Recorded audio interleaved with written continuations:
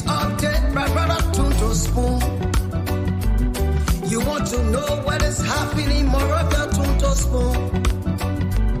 Politicians want to make their decision, just Tunto Spoon. You want to know what happening in the ministry, Tunto Spoon. Tunto Spoon. Tunto Spoon. You've from Jema, Maryland, Tunto Spoon. Tunto Spoon. If you eat keep on congratulate my brother Tunto Spoon. You got a Spoon TV, you got a Spoon Radio, Tunto Spoon. Tunto Spoon. You wanna get a news update, Tunto Spoon. What? Yeah, Rastafari. Kilibamba, kilibamba, kilibamba, kilibamba, kilibamba, kilibamba. What I want? Yes, what you about today? Spoon TV. Spoon. Yes, what you about today?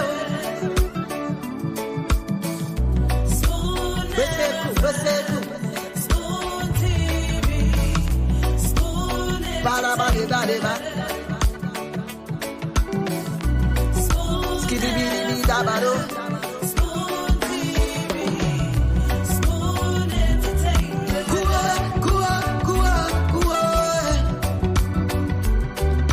Bese kua, kudileo. Kudileo.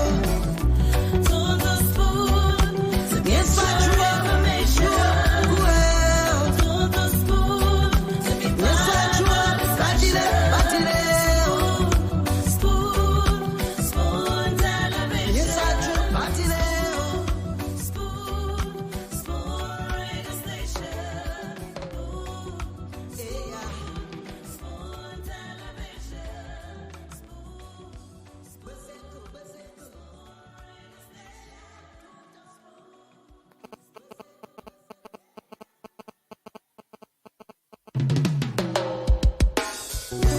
Yes, I, a special one from the CEO, stand coming with the spoon.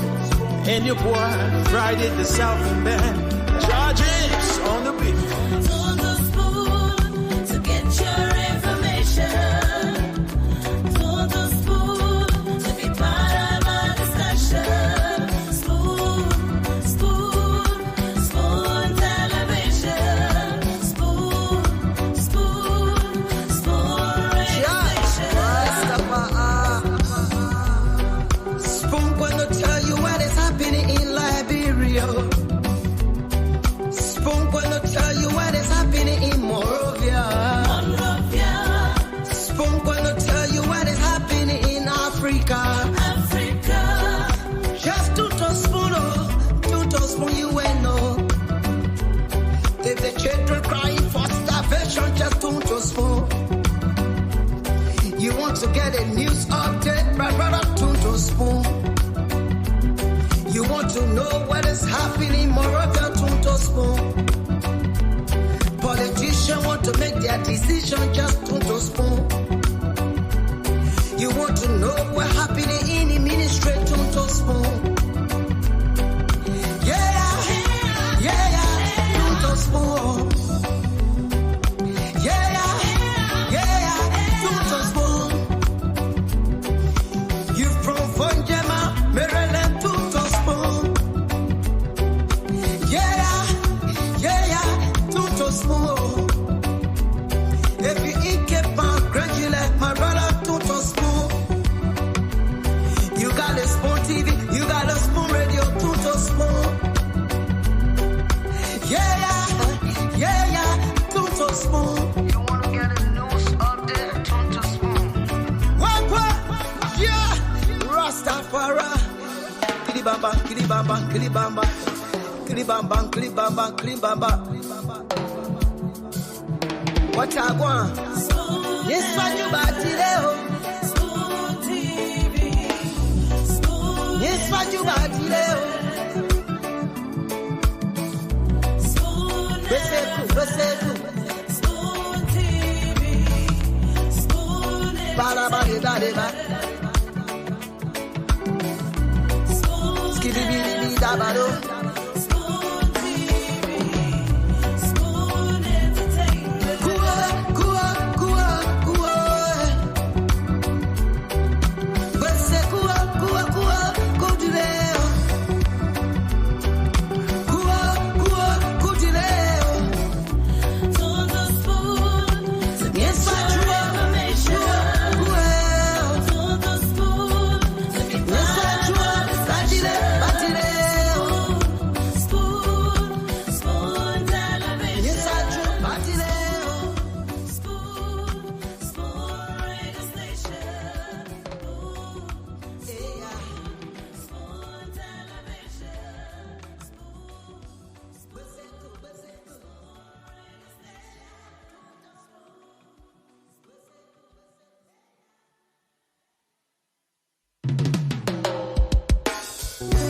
Yes, sir. A special one from the CEO, Stan coming with the spoon. And your boy, Friday the Southern Band. Charges on the beat. Todo Spoon to get your information. Todo Spoon to be part of our discussion. Spoon, Spoon, Spoon Television. Spoon, Spoon, Spoon Radio Station. Spoon gonna tell you what is happening in Liberia. Spoon gonna tell you what is happening in Morovia. Monrovia, Spoon gonna tell you what is happening in Africa. Africa. Just to spoon you will know. If the children crying for starvation, just to spoon. You want to get a news update, my brother, to spoon. You want to know what is happening, Moravia, to spoon. Politicians want to make their decision, just to spoon. You want to know what happening in the ministry, to spoon. Yeah, to spoon. Yeah, to spoon. You from Vonjema, Maryland, to spoon. Yeah, to spoon. If you eat kepa, gradually, my brother, to spoon. You got a spoon TV, you got a spoon radio, to spoon. Yeah, to spoon. Okay, Tunto Spoon, you're from Maryland, you're from Grand Gillette, you're from Sino County, you're from Grand Cape Mount, or maybe you're from Margibi County, or you're from Riverside, you're from Grand Crew. Just Tunto Spoon, because this is where you get authentic information about all of the major happenings in Liberia. I'd like to say welcome to the program again tonight. Of course, Spoon Talk is back on your radio. My name is Nelson Colette. We are live on Spoon 107.5 FM. We're live on Fabric 101.1 FM. We're live on Super 95.5 FM as well. The Spoon Talk is also being relayed on Punch FM. Punch is 106.7. Punch FM. You can catch us there. And those of you already following us on Punch FM, we want to say thanks for joining us tonight. The program is live on Trust FM in Bombing County. Thanks to the folks there for joining us. Welcome to all of you in Bombing and its adjacent counties. Thanks for joining us here tonight on this edition of the program, Spoon Talk. Now, we are also live in Bone County on Premium FM. I'd like to say thanks to the folks in Bone County. Welcome. In case you're joining us via Premium FM in Bone, that's Bone County and or the adjacent counties. We're live tonight as well on Gibi FM. Gibi FM is in Kakata, Margibi County. We want to say thanks to the folks there at Gibi 90.9 FM. And thanks to the team. And of course, welcome to all of you joining us tonight on Gibi FM. I'd like to say it's another great day. Of course, This edition of Spoon Talk is heavily loaded. You don't want to miss out on it. Thanks for joining us here tonight on this edition of the program. Okay, so we're about to move on, taking your calls, opening the lines so that you get to talk about those different issues of concerns, what's on your mind. We'll be doing just that here very shortly, as we kickstart the program. And then thereafter, the CEO and the team will join us to take us through this edition of the program. Well, just to bring you up to speed with some of the happenings in Liberia, what are the trending issues? What are the issues making it up in the news? What are people talking about? What are the news that are being captured in the headlines across Liberia today? Well, let's start with this one coming from the Ministry of Finance and Development Planning. Well, the Ministry of Finance submitted the fiscal year draft national budget with a whooping decrease of over 157 million, a whooping difference between the current instrument and the approved budget of fiscal year 2023. So the draft national budget was submitted today by the Ministry of Finance to the National Legislature for fiscal year 2024, and it shows that there's a decrease of over 157 million, indicating that the difference between the current instrument and the approved budget of fiscal year 2023. So that instrument was submitted today, December 19, and the Deputy Finance Minister for Budget and Development, Tenny Geraldine Brinson, presented the budget today. So the budget was submitted, the draft national budget for fiscal year 2024 was submitted today in the tune of 625 million, 625.57 million United States dollars. So that's for fiscal year 2024. So this fiscal year that's coming to an end this month, the budget, the approved budget was 782 million, and at the time there were lots of conversations around the progress that was being made. Of course, there were celebrations, jubilations in different quarters, in the corridors, about an increase in the draft national budget, and the conversation was now around the possibility of Liberia's national budget hitting 1 billion, possibly, depending on what the revenue generation will turn out to be in a couple of years and so forth. But instead of seeing an increase, as per what was presented to the legislature today, there is a slight decrease. There's a difference of 157 million. All right. So that's for that. Talking about some of the training issues here in the country. So yes, a lot of you are aware that the press union of Liberia has been in some serious crisis since the election was conducted in 2022. Well, one faction of the political establishment thought that there was some foul plays, there were some issues with respect to the way the election was conducted. So the Julius Kanambah faction, Julius Kanambah was a candidate in the just ended election, and of course they went to court, and so that issue has been in court for a little over a year. And of course, the Supreme Court of Liberia today grant a bill of information prayed for by the campaign team of Julius Kanambah, a candidate in the President of Liberia election. And so what that means is that the bill was issued against the Associate Justice Joseph Nangwe and the administration of the President of Liberia, including the National Elections Commission of Liberia. So there are more details coming up in that. As it stands, the outgoing leadership still steers the affairs of the Press Union of Liberia, and it's going to remain that way until the rigmarole in the 2023 that popped up as a result of the 2022 elections in the Press Union of Liberia is brought to bed. All right, so that is for that. Well,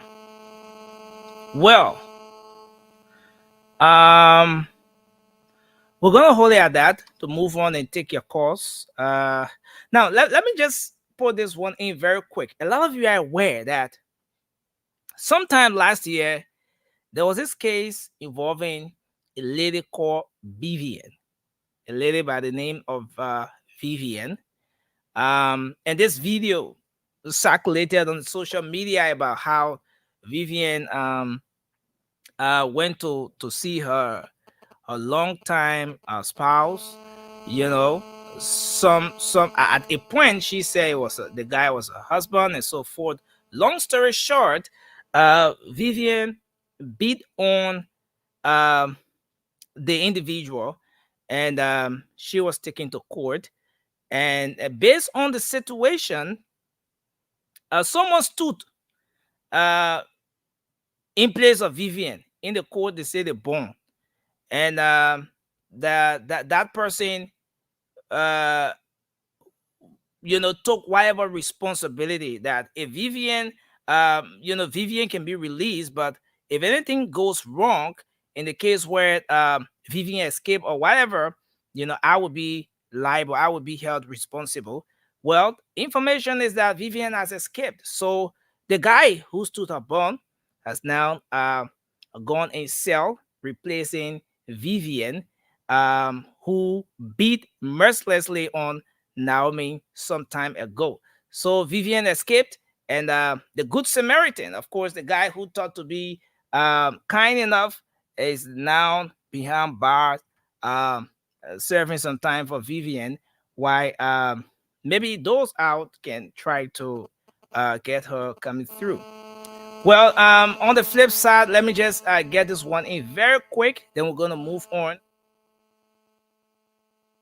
Then we'll move on now to take your calls. We will start to take your calls shortly. I see the lines are very, very hard. Very hard. A lot of you want to make your contribution. So, the inaugural committee released a statement today. The inaugural committee released a statement today that there were lots of things captured in there, but key among those things are that the venue for the inauguration, talking about the ceremony slated for the 22nd of January, will be executed on the grounds of the Capitol, the seat of the National Legislature. But there are a series of activities that are, going to fall in line with what the entire inaugural activity is going to be. So you take, for example, on the 19th of January, there will be a prayer service at the Benson Street Mosque. And then on the 21st, there's going to be an intercessory service held at the Effort Baptist Church in Pinsville on Sunday. That's the 21st of January. And so there are lots of other activities that are going to follow. So what this means is that the inaugural committee is working tirelessly to ensure that the 22nd of January turns out to be a very successful day that will see a smooth democratic transition from one democratically elected government to another democratically elected government. A process that was managed 100% by Liberian institutions, and Liberians stood up and they made decisions at the ballot box, and the political actors were very, kind enough, law-abiding, to see to it that the process turned out to be a successful one. So we're going to see an inauguration taking place on the 22nd of January. So the committee have said, have agreed that now the venue will be the grounds of the Capitol, the seat of the National Legislature. So we're about to go to the lines now to take your calls. Let me bring in Mr. Dwalu. I see he's already in the background. Mr. Dwalu, welcome to the show, sir. Thank you. Welcome. Dawson. The Oma that called yesterday, she said she washing you. She still seeing the flag in the same position. So we're gonna go to the lines and take some calls now. You can call us up on 0555 101075, 0555 101075 is the number to call, and you'll be live. Let's take our first call. Hello, you're live. Yeah, listen, come on. Yeah, fine. Your name and where you calling from? I'm Masale, I'm calling from Canada. How everything? Yeah, Masale, it's good to have you on the show. Tell us what's on your mind quickly, sir. What's on my mind? I want for the panel to help me with one general jazz, man. I want going to do to go for my phone. I want for you to quickly and my man, listen now, my man. Let me tell you one Liberian way. My man, okay. Sonny here too. You don't be doing it live on the show like this. You know, Sonny I mean, do it behind the scene, but yeah, my man, do the thing behind the scenes. Do the thing behind the scenes. When we open the lines that day, we open it for inputs, for people to make contribution to maybe the discussion we're having, the talking points and what have you. But if you were, you know, yeah, okay, please do it that way, sir. Please do it that way. Yes, sir. And you see, that's how it is. A lot of people trying to call. So please do that behind the scenes. When we open the lines, we open these lines for people to call in and make their input. Yeah, it's really not. Yeah. Thank you, sir. Thank you, sir. Let's take this person. Hello. Yes, sir. Go ahead. You're live. Your name and where you call from. Thank you. My name is Emmanuel, and I'm in the PRO for the regular callers of Latvia. Let's hear you quickly. What's on your mind? What's on your mind? My attention, my mind is according on the president-elect when we come into power, the police director to take key note on the people that are impersonating people on the traffic around here, especially Panama Junction and Red Light. So many people who are in Black Land, not in the police. And you have the officers here there, they're investing from morning to night. They get no action. Especially Panama Junction, go there, see some men fill it up. They're not in the police. When they get out, they got no badge, and they're going to make about blue trousers with black hair, they can't stay on the traffic. Wow. They have to be there, they impersonating people. They have to be there. Thank you. You may put that to take serious action on that. Thank you. On the street. They not be on there. Maybe police go on training. Thank you, sir. Let's hold you there and take another person. The people is wrong. You got to take note on that. Thank you. Let's take this person. Hello, you're live. Your name and where you calling from? Yeah, my name is according to Supreme. Okay, go ahead, Collie. Let's hear you. Yeah, my point is the immigration. In the immigration? Yes. What happened today? This day, immigration around, everybody has passport or citizen ID. Nigerian get citizen ID. Everybody has citizen ID. So everybody has citizen in the country. And now you're having into the election time. The other guys decided to deny the put citizen ID I'm a citizen. And your photos are so looking at the corner of state from that very restricted immigration. Okay, thank you. Immigration is being removed and the mobility is not working. Thank you. Thank you. So it remove everybody now. I mean, that recruitment process will really be how? Hello? Hello? Yeah, how you doing? Yeah, go ahead. You're live. Let's hear you. Yeah, I'm Renzi calling from Mount Barkley concerning anything or police issues. Okay. Yeah, there's a many more especially that of Johnson, you get happy again, you wear blue uniform cloth, you just go and stay in the traffic collecting money while you so that he's now police. Yeah, we really problem going on here in the country. Okay. Thank you. Thanks a lot. Hello. Yeah, Nelson. How you Hello. doing? You are live on the radio. Your name and where you call from? I'm Esther calling from Puebla, Winston. Okay, Esther, go ahead. Let's hear you. Yeah, concerning the police, we really need to do something about it because the police too much in the streets. And for our new government, we want for it to be there. Okay. Then the next thing on my mind, I need your number next thing, please.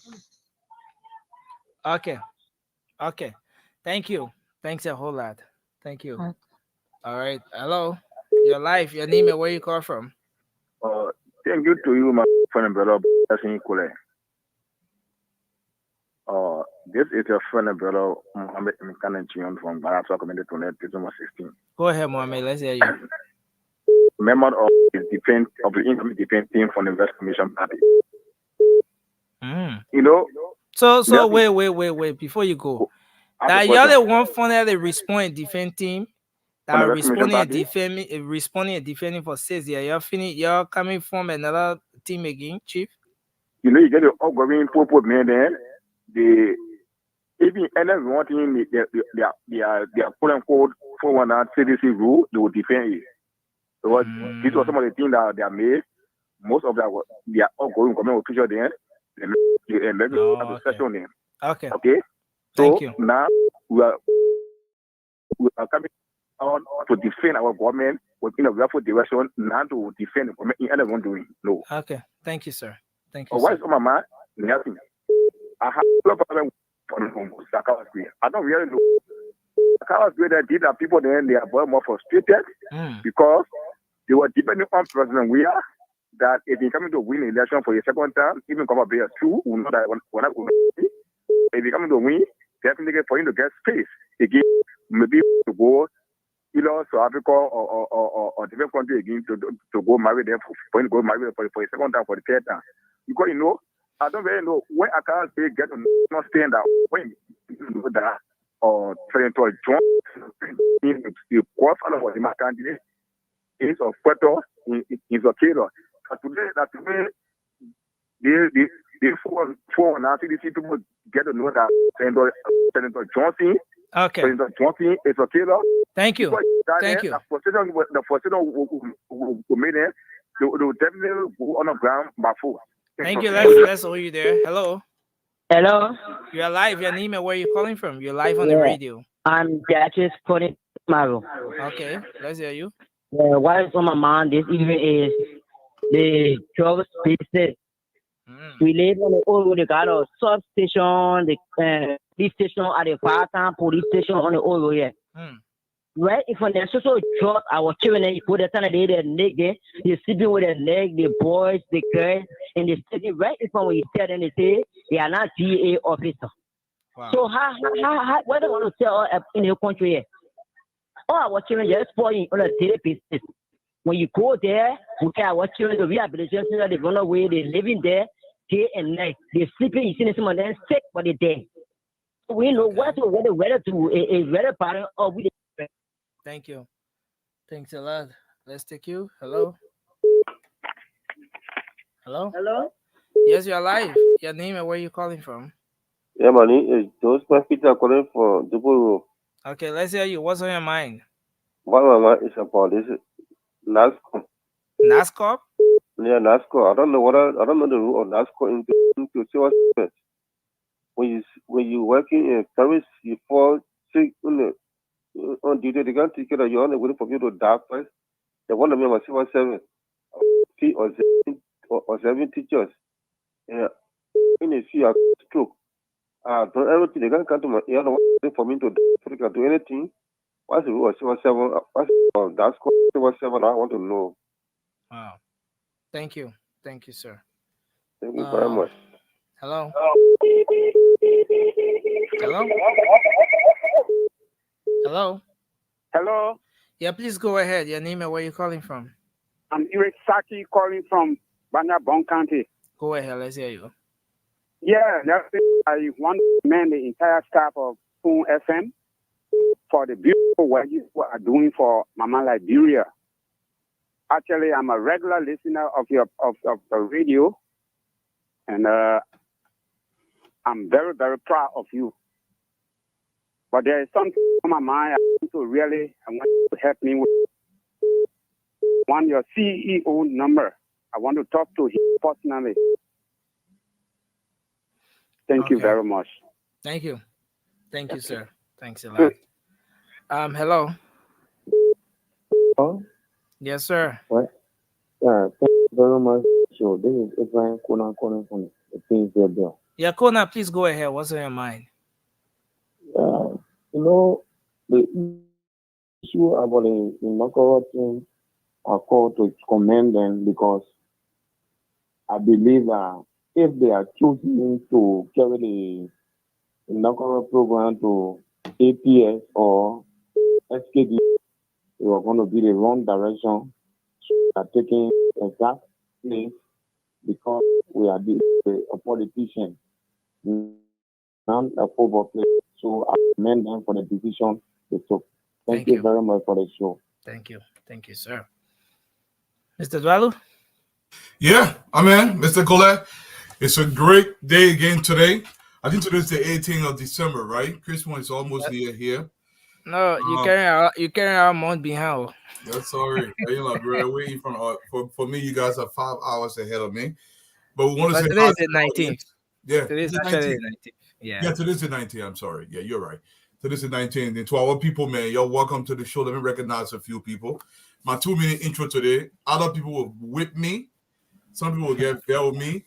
Oh, my mother, Deconti Dean, how you doing? How low doing, my mom? But I will still talk about it because we have to talk about everything that is harming our country. We have to address them. I see Joita Beze. Welcome to the show. Amos Doba. Welcome, Zion Bayi. Welcome to the show. I see Lehi Kamar. Welcome to the show. I'm sorry. I see Carol Love Breeze. Welcome, Seta Herman. Welcome to the show, Clarence Jacobs. Debbie Sandy, welcome to the show. Sam Musa Keita, welcome to the show. I see Daniel Mimba, welcome to the show. I see Wade Thompson, my brother William Tushan, welcome to the show. Brother Musa Masani Kamar, welcome to the show. Manston Boyle, welcome. Melvin Johnson, Lamin Jabata, welcome to the show. Jay Carter, JMB Peking, Mr. Eric, what's going on, brother? Amadou Dunar, welcome to the show. Eliza Taylor Mofali, welcome to the show. Fornanti Lorna Dickinson, welcome to the show. Elizabeth Peters, Ensu Dukley, welcome. Elizabeth Charles Russell, Arthur S. Moore, Tita Ba, Moba Timba, welcome to the show. Lamin Jabate, Bishop Jennifer Precious Tushan, welcome to the show. I see Moba Timba, Ma Emma, welcome to the show. I think I was on another platform just quickly. Over here, I see Anthony George Crawford. Welcome to the show. Nixon Dolly, Moba Timber. I called your name earlier. Ben Colette, Oliver Rose. Welcome to the show. Elton Papi Gray, David Booker. Welcome to the show. Byron Taylor Jr., Lassine Soire, Jeremiah Williams, Masede Tidy Zeze. Welcome to the show. Pretty Comfort Morris. How are you doing, pretty girl? Ambassador Alvin Masean, Henry Flampour, Fanny Bay, Benjamin Temwe, welcome to the show. Elton, I think I say your name, Oliver Rose, Sue Benson, welcome to the show. Little man, everybody, Mohammed Belate, welcome to the show. Gerald Benwin, welcome. Everybody, let's talk Liberia. Before the guys get here, I normally cover a basic topic. And I've been watching social media the last few days. And I've been seeing some stuff, and I have to talk about it. Y'all crucified me already. Women, y'all will kill me today, but I have to talk about this. There is this new culture. I know it's always been there, but it's growing in Liberia. The talking point today is targeting young girls between the age of 16 and 27. Young women. Let me just put it to young women. There is this tendency when you ask most of them, they will say, oh, I don't want my equal. I want somebody way older than me. At least they can take care of me. I want my godpa. Let me tell you something about your formidable years as a young woman. You have a window. That window stretches from 16 to 27. Now, let me be very clear. It doesn't mean when you go over the age of 27, anything is wrong with you. I'm just telling you the way nature designs it. If you're between the age of 16 to 27, this is your crucial years to find a lifetime partner. No rich man will come and pick you up so easily. That thing you see in the Nigerian movie is not real life. You have to suffer with somebody. Now, I understand it's both sides, but my position today is on the women. I understand it's both sides. Oh, the men got to be serious too. Listen, you have the opportunity to pick the man that you settle with. Between the age of 16 and 27, you cannot be promiscuous during those years and throw those years away. And then you expect when you're 30, 35, 40, you go to some Aradura church, you think you're going to pray and you're going to find a decent partner. The issue of promiscuity in Liberia, basically sleeping around, is destroying most of our young women. As I listen to social media, and you ask them questions, oh, me, uncle, I'll get my boyfriend, but my godpa, let me tell you something. This is crazy, young women. This is crazy. The golden years, 16 to 27, you cannot just give that away. This is more valuable than you think. In fact, between 16 and 27, you are more valuable than a man between 16 and 27. A man has to grow to come into his full self. You women, you already come into your full self between 16 and 27. This is your formidable years. If you're just throwing it away, if you're allowing anybody to come through, you're diminishing your self-worth. Don't get me wrong. There are exceptions to this rule. Someone say, oh, my mom was 45, she got married. I'm not talking about, these are outliers. Okay, these are anecdotal evidence you're presenting to me. I'm talking about the reality of how it should be. Between 16 and 27, I listen to social media. They say, oh, I went with my December boyfriend. I told my boyfriend to waste more. December is temporary. The man just coming through. And when something is temporary, they don't care how they handle you because the intent is not to keep you for a long time. It is temporary. You're going to be overly used. And half the time, you know, when you talk about it, somebody will take this out of context, and I will keep stressing this point. I want you to value yourself because you're worth something. You are not just somebody passed through. Look, I'm 46 years old. If you're 22-year-old and I come after you and you give me yourself, I'm just going to give you some money and go by my wayside. You're going to suffer the consequences. You have to build with somebody. Yes, you have to struggle with somebody. I'm not saying just because you struggle with somebody, that means the person is going to be there. Life is a risk. You take chances, but you have to pick better partners and try to stick with that partner. Now, I will talk about the men another day, and I'll say the men are not doing their job. I get it. I understand it. But women, you cannot diminish yourself in that fashion, and you expect somebody with a stature, somebody with prominence to take you seriously. They're not going to take you seriously. Like we say in Liberia, they would take it on their one hand and keep stepping because you're just a one-hand girl, or they call it community thing. How do you diminish yourself in that fashion? And I'm going to say this to the fathers in Liberia. I want you to understand that you have a duty to dignify your daughters. Let me repeat. You have a duty to dignify your daughters, to make sure they are giving their dignity when it comes to who they sleep with. The issue of promiscuity in Liberia, it's just like, it will be so cheap now to the point where, I mean, listen to young girls, and I'm watching this thing, Street Fries, and I don't know what the hell's going on to our society. The girls don't care about the body. They don't care. They don't even care about body count or how many men they've slept with. I had a girl, I was listening. She said, I don't know, the men I don't sleep with, maybe over her now. And I'm saying this, you know, some people, like I said, you'll beat me up for this, but how everything pertaining to Liberia, we'll talk about it. If you're a woman, and I'm going to say this, y'all will crucify me, and you're not sleeping with one of her men, something wrong with you deeply. You cannot be whole, because no man will ever be enough for you. In fact, as a woman, as you're going over 10 men in your lifetime, you will surpass. Look, every time a woman sleeps with a man, there is a bond. Look, I have the capability, and every man has this capability, to sleep with you in tomorrow morning. I remember anything. I don't care. I'm not doing that. You know me. I know it's a double standard, and I want you to understand that. That's a double standard. Okay, I have the capacity to sleep with 10 women, and I remember one of them named tomorrow. This is the capacity God has given me. But you're a woman. You're a receiver. The way we're lessening ourselves in the country, and I'm speaking to these young women for a specific reason. The way we've lessened ourselves, to the point when I'm listening to social media and you say, oh, me, I don't care. Anybody who get money, and the person I go with me, I want money, I want easy level, I want soft life. Oh.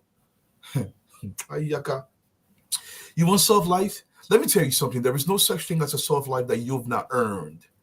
The reason why most of the girls that were dating CDC officials, they are worried because they wanted a soft life. Remember, your window to secure yourself a great life is between 16 and 27. Let me repeat.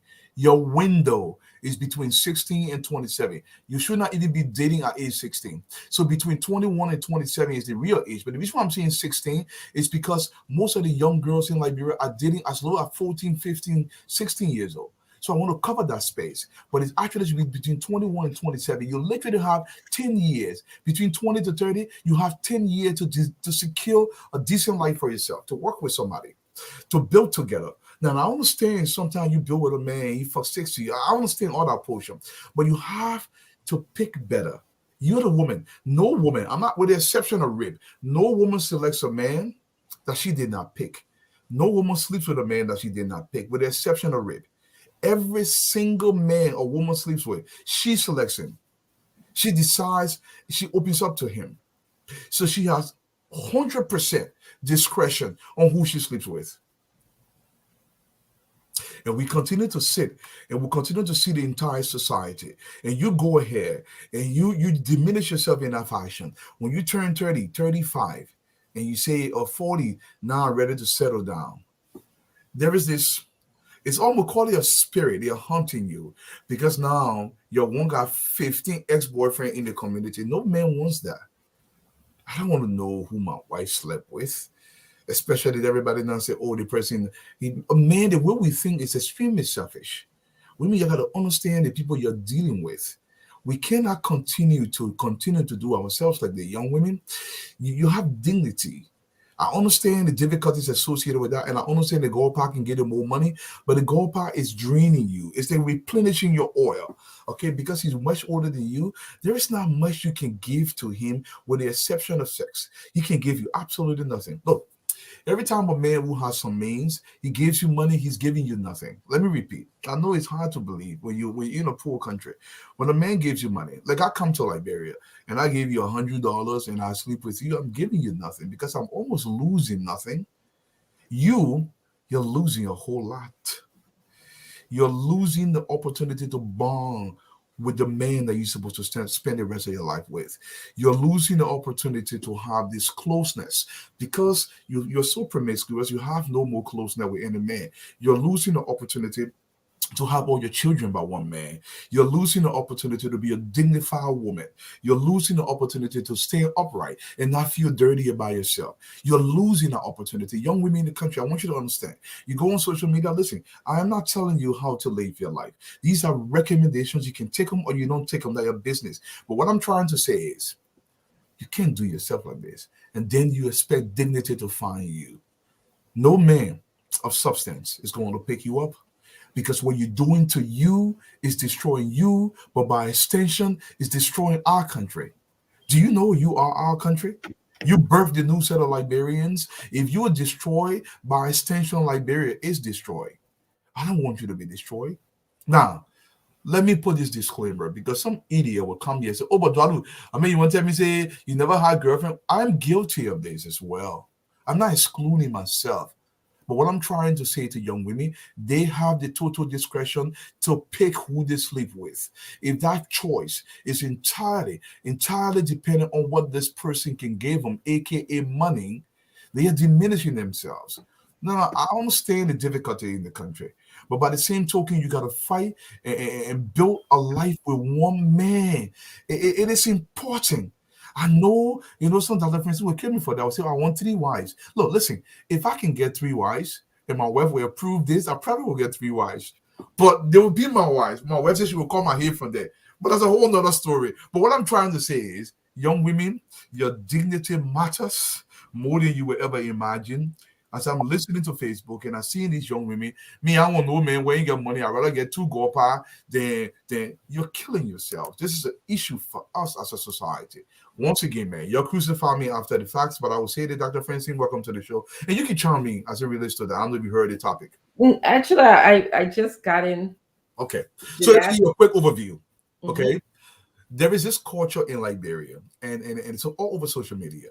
Most of the young girls, especially between the ages of 16, let's say 27, these are your formidable years.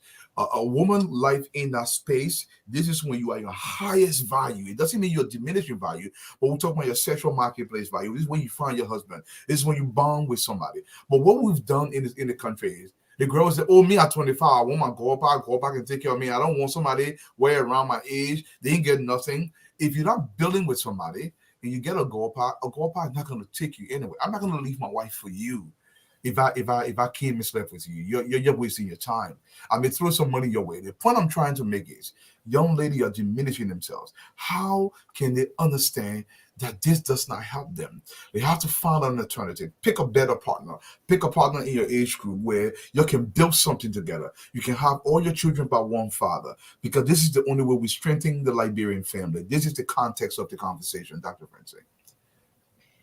Yeah, great conversation, Dwalu. Great way to empower women.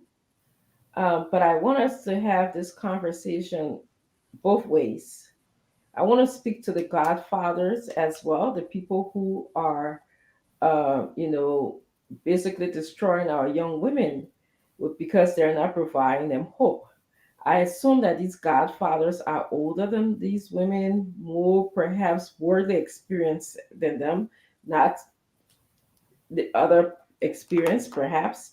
So sometimes I expect these young men to serve as some kind of role model because of them being in a position of power. Now, I'm very mindful, as you said, the way that a man's brain works is sometimes different than what I'm talking about. You guys, when you see women, you're not thinking about me being older than the woman or me being served as a role model. You're thinking differently, and I think your brain is just programmed like that. We, on the other hand, women, we think relationally. Okay, we think, and in thinking relationally, we're thinking about this generation, next generation, people around us. This is why repetition is very important to us. Well, how people see us is very important to us. So I want to have this conversation with both sets of people. Important for the men as well, and important for the women. I want to look at the circumstances that have been created to put our women, our young girls in this position. I don't believe when I was growing up, dwelling in Liberia, which was many, many moons ago, it was different. It was really different. I don't remember having any friends that had godfathers. I don't know. It was a taboo subject. You never saw that. Yeah, exactly. It was a taboo subject. Yeah. And so something happened to our culture that brought us this place. But I think but you said something though, Doc, about what put these women in this kind of position. And I understand we talk on the other side sometimes because we don't have a lot of time. The last time we beat on the guys, and these guys do this as well. Like for instance, you have a young girl, she struggled, she went through LU, and she graduates with a degree, let's say in accounting, for example. And I'm the Minister of Commerce. Before she works in my office, I have to sleep with her. If you don't want to do it, and the conditions in the country, I try to force this issue upon some of these girls. Like I said, I'm not laying blame on anybody.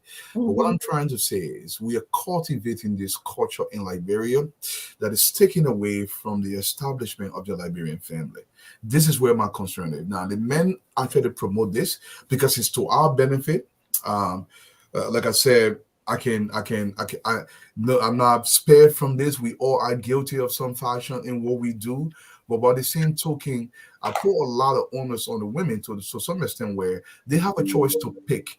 Now, understand the difficulties in a country like Liberia. So, for instance, look, if a young girl came to America, for example, most of the Liberian girls that come here, they have a total choice on who they sleep with. Even if they were CNA, it is up to them because they can eke out a living, right? Yeah. And in Liberia, we can't say the same. So there are conditions that precipitate that. I understand that.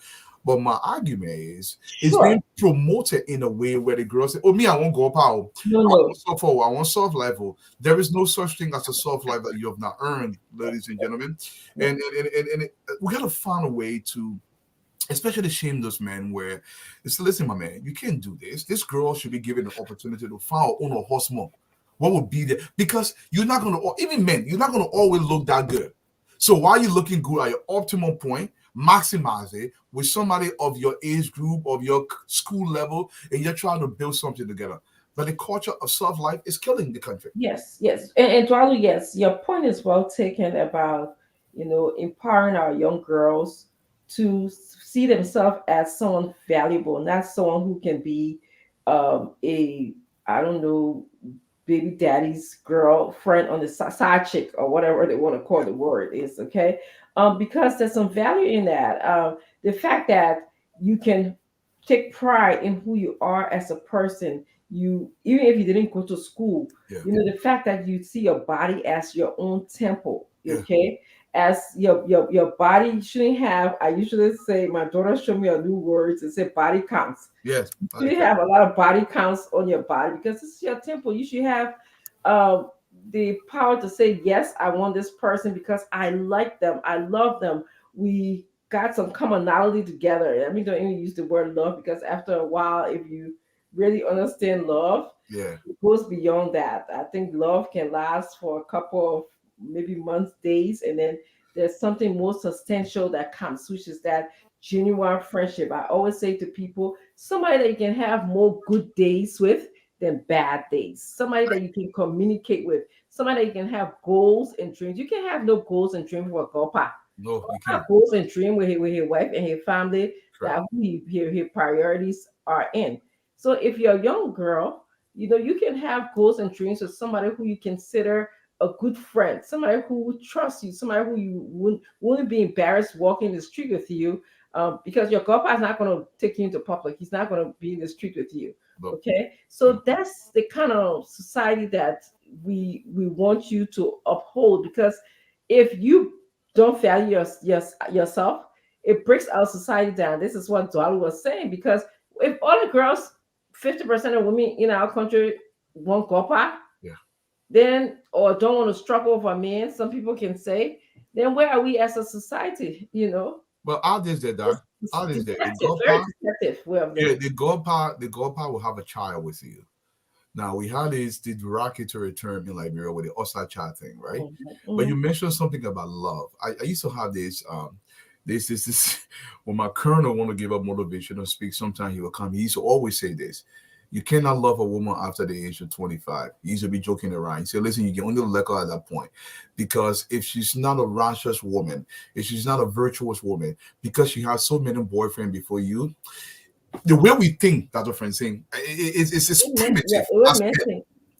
It's extremely primitive. The way men think, we are very primitive. I want to check like everybody else out there, but no one will touch my own.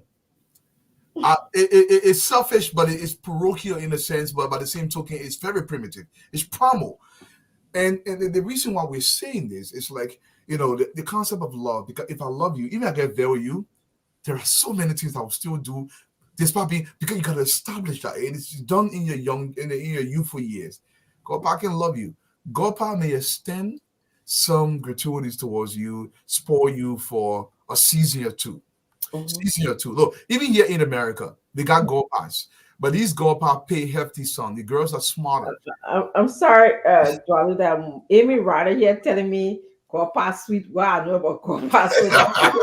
If you distracting me, don't worry, we'll talk about conversation here. Well, me, I love Amy. Amy always does that. But like in this country, and this is another thing. I know I'm promoting something that's going to be bad also. If you're going to get godpa, let he establish you properly, because he's devying you. So when no man come around, you still have somewhere to benefit from, not temporary. But let me add to this. One of the value of having a relationship, someone you can call your own, and eventually someone you can get into marriage with, especially in a developed country, and I'm sure it's the same way in Liberia. It's only happened if you're in a couple relationship, it's only happened a couple, you juke. Okay? If you're married to a man, like it's only happening to my husband right now, the first person that will come and call that me, right? Yeah. The first person, all the documentation got to come to that me. The first person, all our bank account coming to that me. Right. The first person who called him, in fact, how he's going to be buried, that me. I don't want to make that decision. If me and my husband have a running joke, he said he wants to be cremated. I said I would think about it. And so he said, but I'm telling you what I want. I said, but that decision is left to me, He said, well, I'll tell my sister, I said, you can tell the whole world, but that decision is left to me. That is the difference between a marriage, being in a relationship with someone, that value you and you value them, and also the relationship in a different and being with a gopa. That's what I wanted to say. Yeah. No, but I agree. There was a case in Liberia. I forgot the couple's name, and there was a guy that passed away in Liberia. The so-called woman he had in Liberia, when I call her Sache because they had children to, but he had his officially married wife here in America. So when the woman got to Liberia after the man passed away, she entirely usurped everything she wanted to do locally there in Liberia. She said, listen, you have no voice. So that woman entirely sidelined. You have no voice when you really go up. Your voice is only for that temporary period that you are together. Maybe you think you're controlling him. They will say, oh, there's a saying in Liberia, keep the ring, we will keep the man. You can never keep the man. The thing is temporary. And the point of this whole conversation, it's all about physical attraction. Yeah. It's all about physicality. That's all. If I mean, just to be more polite, Paolo just says, let's just put it on. What you know about Gopa, ma? Huh? No, Yawala say Gopa too hard to deal with or something like that she wrote. We understand it. Look, the reason why I brought the topic up because I saw too many Facebook posts with young girls, beauty. You know that women they get extra beauty on them, right? And the problem here is that, oh me, I want my boyfriend. You know, I boyfriend and me, I let boyfriend and they can do nothing for you. Look, when I give you this, when me and my wife got together, we had one bedroom. We were both college students. We had absolutely nothing. I'm not saying I got anything down, but the point I'm trying to make is I owe her everything because we had to build together. And there were many days. I mean, I'm a man. I'm a young man. You don't care. You do stupid stuff. But this is where the ground comes in. Your woman is like your compass. She re-guides you back to the direction that you should be going. So girls, you cannot give up easily. I'm not suggesting when somebody beating you, that's a whole nother ball game. It's entirely different. But if the person, we make a lot of mistakes as men. This is not suggesting we should make mistakes. And there are some women that will make mistakes, but we make a lot of mistakes. But by the same token, I don't want you to cheapen yourself. And this is why I'm always pushing for job creation in Liberia. Give a woman's right to choose who she sleeps with. This is a choice I hope comes to Liberia. Because I have a friend saying, in Liberia, look, there's something happening in Liberia. And people on the thread that are listening to Liberia, please write it there. There is a proliferation of prostitution rate across the country. I'm talking about every major junction. Another thing in Liberia, people just opening these, they call it, it's like a quick place. They call it quick. My man, that's what they're playing. Short time. Yeah. No, that was only in our course. We got Wetty. They get short time all around. And here, Lulu, how you about to go? No, that's not what you are talking about because the short term is that they need it. That they need to call it short term. Because so during the war, I had to go to Danane to get some family members. That's where we heard that word. That what the short term is. Well, we imported that to Liberia. We imported that to Liberia. Yeah. So you see most of these because you make way more money than if you ran a hotel or a motel. The short term can range from $5 to $20 per hour, depending on the caliber of location. So it's like these quick places all around. You know what I mean? And people, if you own one, you make a lot of money. And I understand all this money. The reason why, look, we have to talk about the totality of Liberia. And it doesn't mean somebody talk about it. It doesn't mean they get, no, because if we don't, we can leave certain things uncovered. Most of the men will get ready. Men will get paid. I can call the name here. When everything they get paid, their wife will not see them for 2-3 days. When the money finished, then they come back home. And like we just bony all around. I mean, even look, Dr. Francis, in this country, and that's the detriment to our society that you're talking about. How do you have children who didn't have foundation to later on become good citizens in society? Definitely. No matter, I don't know if you put it, you can slice it any kind of way. Okay, a child needs a father and a mother. A child needs maybe a male figure in their life consistently, and a female figure in their life consistently. Yeah. We can try and say, oh, I'm a superwoman. I can raise a child alone. Yeah. But I'm telling you, there'll be something that child is going to not get. Okay. All the time. It's both parents. Look, my wife will tell my children, hey, I can fresco your park on me. They will calm down. It does something to them because when I come in, I got a job there. And they're boys. You can't play around with them. Look, I still have a healthy fear of my father. The man, he used to look at me one time when I get any grade below 80, I know my whipping coming. So it's important. And the mother would wait. It's a different kind of love. It is. Yeah. So your child needs both of that. Yes. And the And I want to add if he sends you money, that's not what the child needs. The child don't understand the concept of money. He wants love. He wants to be hugged. Yes, and Dwali, I wanted to add, go back to you stating that how you and your girlfriend, you and your wife now today, you guys came up together, you struggle, and there's a value in that. The value is you learned communication skills, which is key for a relationship. When you're in a relationship with someone, you must be able to talk to them. You must be able to share your good secrets with them and your bad secrets with them. You must be able to tell them anything. You have to have that freedom to be able to express yourself. You have to be free to be with them. That person's supposed to be your best friend. Now, we know this thing they call beauty. It is for men and it is for women. Men can wrinkle, just how women can wrinkle. Okay? So if you start out with somebody who knew you the way you used to look, as you guys grow old together, is not a problem. Okay? This person will love you this way that they met you because they knew how you got those wrinkles. You got those wrinkles from having the kids. Put them on. Yes. You have to own the wrinkle. In fact, you enjoy them. Look, I hate to say this. If you got somebody when you were young, you remember this in your head. You don't see this person as they see themselves. You know, when you say, how do I look? How let the other one? But you don't see women say, what are you talking about? Exactly. Because what I saw is what I know. You know. Exactly. And what you grew, and that have stuck in your head. And so it's not about the wrinkles anymore. It's not about the beauty anymore. No. It's more about the soul of this person. It's more about their heart. It's more about what this person has, how you guys have grown together. Because I was going to say what the person have done to you, but again, that people will take it wrongly. Okay, how you guys have. Let me answer this. How you probably know about short time? Anybody in like speaking. Short time is all over the city. It's not about how you might know about short time. So then you did it. How am I to know that I don't know snakes eating frogs? I've never physically seen it, but I know that from reading or might be watching a video. It's all over the city.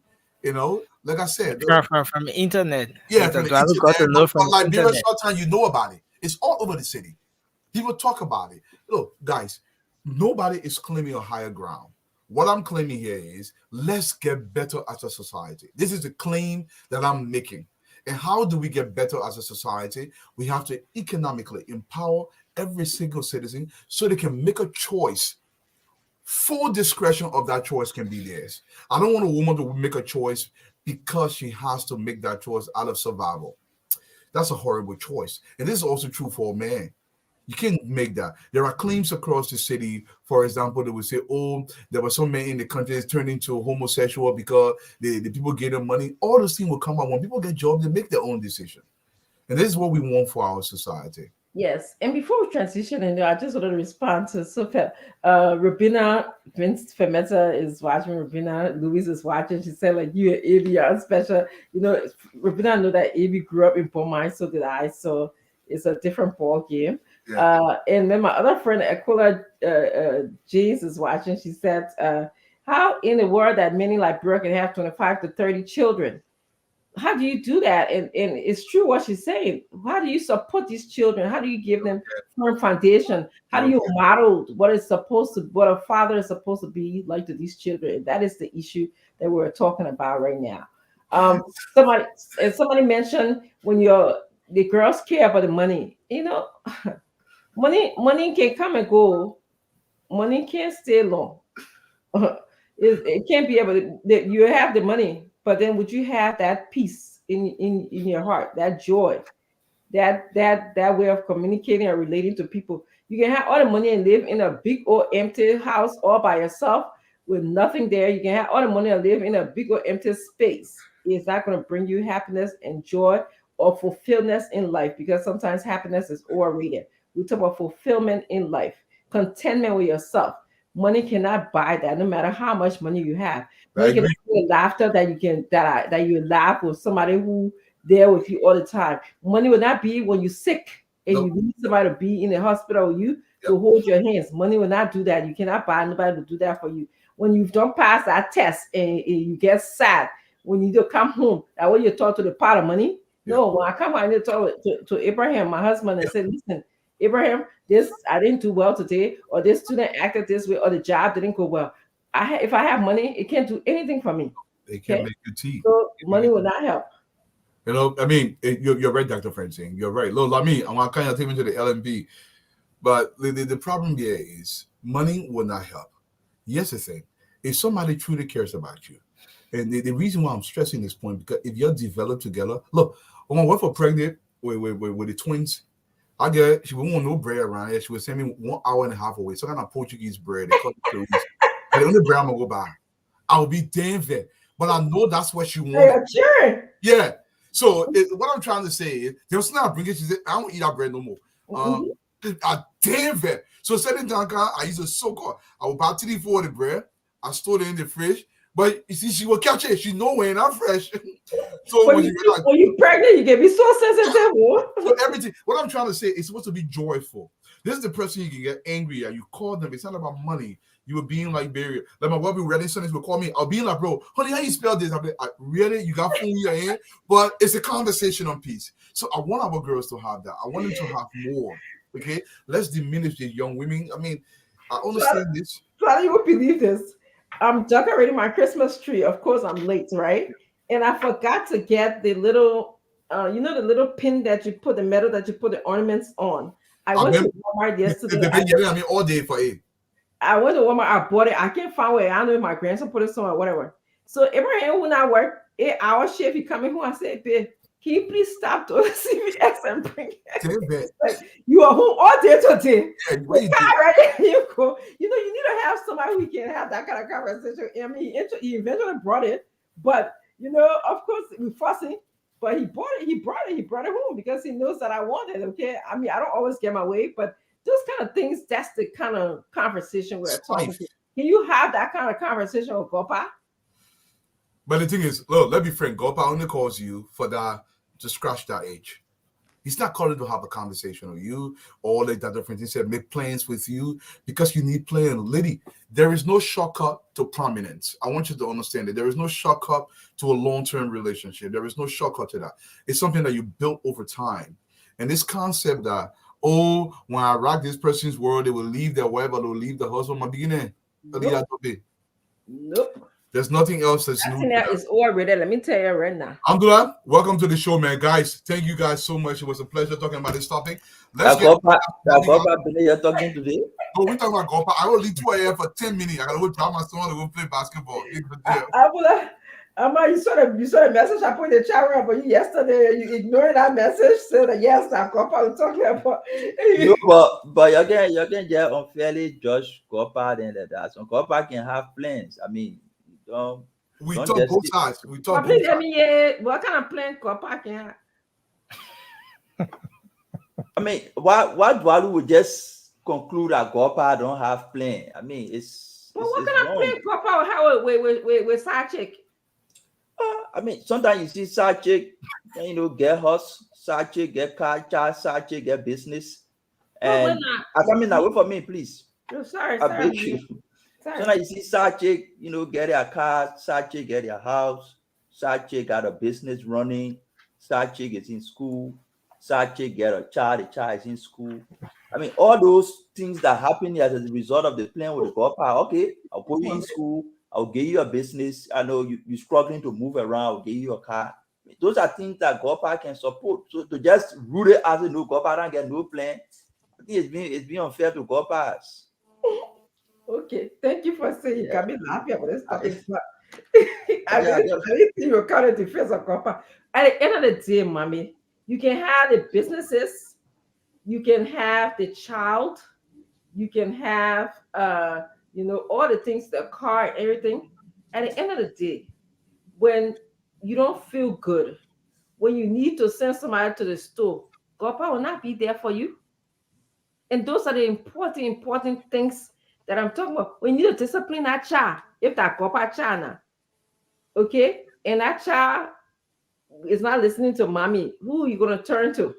You can't, Gopa or not there. Gopa got to go home to be with your family, right? Yeah. You get a degree. You not spend all the time with Gopa. You got a degree. Then Gopa, you think Gopa won't leave you easily? You have to justify with Gopa where you going without your degree, right? So Yeah. then how you go find friend to be able to talk to say, oh, my copper bought a degree for me, but you know, when copper comes saying he don't want to give me the degree, you gotta go hire yourself. What kind of man?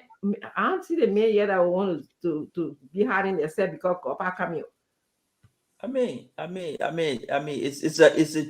a tricky conversation. You know, people got there's minimum standards that everybody should meet, but people got other preferences. I mean, you look at in Liberia today, I saw they say one other man when marry one woman, within a woman and that way when you marry another woman. That woman he was marrying is aware that he has a wife, but they're trying to fit in. It's because of the scarcity of men. You got too many women in the world with few men. If you say, you know, one man, one woman, there will be crisis. So you people who the deep social scientists, you know, study human minds, psychologists, they need to be thinking about how we can find, you know, sustainable solution to this thing. You get the number of men, the number of women in the world, too many, and the men are few. How do we address it? It's not an answer for this show today. I'm just thinking. In Liberia, it's almost 50-49, 50%. It's almost the same rate, but I understand what you say. That's the quality is the quantity is the number, but the quality is different. Exactly. That's a point. That's a point. You know, men there, but the economic situation, no job to do, they can't afford and stuff like that. Those are society problems. For us, we can think about them why. So sometimes when we think about them, we talk about them, and then people form their own conclusion about why we're thinking that way. But that's how we're trained to do. You know, we're trained to think wide, you know, think long and outside of the box, even think with our box. But yes, to just rule up. If you do a study, you see that why we get in universities in Liberia. That what we should, that what the university should be doing. I mean, you can design a research and see how, you know, what a positive or negative effect GOPA is having on the economic survival of, you know, young women. It could be a controversial topic. You can do it among university students. You can do it among, students in 12th grade. Give me some ideas. I'm actually who paying your school fee? You know, how you doing it? You come to the realization that, I'm just assuming, you come to the realization that good number of people making businesses or good number of people in school as a result of some GOPA support. And those people who making businesses and those people who in school are supporting family members because of GOPA. Then you come to realize, oh, but the GOPA thing here is bad, but you get good side too. But I mean, that's the discussion I wanted to just, you know, think why. But one of my sister's, you know, daughter graduated yesterday. I was very proud, and I just wanted to say hash up to Shannon Ross. She's in Texas. Dallas. She graduated with a bachelor's in history, but she's intending actually to be a lawyer. So she likes talking. She likes to do critical thinking, analyze people's situation, and she wants to be a lawyer. And she feels the pathway to do that is to study history, to develop her writing skills, to develop her research skills, and to develop her critical thinking skills. So I just wanted to say hi to Shannon Ross, you know, for graduating and to encourage other young people, you know, to pursue their agenda and their objectives. Congratulations, Shannon. You have a wonderful role model here, your uncle, Mamie, and I'm sure you have your head straight on your head. So I don't doubt, just from hearing about you and your accomplishment, that you will soar and do well. So congratulations again, and I wish you very, very well.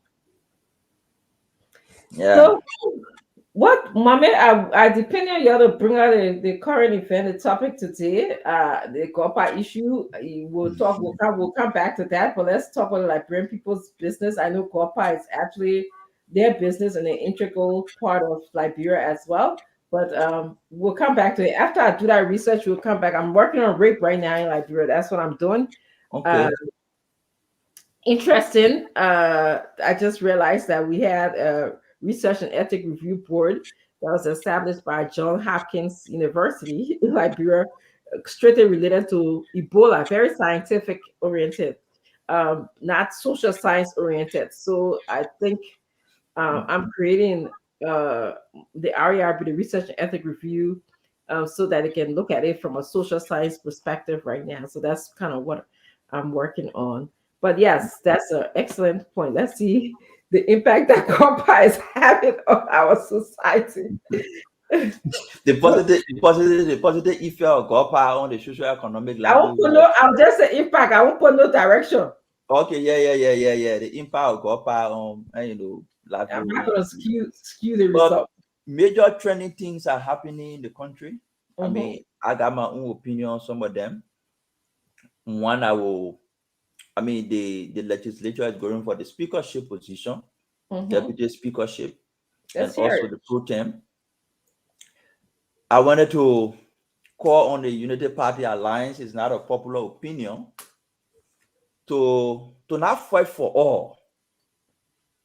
It's at the point where you don't want to fight for everything so that you don't lose a whole lot. You have the president, you have the vice president. From all indication, it is highly likely that you get the pro tem, in Senator Nyambly. And the speakership position is getting tough. I would think that the Unity Party the alliance need to strike a balance. See reason to support an opposition candidate. In this case is Funati Kofa. Support him to be speaker and use the Kun representative as a deputy speaker instead of losing all. So you will have the president, you have the vice president, you have the pro tem, and you have the deputy speaker. Only the speaker is from the opposition. That in itself will create some balance, but it will also prevent you from losing all. If you go to the race for the speakership with Richard Kun, former black, and you go against Funati Kofa, and Funati Kofa black defeats your black, it is highly likely, once they are successful in getting the speakership from that black, it is highly likely that somebody can emerge from that black to be the deputy speaker, and that identical black will support that person to be deputy speaker. And the UP Alliance will lose the speakership and lose the deputy speakership. That's why I've been thinking. Think about it. See reason if it is possible. Find a common ground. Support Kun as deputy speaker and enter into an agreement that will make Funati speaker and Richard Kun become deputy speaker instead of you losing both sides to the Funati Kofa black. That's just my thought. Sure. And Mommy, let me ask you something. And I want to preference this by saying I've been spending the past couple of days speaking to different legislators in Liberia. And I'm learning more and more the background negotiation that can happen within this process. So I'm sort of like, I was first adamant about what I thought should happen, but I'm taking the back seat and honestly just working on having them do the work of Liberia. That's all. Whoever goes there, if you don't do the work of Liberia, we'll call you out. If you do the work of Liberia, we'll praise you. But my question to you, why Kofa? Why Funati Kofa? There is no special reason why Funati Kofa. I mean, I told somebody the other time we pray for the time in our country where we'll be choosing from among the best of our best, rather than be choosing from among lesser evils. When we get to the point in our country where we're choosing from the best of our best, the possibility of government working better for the people is higher than when we're at the point where we say, let's just choose lesser evil. Kun record, professional record, whether it's from the university, whether he's working in the NGOs, his record in the House of Representatives for the last 6 years, those records do not speak anything distinctively different from the record of Funati Kofa. Musa Belete as an individual has his own record, whether it's with FIFA, whether with the government of Liberia, whether with the LFA. Those are all records that are in the public. For the case of Musa and Kun, There have not been, in most cases, there have not been judicial review and judicial conclusion on some of those issues, except Belete case with the FIFA. I mean, that the ruling king or he appealed and he lost the appeal. So in terms of character check and putting them on the pedestal for character, there's no major difference among the people we're choosing from among. So I was only saying, given that everybody on this scale of, historical past are almost the same, strategically you want to see how can I not lose everything. Somebody must be the speaker. And the 3-person favorite, the 3-person in line to be the speaker of Fonati, Musa, and Richard Kung. Those are the 3 people. So those are the choices we have to make. Those are the people we have to choose from. Unfortunately, that's where we are. I am saying, given that we are at that point, we don't have any other people to choose from. United Party Alliance thinks strategically, since it's becoming difficult to break the block of Fonati, make it easier for yourself, get a deputy speaker position, give Fonati a speaker position, you'll not be losing anything much. But if you go against his block and you eventually lose the speaker position, once that block have tested their strength and know that they can win, somebody can emerge from in that block and say, gentlemen, no need to divide again. Let's just support this other guy to be the deputy speaker or this other lady to be the deputy speaker. That is the risk. Absolutely.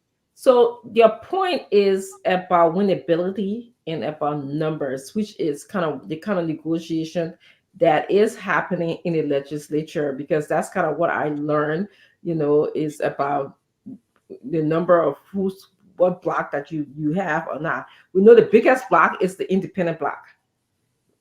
That those, I think, a lot more people that were independent were elected. I'm not so sure how many persons Fonati was able to get on his side yet. That I'm not so sure. But I do agree with you that we have to meet Liberia where it is. Liberia is not to the point where we can say we're getting people of excellent character to say we have these options to select. All of the players that are involved in this election have some what I consider baggage related to them. Okay, but when you go by the numbers, but what makes you think that Fonati Kofa's group has the largest number? That he has a good chance of winning. I mean, you can't know until the votes are counted, right? But when you speak to Representative New 101, the indication is his block is strong. Like I said, you wouldn't know until the votes are counted. Politics, anybody can change at any time. But the indication we're getting is his block is strong. He's showing pictures of people who were him. They're coming up publicly to say, yes, this is my choice. This is Fonati we're going with. So the indication we're getting from our own engagement with people in the legislature, going new or is that Fonati is, stand a chance of winning. There are small probability where the vote must swing somewhere else.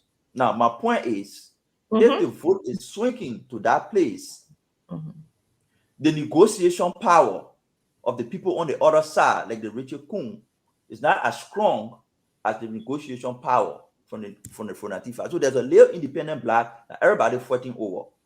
My fear is if the United Party Alliance goes into the election, believing that independent block, they can sway them on their side, and they eventually lose, swaying that independent block, and Fonati wins, that block that wins the speakership will produce the deputy speaker, and United Party will lose both sides. And as per all my permutations, I'm projecting Fonati Kofa as the next speaker.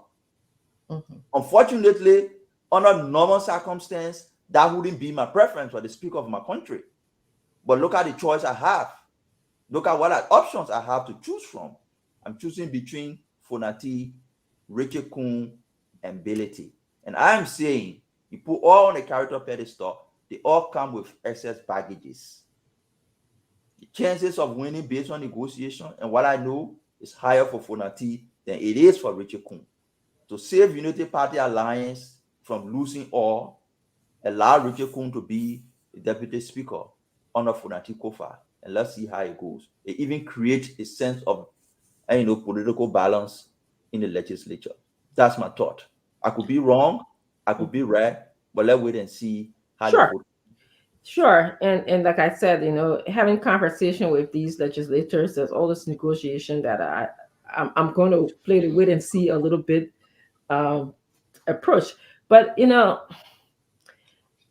my wish is that whoever we select to be Speaker of the House, I want this person to be vocal. I don't want this person to just agree with the executive branch. I wanted to be able to be critical and do some analysis of what is presented to them by the executive branch and how they're going to fight for the Liberian people.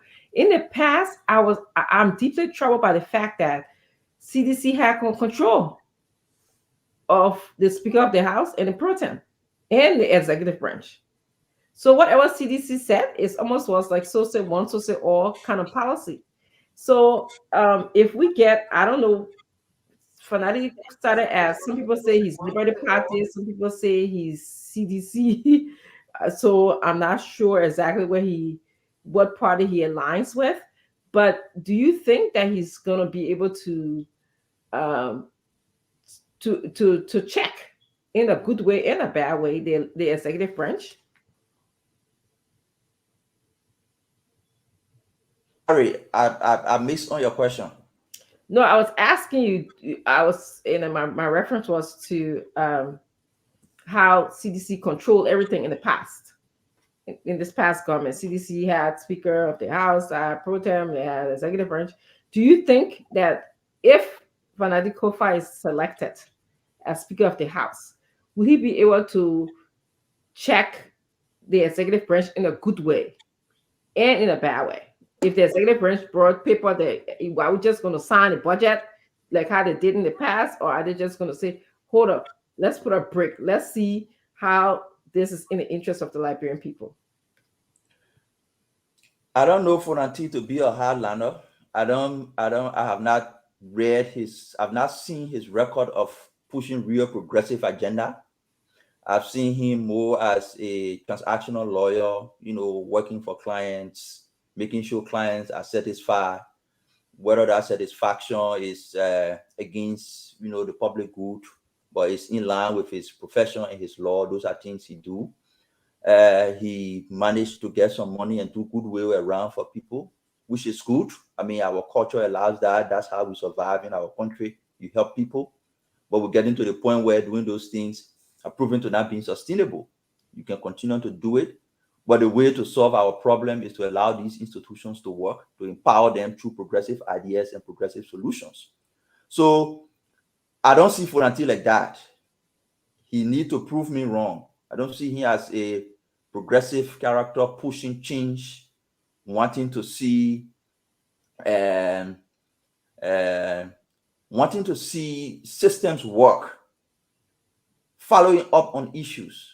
I mean, he being deputy speaker, nobody expects him to be shouting all around, but I need to just see your position on policy issues across the country, where you stand on rape. What actions have you taken? I mean, nobody know, where you stand on domestic violence. What action have you taken? You're a lawyer. Businesses are struggling in the country. What legislation can you put in place? I mean, there was a small business loan given to the Ministry of Commerce. We saw the GAC report, how it went. Those small businesses were screwed up, money entered in the hands of people. And Jemima knows the story better than I do. When she said on the show, she explained it a whole lot. What was your position, even though deputy speaker? What action have you taken?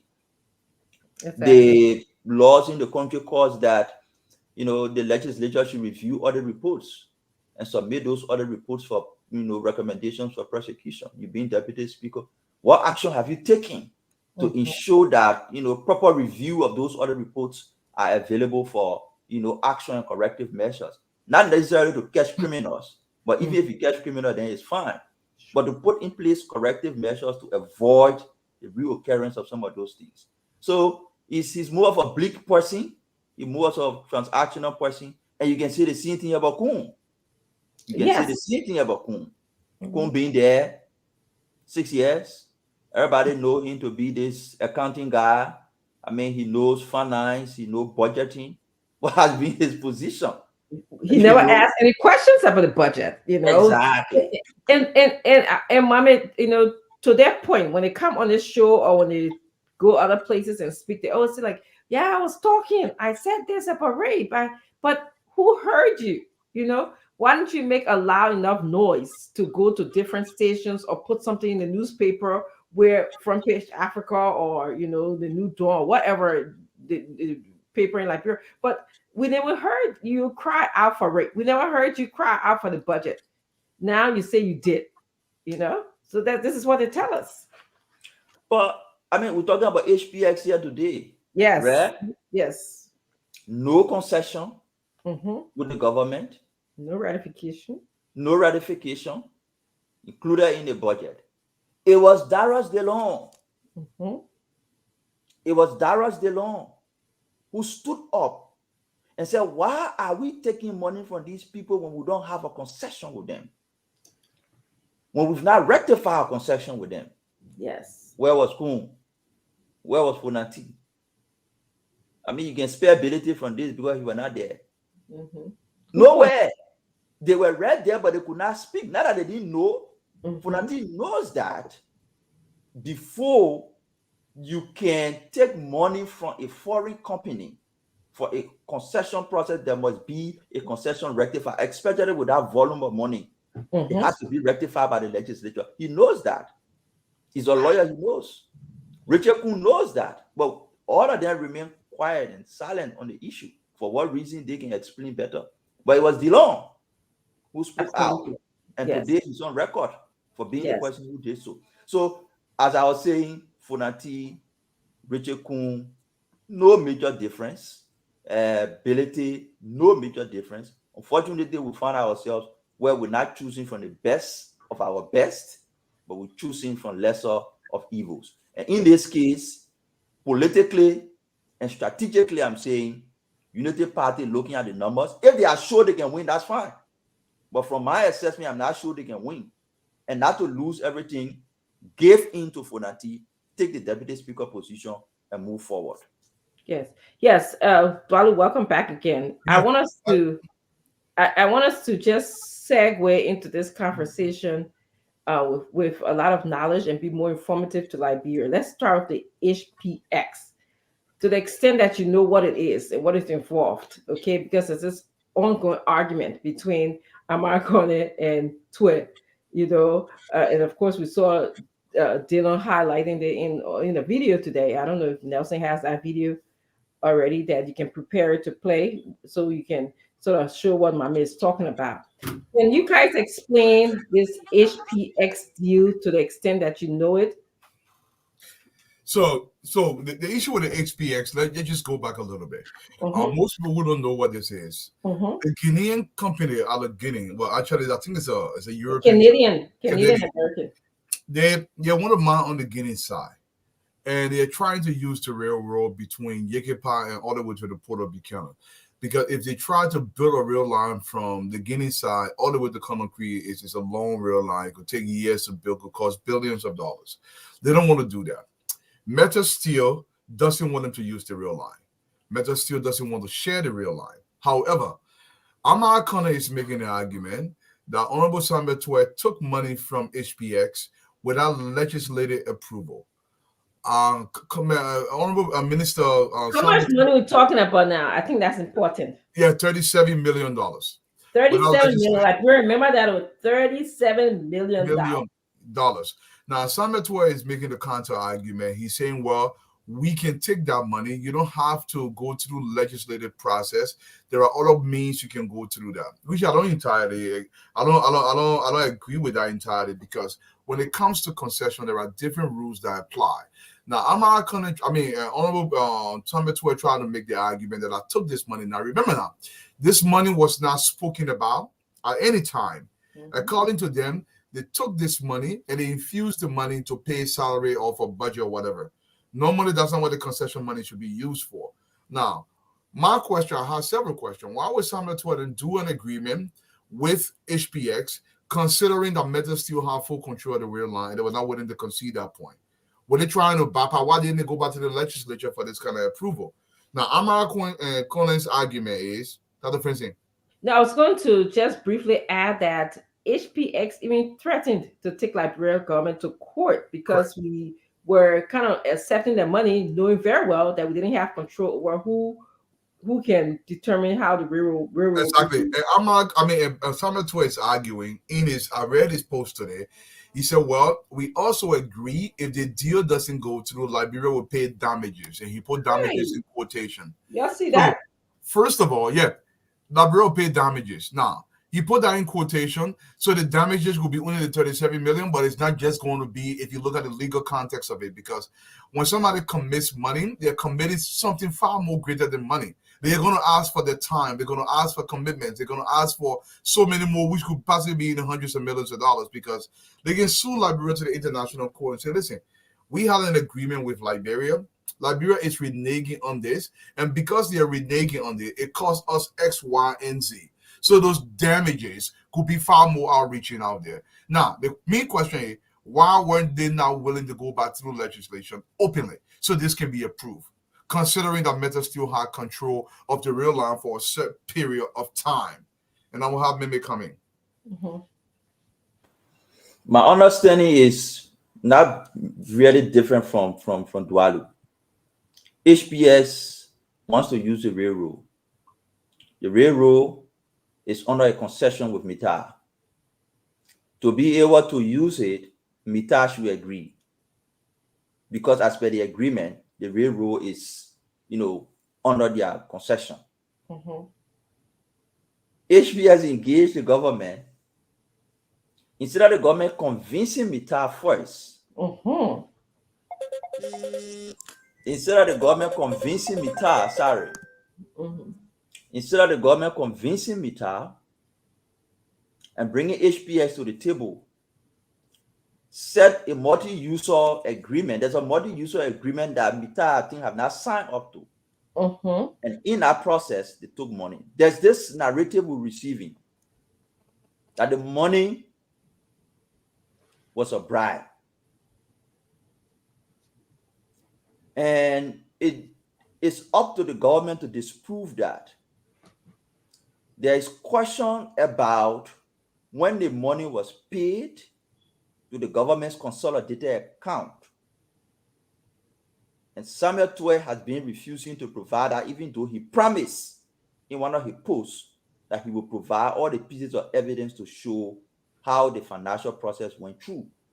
People are saying, if this money, or the theory is, the money was paid as a bribe, but then later on they decided to formalize it, and that's how they went and prepare an agreement. But the payment was made before the agreement. And the question to disprove that, question now is, the government should show when the money arrived in the consolidated account and when the agreement was signed, or where the money was deposited. If you can't show where the money was deposited, then you create suspicion, or you create a condition that validates the suspicion that the money was paid as a bribe. It did not pass through the real financial process of going through the consolidated account. It passed through other third-party means. But the lessons we can take from this, the whole HPS thing is, we have good laws. We just need to follow the laws.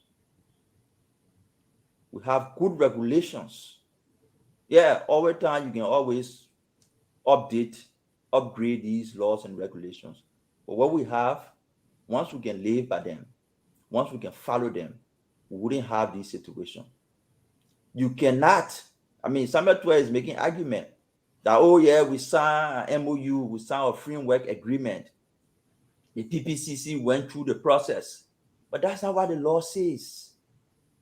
All those things, framework agreement, PPCC process, they are only intended, they are only leading to what the law requires. The law requires that before you can give government asset to anybody in a tune of money, legislature. That agreement need to be rectified, approved by the people through their representative. Correct.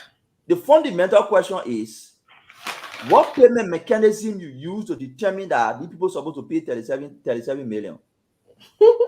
What price mechanism you use to know that it's supposed to pay 37 million? Good question, Mami. So if you can tell us what price mechanism you use to conclude on 37 million and not 27 million or not 57 million, how did you arrive at 37 million? Yes. And it did not go to the legislature for rectification. People raised the issue, you did not listen. So we're looking forward as the debate goes forward. I think it should leave from Facebook. People should invite the Minister of Finance and everybody who were involved to understand how the payment was made. The legislature can request from the central bank to see the consolidated account transfer of the money from HPX to the consolidated account. If you can see that HPX transferred the money to the consolidated account, then you create a condition for suspicion that the money was actually a bribe, and that framework document was only intended to legitimize what went wrong. Mommy, so I'm going to come in quickly and then you come in. Mommy, I wholeheartedly agree with you. First, the law which require ratification of such a money, that should have not been bypassed. The second thing that I'm more keenly interested in looking at, I went on Samuel Twest's page and I saw, because this is an argument that's going back and forth, I saw he listed a framework agreement, he listed an MOU. All of those things were not important to me. I want to see receipts. I want to see dates and time. I want to see how this money was itemized in terms of the salary payment of the Liberian people. If you put that there, then I know you're talking business. I know that you're serious. So that's what I wanted to add. I want to add that to my sister Madia, Cleopatra Madia Clark. Welcome to the show. Look, this thing is straightforward. If you guys remember some years back when the whole thing began, there were claims that they pay hard cash, and they said Samuel Twist carried the hard cash to Ivory Coast. Whether this was true or not, but this claim was made. If such a claim was made, there was an issue that member pointed out. We have to see the receipts of the transfer to the central bank to the consolidated account. It is important that our receipt is actually seen. And Dr. Francine, before we forget, the next topic already cover on the people he's meeting with in the U.S. And following that. So also, I want to say with that topic on the HPA deal. Yes. And I wanted to add too, I went back and I was looking at pictures of the area in which they're trying to go through. That area was listed as a reserve land because it has some endangered species. Like there's a special kind of frog that we have in that area part of Nima that nobody else in the world has those type of frog. There's a special kind of bird that is listed that live in that area that nobody else, has that. There's some kind of medicine trees that grow in that area that is used for research and medicinal purposes, and that nobody else in the world has that. So I want to know, in addition to the receipt, what care did they take in protecting those? I don't even think they consider that. I know they're not considered, but my heart went out because I was reading a little bit about how beautiful that part of the world is, and those places were on the UN conservation list. Okay. Yeah, but that, I want to add that into though. With the HPX is not entirely innocent on this process. HPX made themselves available in a somewhat nefarious way in order to circumvent the system because they were so eager to have access to the real line. And they play right into the hands of the likes of Twit. So HPX has some answering to do, especially if it's not shown that HPX transferred the money, but the cash was paid. They themselves got some explaining to do because that's circumventing the laws in Liberia. But because some of cannot take money for Liberia like that. The money has to go to the central bank for trackability reasons. It's not just for, Dr. Francine, I give you 200. No.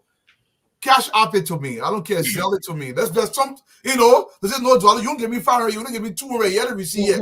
And and we need to do that. But I think there's so much things to discover on this issue. Well, I think you have a point because HPX just said, I think they withdrew their application. Correct. Imagine these people paid $37 They're not forcing about the application. They're not turning us to. They weren't threatening us to go to court, but kind of settle down a little bit. But now they are saying we are willing to kind of work with you. Yes. So I think that there's some ways that they actually put themselves into this situation. Yeah, but let me give you some speculations. This is not factual, but it's speculation based on how Liberia operate. Yes. Square went to them. My man, we don't control the legislature. We control everything. We can guarantee you this will go through. You can deposit some money. We will make sure everything take care of itself. This is how they were running Liberia. And this is why the new law that we discussed yesterday, this is why those laws are very, very important. Because if the finance ministry through Honorable Toure received that money without proper process of the receipt of that money, that is an issue for me and everybody else. It's a major issue to the country. And I want to give it to my brother Meme, whether you got something to add to that. Yeah, I wanted to, maybe subject to your approval, I wanted to pivot to something, Yeah. I really wanted to talk about Mommy, I just want to bring people to think about $37 million. What could we do? How much could our country could have benefited from that money? That's all on my mind. I thought about schools, I thought about roads, I thought about hospitals. That's more money. That plenty of money. Yeah, plenty of money is other person, but that are this before we change the topic. Let's ask the question, and somebody sent it to me. Is this the only thing that was this the only agreement that to possibly there are more? Let me just rephrase it this way. Mm-hmm. There could be possibly more he's done in that life that we don't know about yet. Where he collected money from companies and then he said, listen, we will pass legislation later on, but don't worry about it. The possibility do exist. So we got to look into that. There are a whole lot beyond just receiving money. And in advance, you heard about the blue carbon deal that was coming from the UAE. We had to fight to, shut that down. They were planning to give almost 2 times the size of the land Firestone acquired. Correct. They were planning to give it to a company for carbon sequestration, to store carbon. If you see the draft agreement the people had and were running with, no financial commitment. Can you imagine? On the company. So remember, let's change this topic. Yeah. Honorable Boakai, Joe Boakai in the US. Yeah, but not just in the US. I want to list the kind of people he's meeting with. Let's talk about it a little bit and go from there. Okay, he's meeting the US Assistant Secretary of State for African Affairs. He's already met with her. He met Liberia. He promised to restore Liberia's international image. But that picture. Well, it's actually on front page, so I don't know if Nelson can cut it. Nelson, please look for the picture, because we like. Yeah. Visual. He also met with U.S. business leaders in across the U.S. The business leader got together. They met with Honorable Boakai. He met the Department of the Treasury, trying to talk to them, see how these negotiations would go. The MCC, even though Liberia may not qualify, he met with the executives of the Millennium Challenge Commission. I think that's what they're called. And he also met the Sanction Committee. So all the sanctions that are coming together, he's meeting all these people and obviously making some commitments himself. But here's a question I want to pose to Meme first. When President Weah came to power initially, did he meet these kind of delegations, or if I don't have a recollection, he meeting them? And can you tie that into your response? It's a big news for GMB. How we will maximize, those visitations is a whole different story. But the fact that you can be a president-elect and meeting, I saw a post from the executive director of the ODI. I know he met the Undersecretary for African Affairs. I can speak about, what could come from all of that. I know he's meeting MCC. He's meeting, movers and shakers. He's meeting the U.S. ambassador to the United Nations, Linda Thomas-Greenfield. Those are people who help influence global policies, around for developing countries. As a president-elect, not as president, there will be no specific commitments in those meetings. But the fact that as president-elect, they can open their doors to you, to talk to you, is a sign of a good beginning. I didn't remember anything of such happening for Weah. Some of the reason for that could be maybe lack of coordination. Maybe they did not prioritize it. They did not have somebody to help them get to that point. Some of the issues around it was people say, maybe he's an inexperienced guy. Let's give him a chance and see whether he will, get his foot running well, and then we can rally behind him. We don't want to put ourselves at risk, with somebody like that. But it didn't happen. He became president 6 years.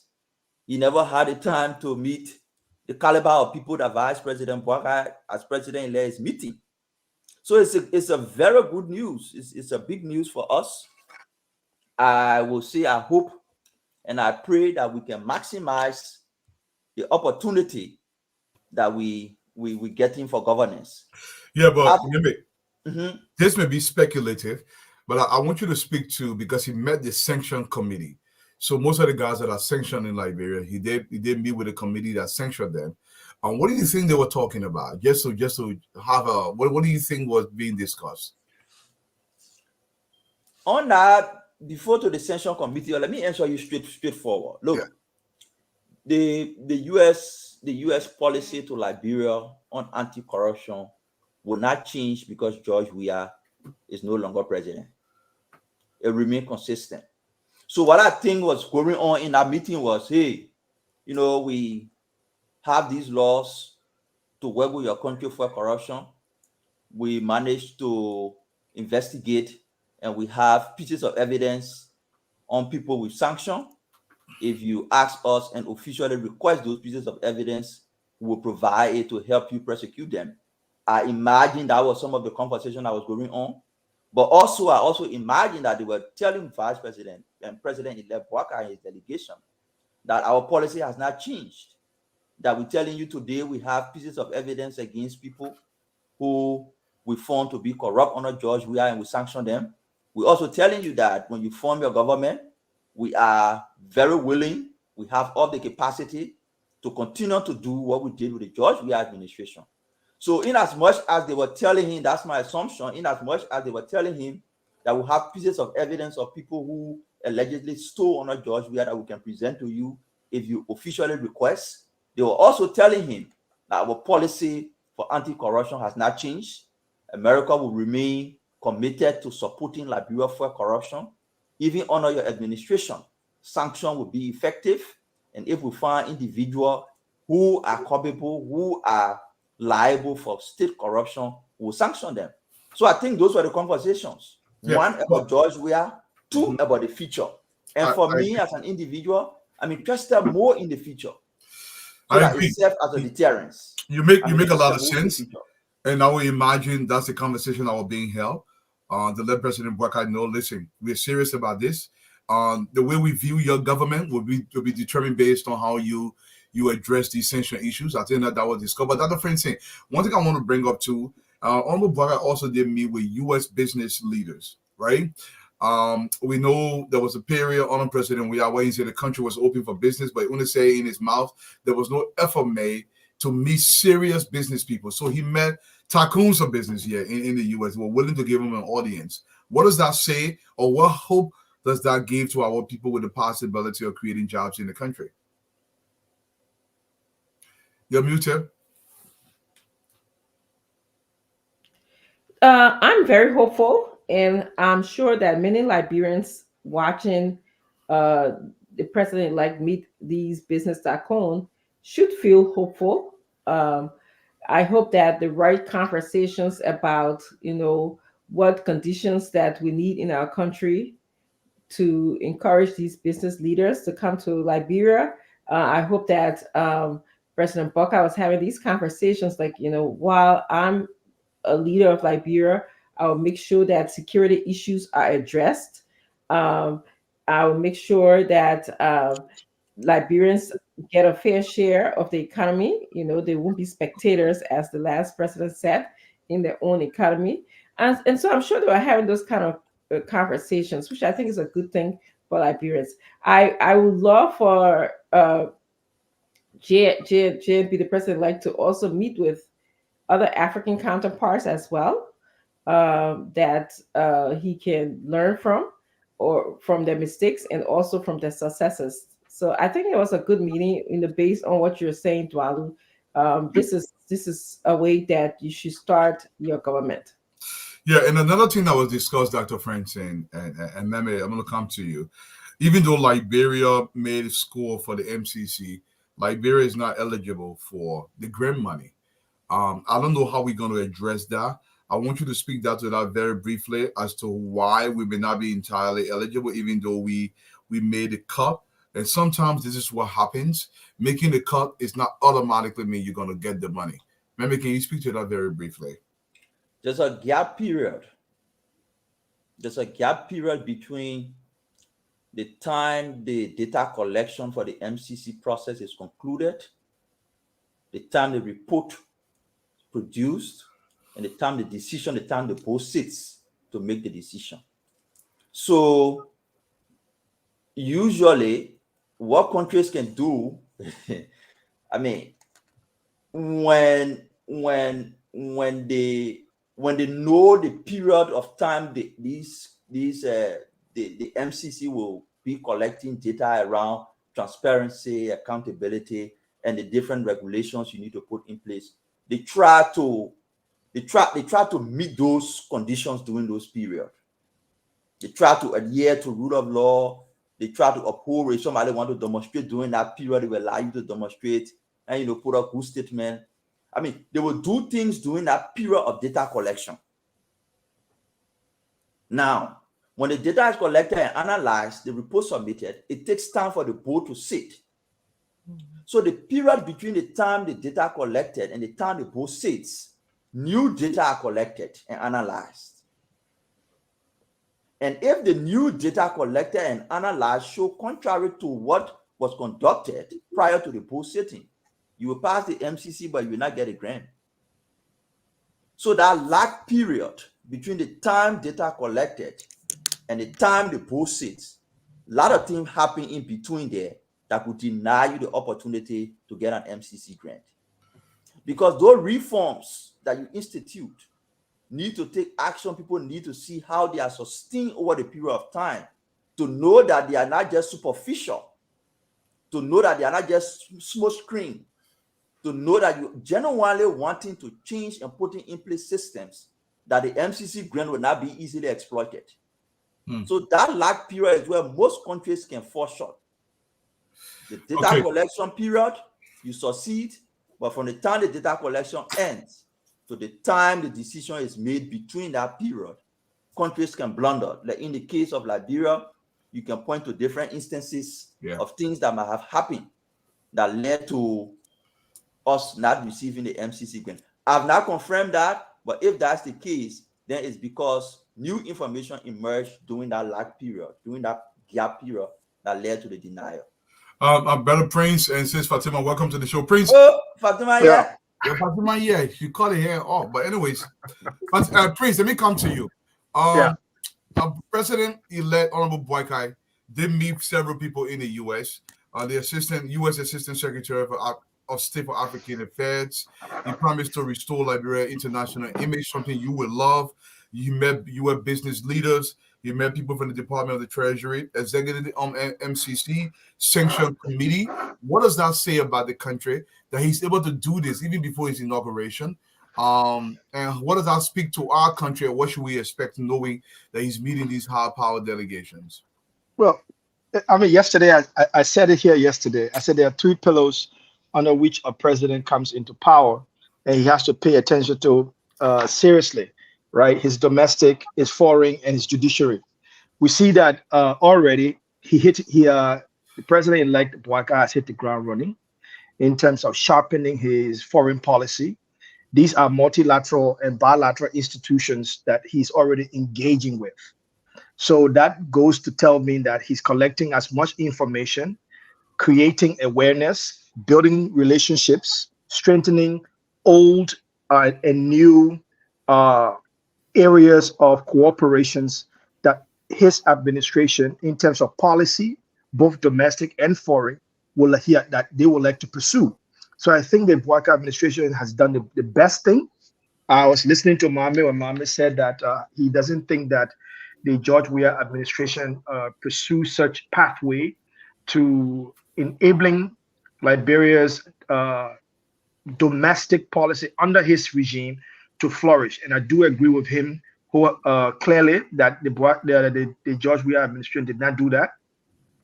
And I think that the Boakai administration has learned from that mistake, because there are a lot of experienced individuals around him, and they have placed him where he needs to be, where his administration needs to be, in the boardroom, having those conversations, those hard talks. That's great, Prince. But except for Fatima, I will come to you, but I want to be specific with you. For me, where my attention was drawn was the U.S. business leaders. Now, we're talking about job creation in the country. We're talking about ways to bring up Liberian professionals, to have proper institutions in the country, companies to come in and create jobs. Now, considering that Honorable Baga has meeting these business leaders in the U.S., what does that say? How's that hopeful for the people back home in job creation? Well, you have to understand that in the U.S., as long as Prince, I want to Fatima. Yeah, with that. You're muted, Fatima. Hi, Dr. Richardson. Mommy, I miss you so much. You gotta pay fine. Hey, Prince. You gotta pay fine. I know, I will. And my nephew, Dwalu, how you doing? How my grandchildren, they found their hair, I saw them. But anyway, as you were saying, I think it benefits Liberia in a way that, as you know, that most of the companies that were in Liberia, most of the industries that were there when Ellen left, most of them went out of business or left the country. We literally have, I think, the 2 mining companies in Liberia, period. I don't think there have been any companies that were brought into the country by this last regime. So I'm just saying, I think this is a new breath of fresh air where we know our president, he's not even yet president. He's not even, he's the president-elect. He has not even been sworn in. He got the ball rolling to meet our partners abroad, to encourage them to come and do business with Liberia. I think that's a very, very good start for our newly elected president. And I think that he's trying to restore our image around the world, bring integrity, and make people to understand that, you know what, like, this is a new day, this is a new Liberia, and our people back home will know that, guess what, we're now coming to have people who will work for us, who will ensure that our country gets back on track. Our citizens will not be poor in their own country. This is a breath of real fresh air. I'm super excited. When I saw Josiah Nima Boakai and I saw him, I saw myself in him. When I saw him, I said to myself, today is a new day. So we're excited about everything. That's good. Dr. Francine, I will come to you. I know Prince will love this question, but I'm not going to ask him because you hit it out. Our diploma. Oh, yeah. And Dr. Francine, the restoration of our international image, why is that so important? That is very, very important. Number one, we had a previous government that didn't take interest in how Liberia was seen to the outside world. We had a government it seems like they were more interested in, as we can see, in enriching individuals. They didn't seem to want to have a relationship with what we call our big brother or the superpower of the world. I heard constantly visit to places like the Middle East. Not that I'm underplaying the Middle East, but they are vital. But to be able to reach out to places like England, United States, Germany, I don't think we had a strong relationship with those countries. In order for business to come to our country, we have to be able to present Liberia in a positive light. We have to be honest with the outside world, which is, I hope that was part of the conversation today. They said, listen, this is where Liberia is, but this is what Liberia has to offer to you. Don't be afraid to come to Liberia. We may not have the perfect condition, or our security system may not be correct, okay? But we have had in the past where companies did flock to our country and they thrived, they did well. And once me as a president-elect come in with an excellent team, and I can promise you that, you will see that businesses will be able to thrive and do well in Liberia, which will be beneficial to the Liberian people. In the end, it is about the Liberian people. As long as you create a fair business environment for the international company and for Liberian people, our image should be great. Yeah, thank you. I'm going to go to Prince before I go back to Mehmet. Prince, there were reports on the president we had that some of our foreign missions embassies, there was nobody there. Nobody was appointed in this location. So over the last 6 years, that image of Liberia has actually diminished for the worse. If you're looking at all of that, you understand it better than anybody on the platform. How improving our international image is going to serve our people back home? I want you to explain it so they can understand it. Oh, it's critical. First, okay, let me just piggyback on how you started it.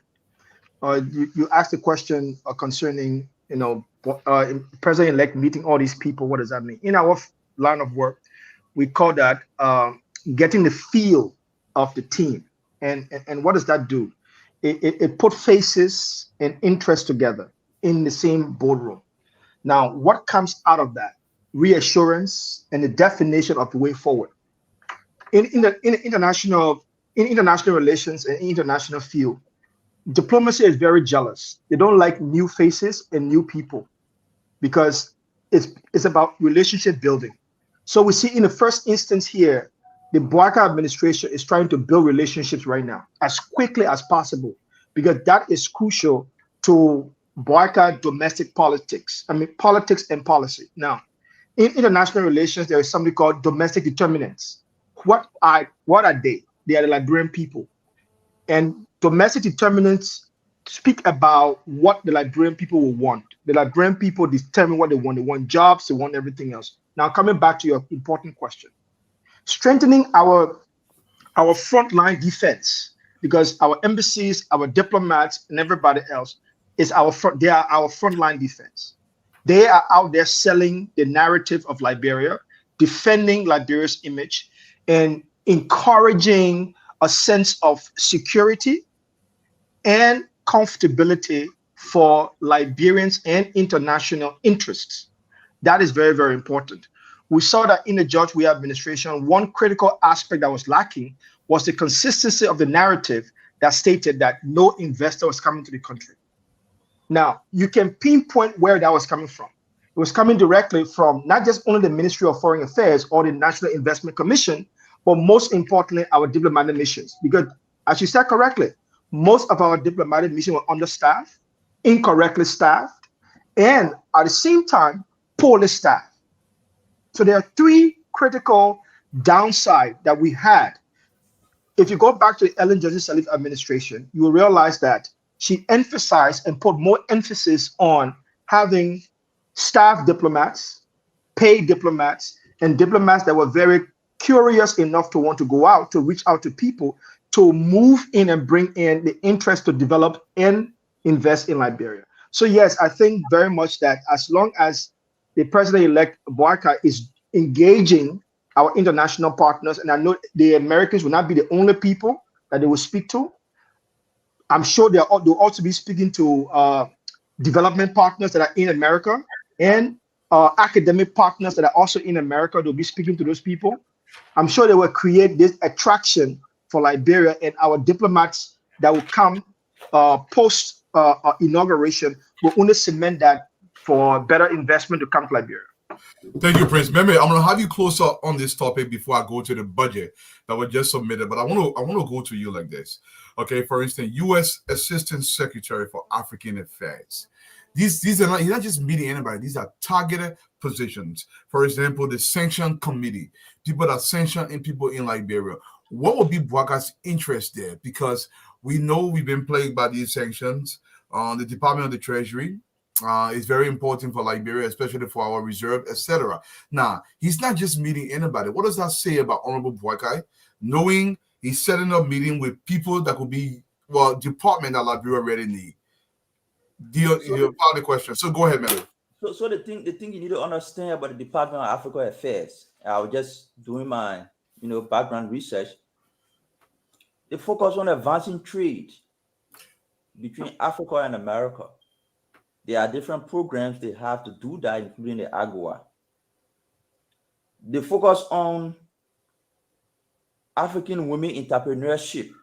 There's a whole big program they have on African women entrepreneurship program under the African Affairs Office. They focus on making government responsive to their citizens. I think that's part of the reason why they get a whole, sanction committee, working with them. So there's a whole lot of focus that our office is placing on Africa that Liberia stands to benefit. But it's too early days to start to point to some of the potential benefits, because Vice President-elect is just President-elect. They will meet, and these offices and people in these offices will just restate the U.S. commitment to Liberia. Will just restate the opportunities that exist. Will just restate the preconditions.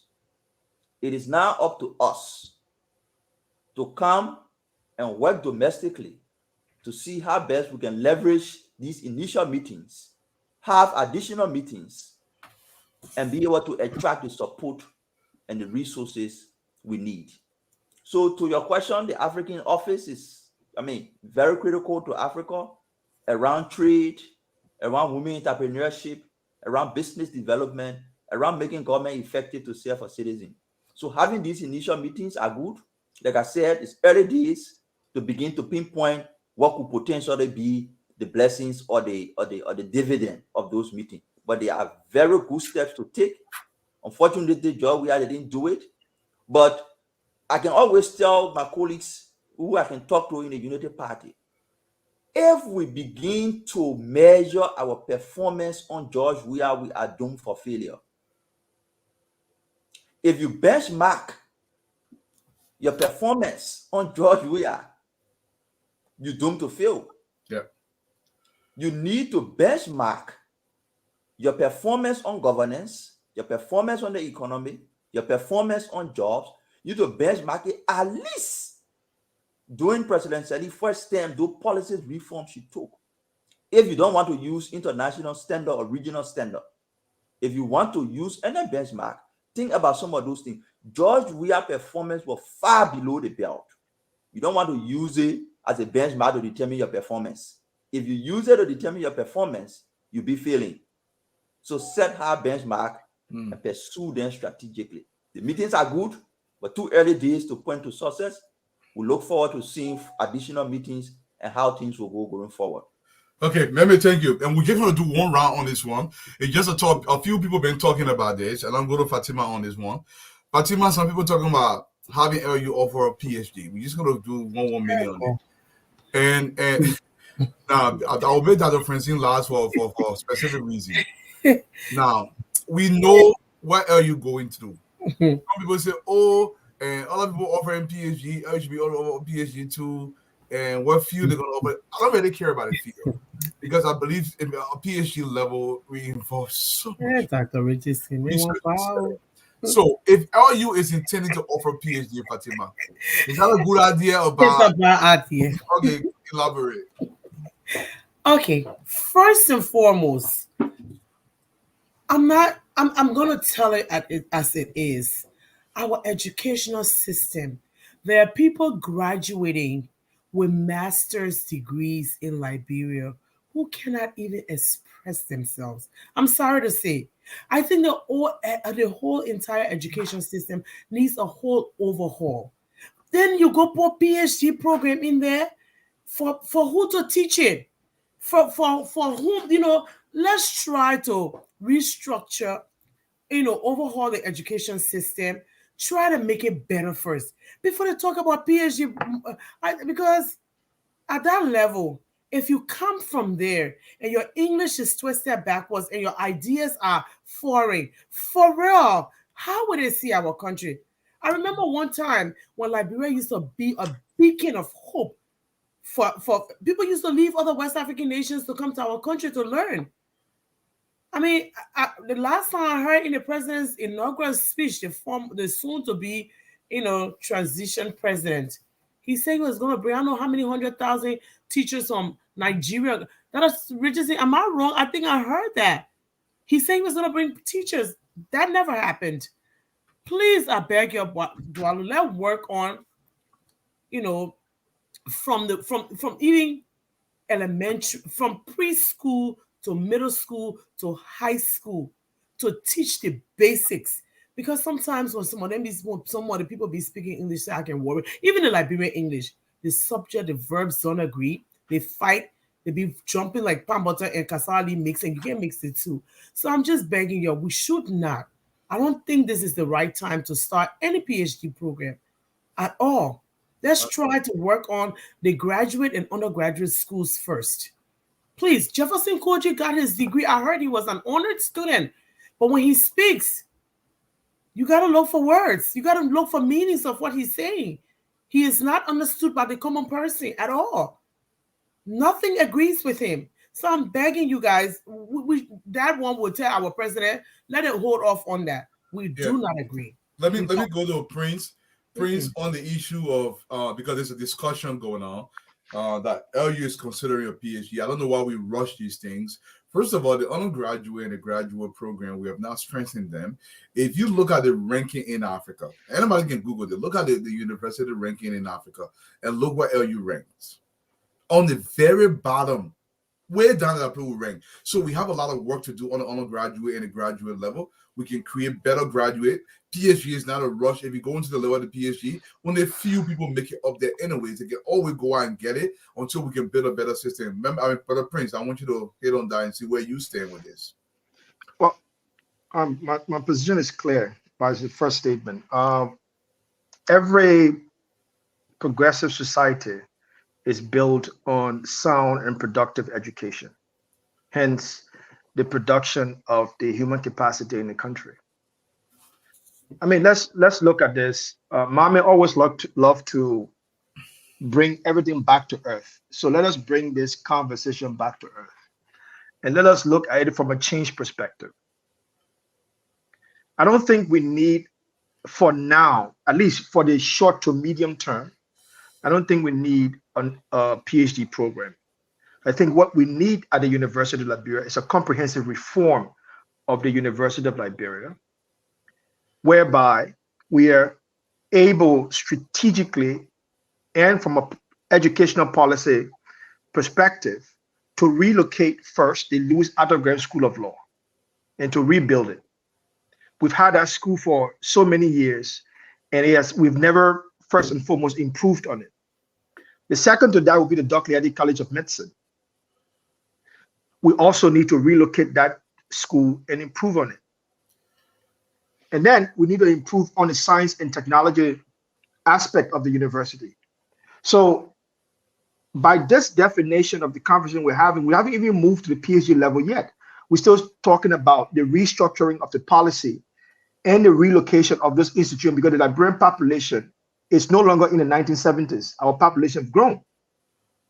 Most of the colleges on the university campus, even though some of them are on Fenner campus, they still have to be relocated to be able to accommodate the number of young people that are graduating in the country right now. Not only that, we also need to make sure that the new University of Liberia is technologically connected.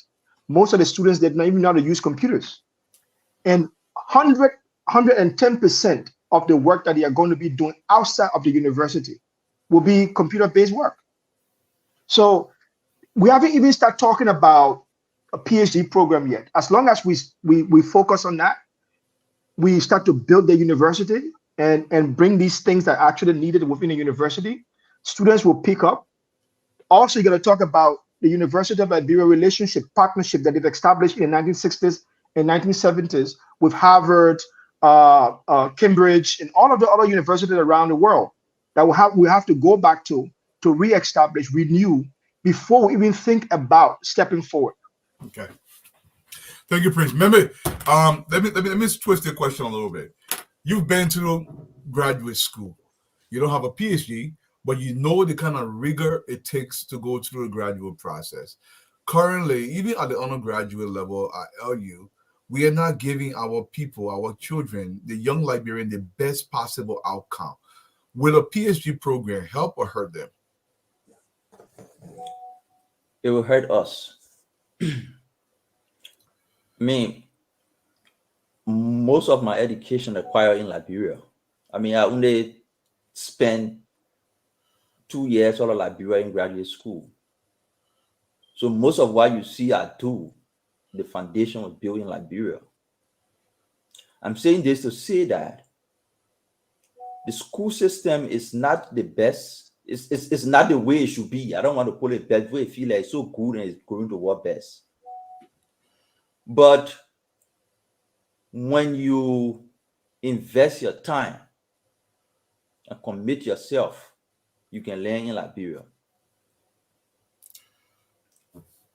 What is happening in the country, the capacity problem, PhD is not the solution. People only want to create a smoke screen. They don't want to go to the root cause of the problem. You got students graduating master's degree in research-related topics. Go on any of the university websites and see whether they have portals that publish in the research of their students, just to create the culture of research and writing. Most of the small universities you have here, you go there, you see the student blogs, the student journal. But forget about the students. Go to the professors. Ask them what's their last publication on the subject they're teaching. Ask them. Go on the school website and see what the last time they published on anything. The professors, ask them what the last time they published on anything. So PhD is an extensive research program. Very extensive research program. If the professors at the master level for the last decades can I show 2-3 significant research published, how do they guide people into the rigor of a PhD program? I saw Cottington announce a PhD program. The head of the PhD program, go and check and see what he has published. His role here in the US before going to Liberia was not merely in academia. If you see his role, it was merely in maintenance and how did they call it? Some way they can call their stuff. I mean, he was in the university, but he was not deeply into academia. He was providing administrative services. But yeah, he has taken some time to develop 1 or 2 things here and there. But when we know what PhD is and the rigor that is required to get engaged into PhD, and you see people in Liberia talking about establishing PhD who are improving the master's degree program, it tells you they're just coming to make worse the same situation we try to fix. So let's get the bachelor working well. Yeah. Let's get the master's degree working well. And then we move. The former World Bank president, David Malpass, he doesn't have a PhD. He's got a master's degree, but he's solid. Yeah. Right? He's solid. So it's not only about PhD. We appreciate people. Like I said, the first time I came on the show, I can't disrespect anybody who took their time to go through the rigor of PhD. But it's not all about PhD. Once you get your bachelor good, you get your master good, you can serve your country, you can go anywhere and compete. Yeah. So let's get it right with masters and bachelor. And okay, I'm going to go to Dr. Francine now. Dr. Francine, you've gone through this rigor. You know what it takes. Even as a professor, there are required publications. The requirement is so much, you're constantly reading, you're buried in book. I will phrase the question this way because you know more about this than any one of us on the platform right now. Is Liberia or is University of Liberia positioned to offer a PhD level courses or degree, so to speak? No, I don't think that any university in Liberia is positioned to offer a PhD program. First of all, a PhD program curriculum or accreditation comes from the government. It's not something that any school in any part of the world can just jump on and say, I want a PhD program. To have a PhD program, there are certain criteria that should be available at your school. First, the condition of LU and Cottington. Okay. Let's look at, and I will start not even the facility, not even because I've been to both schools before. I've seen what the building looks like. The library would be the number one thing I want to focus on. in order to do a PhD program, you have to have special. A PhD is not just a blanket degree. People have a PhD in education. You have PhD in biology. You have PhD in, psychology. So you have to have an understanding of which area that you want to specialize in if you're going to offer a PhD program or business. Then do you have all of the materials in your library that will enable students to be able to speak well on their area of study, or to be a expert in the subject? When you reach to the PhD level, there are certain subjects that you're just supposed to be able to present and be an expert in. So that's the second thing I'll talk about: accreditation, government accreditation, curriculum, library. Then you have to ask, do we have the capacity that people have spoken about? And the capacity on two levels. One is student. Are the students ready to be admitted for PhD, and what is required, the rigor they're required to be to be admitted into a PhD program? Okay. Are the professors? Do we have professors? You can be a master level professor teaching PhD level student. I don't know how that works. That doesn't seem to work. In fact, many programs in the United States, I have a specialized field in clinical psychology. We don't have people who are not licensed teaching in our program, because the goal is for our students to be licensed at the end of the day. You have to be a licensed clinical psychologist. Except, we make exception for those who are teaching our student research, because if you research in your psychologist in the research, you don't need to be licensed. But most psychologists, if you are seeing people, with diagnosing people using the DSM-5, you have to have license. So then again, the job market. We already have a problem in Liberia with people graduating and are not finding jobs. Can you imagine if you do a PhD program, and then where are these people going to work that you're going to put out into the market? And I think all of these things, if you have a PhD program for people who can't find a job in our country, it's going to create a bad image for our country. Speaking about image, so again, PhD is something that the government decides. I can't just jump up. My university can just jump up and say that we want a PhD program. The state of Pennsylvania has a criteria for schools who want to have a PhD program. Then they have to be accredited by the state, and then the federal government has to also accredit, because there's certain things that the federal government wants you to have in place before you start the PhD program. And then they regulate you. You have to be regulated by the state of Pennsylvania and the federal government. Every 2 years, they come and they check our files, our paper, our students. They speak to faculty members, they speak to students, and they speak to university administrators to make sure that we are following what the state wants and what the federal government wants in order to carry out this PhD program. So that's what I wanted to just add. Yeah, Dr. Francine, thank you so much. And I didn't even know this, that the market has to be requesting those PhD before the state actually gave licenses for them. So it's a whole lot more, not just offering the course. And somebody made the claim here, Dr. Francine, you're not going to answer that for you. The same Dr. Francine, you're not even teaching master's level. She teaches PhD students. You go to Google the woman. Sometimes before you talk, Google the woman. But here's the main topic today. The other topic here hit in my head. I kept it for last, so let's discuss it. The national budget was presented today. I noticed three things immediately. We'll get the budget, we'll go into the detail. We're just going to talk on the overview of the budget today. Over the last 3 years, we're almost approaching $1 billion in budget. If you guys remember, over the last 2 years, we had 800 and something million. We all know that our flag J, our real budget, but they presented a new budget. This is what they've done. It went down to $625 million, but they're not all.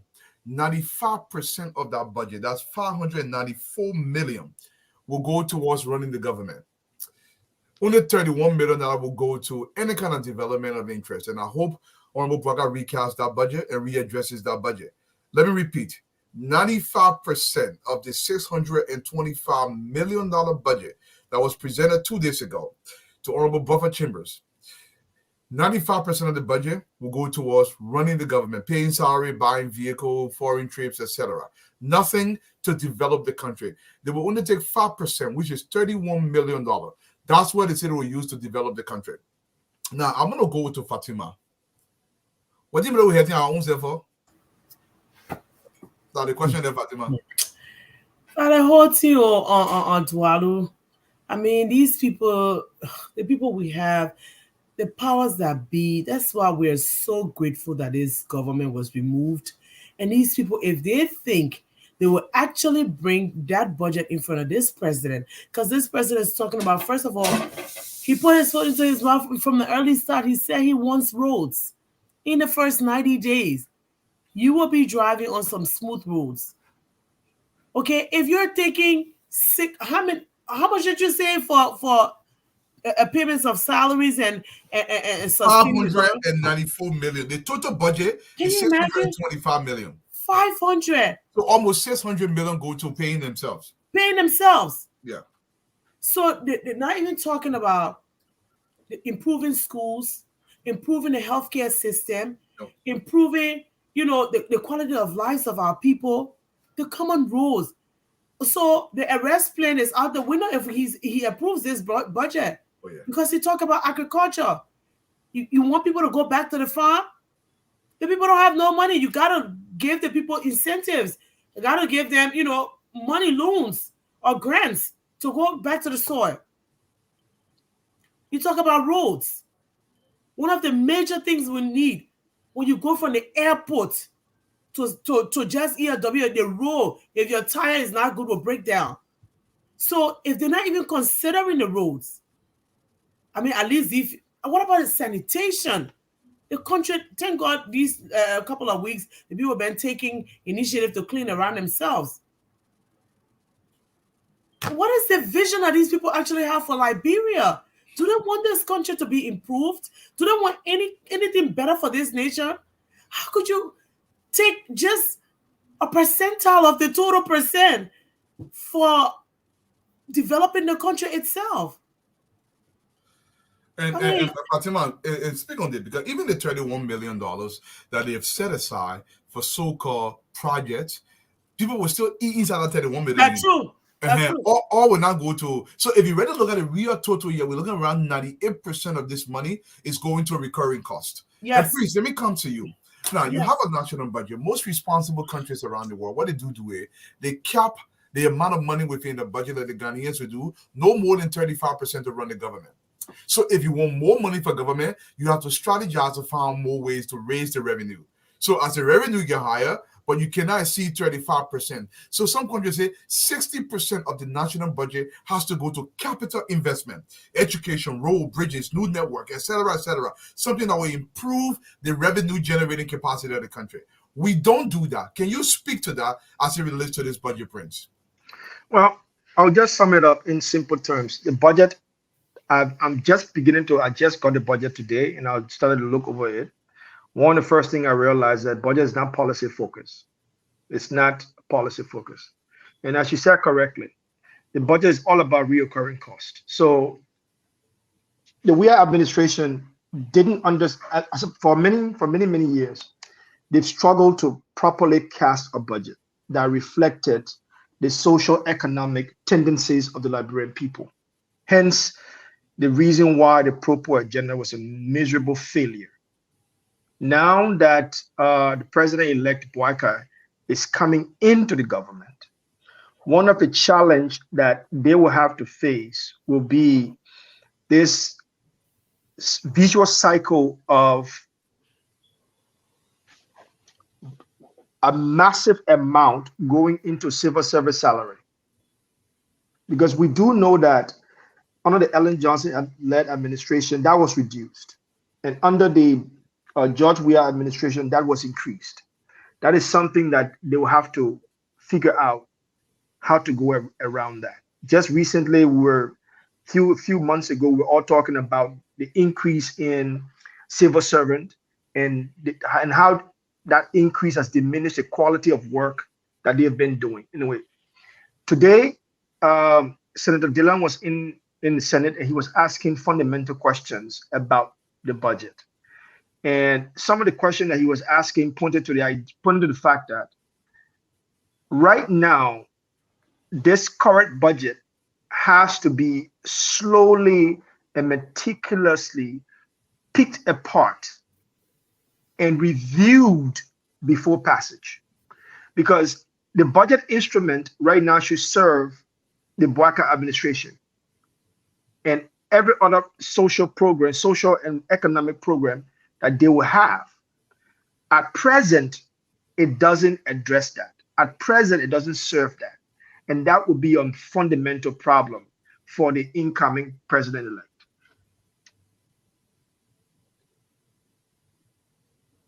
Can you hear Twalu? We can't hear you. Dr. Francine, I know we all know over the last 3 months, actually more like 6 months, President, we are, especially after the elections, when he knew we lost the elections, they've been sending seditions to all these ministries, just piling the payroll. Yeah, mama, you go there when you people can't be able to pay. Then when the downsized people will say they ought to run the government. All of those are captured in this budget. And how does that speak to the way CDC is leaving the country, especially they've told the country over the last 3-4 years that the budget was going up almost $900 million. In fact, there was this period where Samuel went from radio station to radio station. They have budget surplus. We all knew it was a lie. Now they brought the budget down to 620. Fatima brought the budget down to 625 million. How's it going to help with a 95% recurring cost associated with the budget? So, Dwalo, let's just establish that the previous government was all scam when it came to the budget. Scam, okay? You cannot come to tell the world that you have $1 million budget, and then in the end, in your last days, you drop the budget back to $625 million after 6 years of making us feel like you are doing something with the budget to increase revenue and to increase services for the Liberian people. Scam. That's the word that comes to my mind. The second thing is that with $34 million for development, it will not happen. It can't. 31. 31, I'm sorry, $31 million, it cannot happen. Yeah. Secondly, this government did not even do anything to reduce the civil servant budget, the paying of government services, in the past 6 years. They mostly, like you said, inflated it by adding more people on to the civil servant demands and requirements, okay?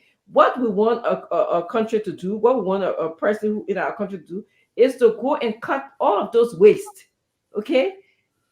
Make sure that you go through the government and find where there are wasteful spending, okay? People cannot be on one job, then you have 5 persons doing one job. No, all of those things that is sedition or whoever brought that system should be cut off.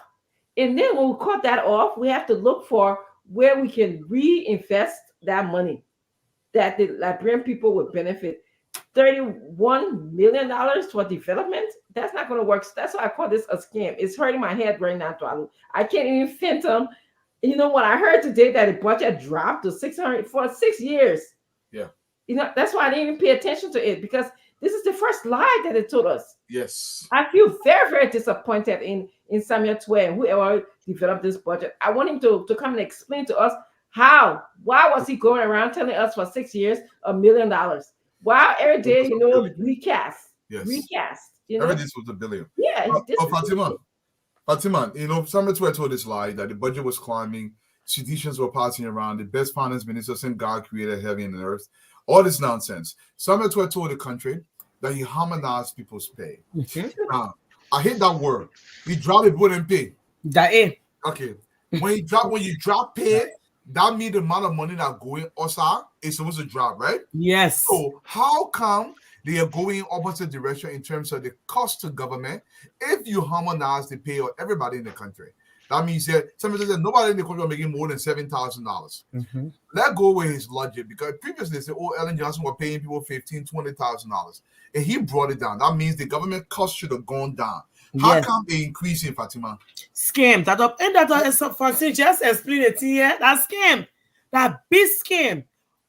Everything they've done. You see, let me tell you something. So today, I call a friend of mine, and I think she works with the city mayor and the city mayor's office. And they were talking about, she was like, I got to go to work the next few days. I said, why? She said, the mayor, our mayor, Koji J, announced that the World Bank coming check someone go to work. All who need on a team that they just put there because we're sedition, we got to go to work.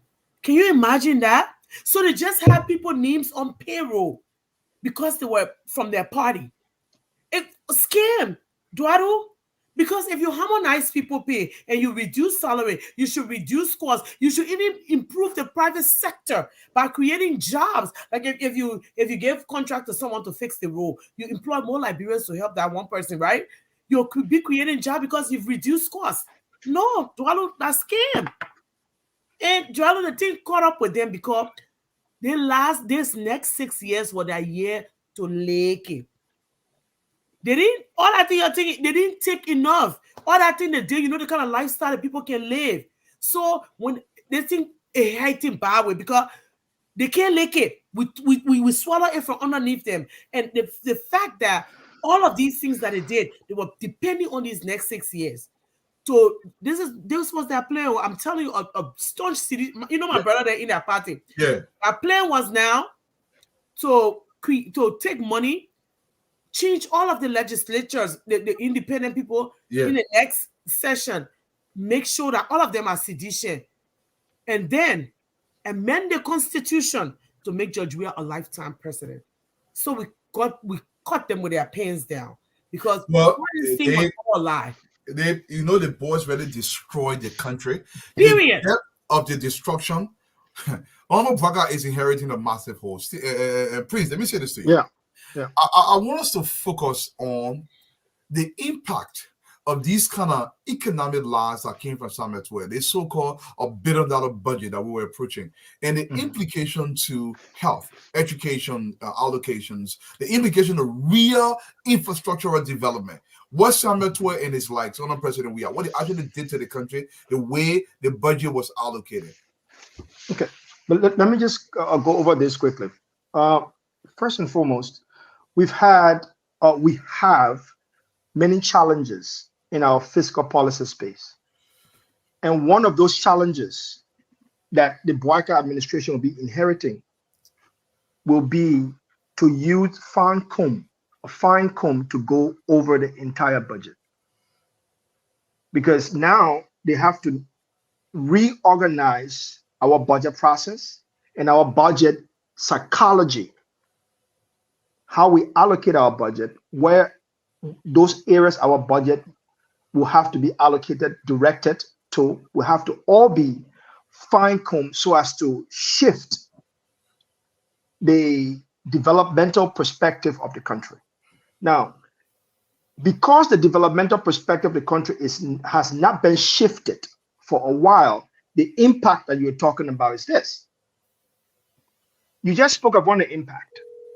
One of those impacts that we've had in Liberia in terms of civil servant. The George Weah administration came to Liberian people and said they are harmonizing the salary so that as to employ more people. The underlying narrative in that area, which we can now all conclude was scam, was the fact that most of those positions that they said they created never existed. So as the result, in my field of work, the Foreign Service, most positions weren't filled. But the scam there was that those position salary were represented in the budget. So the question that will need to be asked will be where the money was going. Yeah, there's a small all-in that will happen. Right? So we see that not only that we've had a fiscal problem in the country, we also have a fiscal loophole in our budget. And that has to be addressed. The wasteful spending is not almost as wasteful. It was deliberately placed there so as to under the budget, take funds from there, with people thinking that, oh, Liberian people employ, they are getting money, the economy is growing, when all of those areas that we're talking about here, people were not occupying those positions. So that's just the fundamental. You can talk about healthcare. The former U.S. ambassador said it at best. He said it best during his tour of Liberia. When he came back, he said, I went to some communities that in the budget line, monies were allocated for those projects. But when I got there, those projects did not exist. The infrastructures were not there. The clinics were not built. The schools were not built. The community roads were not built. So where did the money go? We saw it recently in many aspects of the WIA's government behavior. So that would be the impact that the Bouakai administration will find when they start auditing projects, when they start auditing policies that were implemented, but the money never actually reached there. Dr. Francine, let me put a little twist on there. I know President Weah does not personally prepare the budget, but as president, I expect him to be involved in the preparation of the budget, to understand the budget. Because if you're signing something, if I'm signing something, I want to understand all the nitty-gritty of what I'm signing, especially when it comes to a budget. Do you think President Weah actually takes a look at his budget with a fine comb to understand some of these allocations and how it reflects on him as president? No, he does not take an interest in the budget, nor do I think he understands the impact of the budget on the country or why is it important or essential for the country.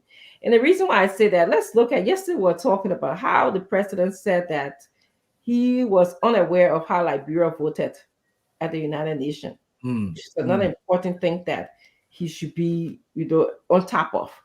So, and it's not uncommon for presidents not to understand the budget, but the people you put around you, the interest that you take in understanding the budget, because we don't expect you to be president to say, oh, you know everything, but at least show interest. Call people in and say, I need you to explain X, Y, Z to me because I want to know. Does this seem to correct? And not just one person, 2, 3 persons, okay? Because at least you double checking.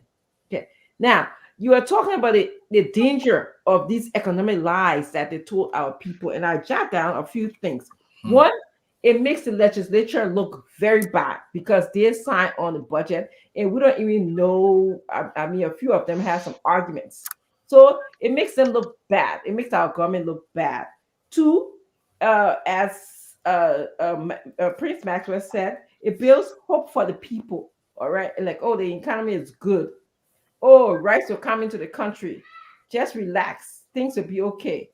And meanwhile, you are lying to the people. We had a rice shortage. Okay. Our healthcare sucks. Our school, bad. It's a mess, as Ellen calls it, and it still is a mess. The security, you can't even go outside at nighttime to peacefully. Anyways, you can go, but you at your own risk. And then the international implication will start up our image. All right. This kind of economic lies, this is why people didn't come to our country, because it didn't help our image. The people saw through us eventually when they started saying, oh, you passed the MCC, but we can't give you any money. Okay. They saw through that. The first set of money they gave during Ellen government, that was given to McCarthy. The next in Samuel Twa government, you pass, but you can't get the consequences of passing. And lastly, it makes mockery out of our people. It makes mockery out of them because our people expected when the CDC government came in, people were happy. They expected so much, especially if you're from George Weah's background. You said, well, my own is in power, okay? He's going to do something for my own. And he made a fool out of all of those people. He didn't even help them out besides because I went to Nukuta. I saw he built some kind of football field in the middle of somewhere. I was like, people don't even use it. I was like, what is he thinking? Why not a school and a football field attached to it if you want to do that? All right. So those are the things that I categorize that the economic lie has some serious impact on our people. And unfortunately, the JMP government will have to go back, and somebody spoke about psychology and kind of speak to the psychology of the people about this whole budgeting process. You have to really, really talk to our people about it so they can understand it. Just how many people, Fatima, you got to put in VAR to our people. Dualu, you got to put in Basa to our people. Prince, you got to put in crew. This communicating for our people shouldn't stop now. It should continue so our people can be aware as to what's happening in our country. Yeah, I love that. I'm going to segue back to Fatima here. And my brother on Darling said this best. The budget is not a quadratic equation. It's not quantum physics. It's very simple. Print get $2. But Fatima, I want to open the budget this way.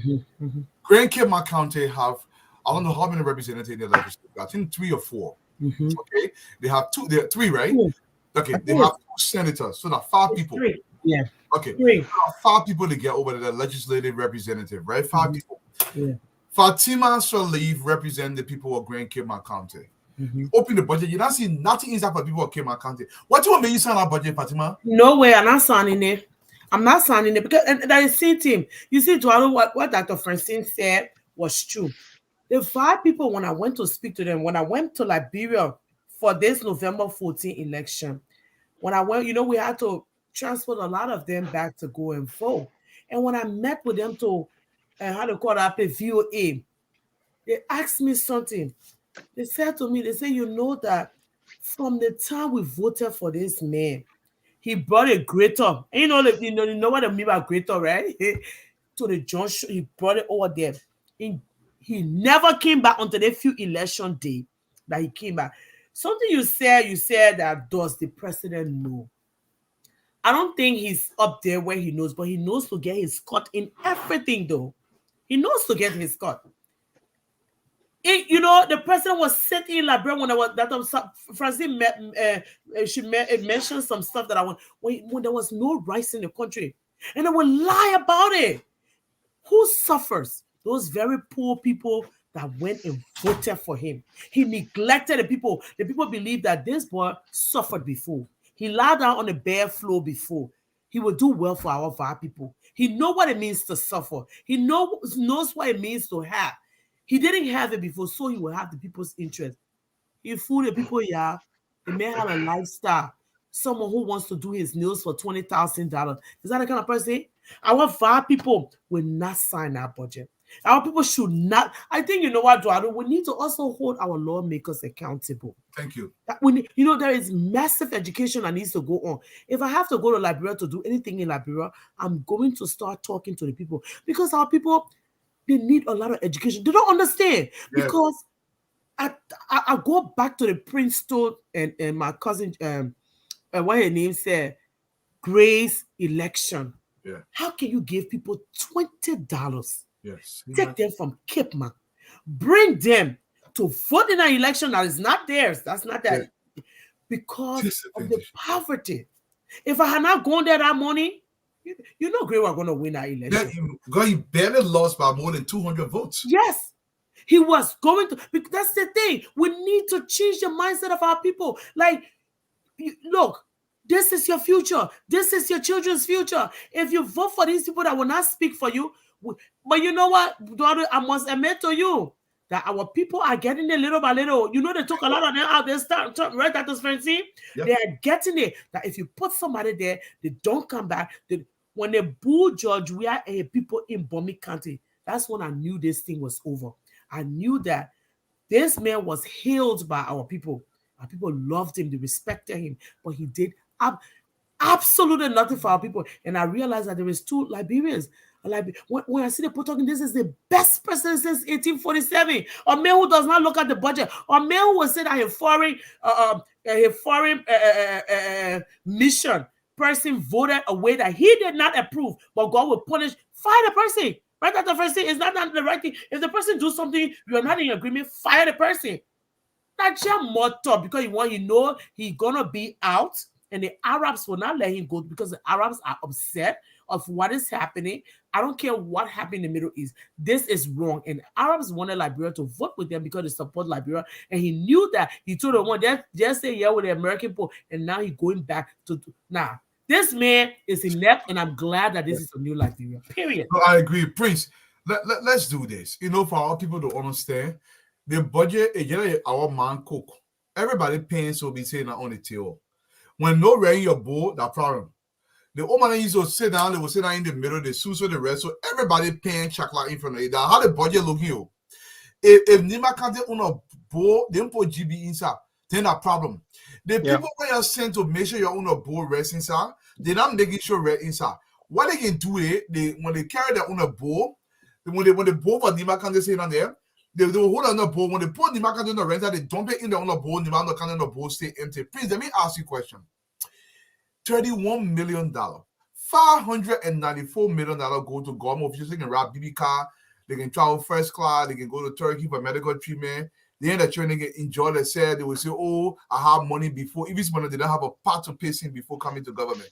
How can we continue to explain the intervenu all the way beyond bombing? For how to understand that our country here too, they kick it for all equal share. Please. Let me just, I mean, brilliant question, and the way you put it, I could not have put it that way. Let me just draw Liberian people attention to something. There's a famous video floating on the internet of the Zambian president, the new Zambian president, talking about brand new car. Please Google that, YouTube that, find it, and listen to him talking about corruption and wasteful spending. You will get to understand what he was talking about. And just recently, one of our esteemed colleagues has been working closely with him. Ibrahim Abakari has been working closely in Zambia. He understands exactly what I'm talking about. But let's come back to the issue of budget. I want Liberian people to understand that budgeting is a meticulous process. Budgeting for our entire country is a meticulous process, is a meticulous political and economic process. And George Weah is not meticulous, nor is he politically savvy. So let's put that out of him. We should not give him that crown. The second thing we need to understand is this. A few months ago, we've been talking about the imbalance of power in Liberia. I've been doing my research. I've been looking at America and the UK and many other countries, including developing countries in the South. And I'm trying to understand, where is this issue of imbalance of power coming from in Liberia? And I realize that our budget process in Liberia, the way we budget for our economy, for our people in Liberia, creates an imbalance of power in the country. The imbalance of power is created through allocation. The way we allot money to rural areas, to cities, to communities, to counties, to education, healthcare, and everything else. These processes, that particular process of allocation does create an imbalance. Now, this is the fact. In the George Weah administration, because of the lack of meticulous planning over the budget process, the imbalance in allocation created an imbalance of power in the entire Southeast. Most specifically in terms of the imbalance of development. There was no road, there was no hospital, there was no public utilities that were in those areas, light and everything, nothing was there. And not just only the Southeast, there are many other areas around Liberia that we can see this particular aspect playing out. We need to change. That's why I said the budget psychology. We need to change our budget psychology in the country, not just the communication of the budget, but the way we allocate funds for social economic projects in our country. So that's my question to you, answer to you, Dwala. Welcome, Stanton. Thank you so much, Mr. Weatherspoon. Welcome to the show. Dwala, I wanted to say something, add to Fatima before Stanton comes in. Kipma is dear to my heart. My father is from Rowersport. So I spent some of my childhood days there. Kipma generate a lot of money for the budget. We have the B Mountain. So why are the senators and the House of the representatives not taking into consideration how much money that Kipma contributes to the budget? Okay. Number two, they have, during my father's day, St. Timothy Hospital, it was much better than it is now. The people have to use cell phone when they have to do any kind of significant medical work. The road to Kipma has been like that since I can remember. It's never been fixed. All right. Third, the two major schools was House of Bethany and St. John, which my father told me about, visited those places. They're not even in existence anymore. All right. They don't even work. And lastly, Kipma is one of the bedrocks of the fishing industry in the country. You want Bar Bunny? That's the place to go. So with all of these amenities and all of these contributions that Kipmount can bring to the country, why should a legislature look at the budget that has nothing in it for Kipmount and say, I will sign it? Which was the question you asked, and I just wanted to bring it in this light. Thank you so much. I'm going to have Stanton come in before I pass it over to you. Actually, I'm going to have Mehmet do this because Stanton will be live. I know budget is the aspiration of any entity, right? So that in the terms of a country, it's the wishes and aspirations of the people. The budget basically says this is where we intend to go. This is the language of the budget, where we intend to go. Mehmet, can you speak to where Liberia budget intends to take the country? Do you understand the question? Where I'm coming with it? Okay, I'll give it to you, Mehmet. I started a conversation with you when you were highlighting the amount of resources going to recurrent expenditures and salary. What we can do is to increase the size of the budget. I mean, in terms of the revenue side of the budget, because the current workforce we have across the country, if you reduce it, it wouldn't be significant enough to address the need for private sector investment.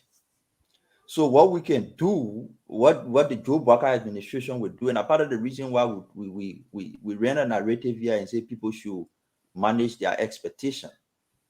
Managing expectation doesn't mean drop your expectation. Managing expectation doesn't mean reduce your expectation. It means manage your expectation. You expect somebody to give you $1,000. Yes, continue to expect $1,000, but not in one day. You will get it in 3 days. That's managing your expectation. Your expectation of getting $1,000 has not changed. What has only changed is instead of getting it on one day, you got it in 3 days.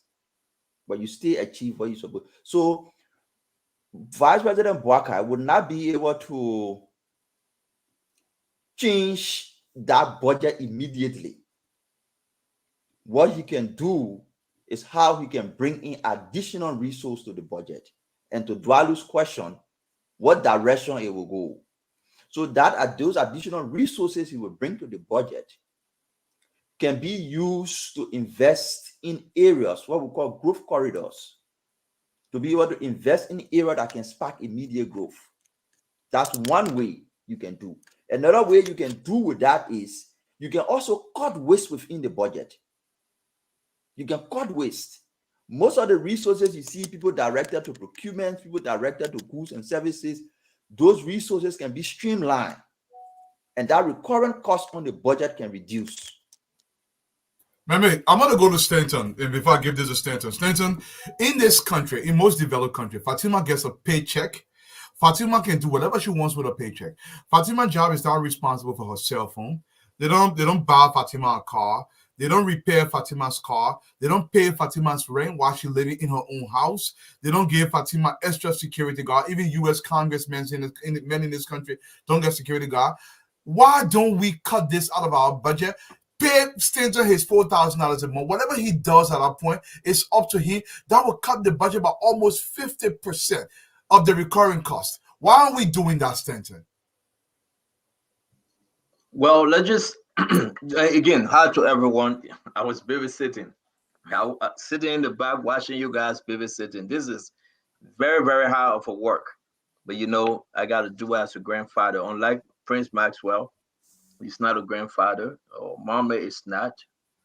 Dwadu, you are not. The grandmothers here, Fatima and Dr. Richardson.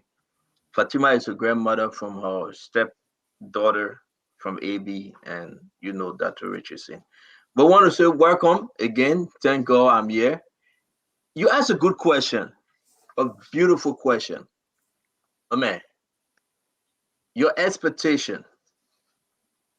Mama, we expected this thing when Senator Lyon said he got $1 billion budget only because Mr. Comey said he will increase the budget to $1 billion. That's it. There's no way in which the government was generating money in that amount for our budget to be $1 billion. There's no way. You think Senator going to push himself and he's on sanction You think he's going to push himself to do magic again? No. It was all D-hole covering hole. But Joseph Yima Boakai administration now, after January 22nd, can they manage the budget? At what point will the people of Liberia turn and say, oh, President Boakai is not managing the budget? At what point? I'm looking forward right now, Mame. I'm done with George Manawea and his team. I'm looking forward. I am not everything that happened and continue to happen till January 22nd. Let me say to every one of you, we expected it. We knew it was coming. We knew these guys were lying. We knew it was all blind. But today we all agree. Let me remove George Manawea. Let me remove Samuel Tway. That's what we told the people. Keeping George Manawea is keeping Samuel Tway. And because we told the Liberian people, they listened to us, they removed George Manawea, they removed Samuel Tway, and guess what came next? Sanction came on Samuel Tway. It is important for every one of us to understand. The simple thing is to focus right now, Joseph Yima Boakai, and the way forward for the Liberian people. Not only the budget. Remember, how much the government can generate? We can bring all the financial experts on the show. People not paying taxes. LRA dead. They go on a World Trade Center, they fabricate, they lie, they fake the documents. 1 million Kalando house is 1.5 million, and the other million Kalando property is a price for 700,000. Who's saying the truth? How this government, how are they generating money? 1 million is 1 billion, and the other million is 500,000. It's all about D-hole cover. That's the reason why Samuel Tway was forced by the command of George Manawea to take the 37 million from the HPX. That's the reason. Make no mistake, there was no money, nothing. But they went for the 37,000 to correct the mistake. Say, you know what? If we win 2023, we will do D-hole and cover hole. That's the reason why Eugene Lin Nangwe went on the Maritime to collect 7 million others. That's the reason why they agreed to take extra money from Western Cluster, because no money, nothing. What that wish was coming in the cut shocker, folks. Let's just say that the cost pay this pay, my man. We shouldn't waste our time. I want to see those Joseph Yima Boakai going to bring forth. That's my concern right now. We all know the Bible. The devil said, Paul, I know, Jesus, I know, but who are you? Peter, I know, Jesus, I know, but who are you? John, I know, Jesus, I know, but who are you? We know George Manawea. We know Samuel Tway was a faker. He was a liar. He was a scammer. We know that. We know LRA was all bluff. We know. We begged the Liberian people and said, get rid of them. They did. They answered us. They removed them. Our question here, and Eduardo need to come, Dr. Richardson need to come. What is our expectation when it comes to Joseph Yima Boakai? That's the question I will ask the Liberian people. What's your expectation when it comes to Joseph Yima Boakai? Talk to us. Let us know. Will your salary still be harmonized? Is that Joseph Yima Boakai saying manage your expectation, or Amarakone? At what point should we manage our expectation? At what point should we hold back and say, you know what, we'll go through the fight? How long we're going to go through it for? Okay, you can still manage your expectation. But guess what, Mr. Senator? You're making $15,000 salary. You got fuel. You got fuel, right? For your car. You're going to get a brand new car. Your generator going to be running. You're going to get 100 or 200 gallons of fuel a week or a year. But I must manage my expectation, and you, Mr. Senator, you're getting your pay on time. Let me say this. I'm sorry that I came in late. I will share this with you guys because it is important. This is exactly what we're talking about. There's a gentleman they took pay. Finance ministry, the ministers and deputy ministers, they're all taking pay, right? But other people have not gotten paid since November, since October. When they take the paycheck, mommy, they went to Central Bank. Central Bank told us they won't get money. But other people getting paid though. How will you tell me, say, senators should get paid, but those people are making $250 should manage the expectation? This my economy. And, you know, our man Zizo is not here. Stephen Johnson is sick. And, you know, Fadiga's sick. So y'all that know this thing, y'all can't answer us now. I can manage with $3,000, but I'm making $200. He said, I'm going to manage my expectation. I want to see the way forward of Joseph Yuma Boyka. I want to get some hope. Whoever Joseph Yuma Boyka going to appoint as finance minister, what would they tell us for us to listen to? Mommy, Prince Maxwell, whoever will be responsible for central bank, whoever will be responsible for the money, what would be your first message? What would be your first message to give me hope? That I can fast for 90 days, which is 3 months. That I can bear patient. That even I can tell my children, school, and say, can you please give me 1 semester? The government is just, you know, catching up. That I can reduce my 10 corporate rest to 3 corporate rest. That I can stop spending. The little I have, I will save it. But you just cannot come to the Liberian people. The people that said, no, we will get rid of George Manor, we are in Summit 12. You just can't come and say, you pause. But then Fatima making $5,000.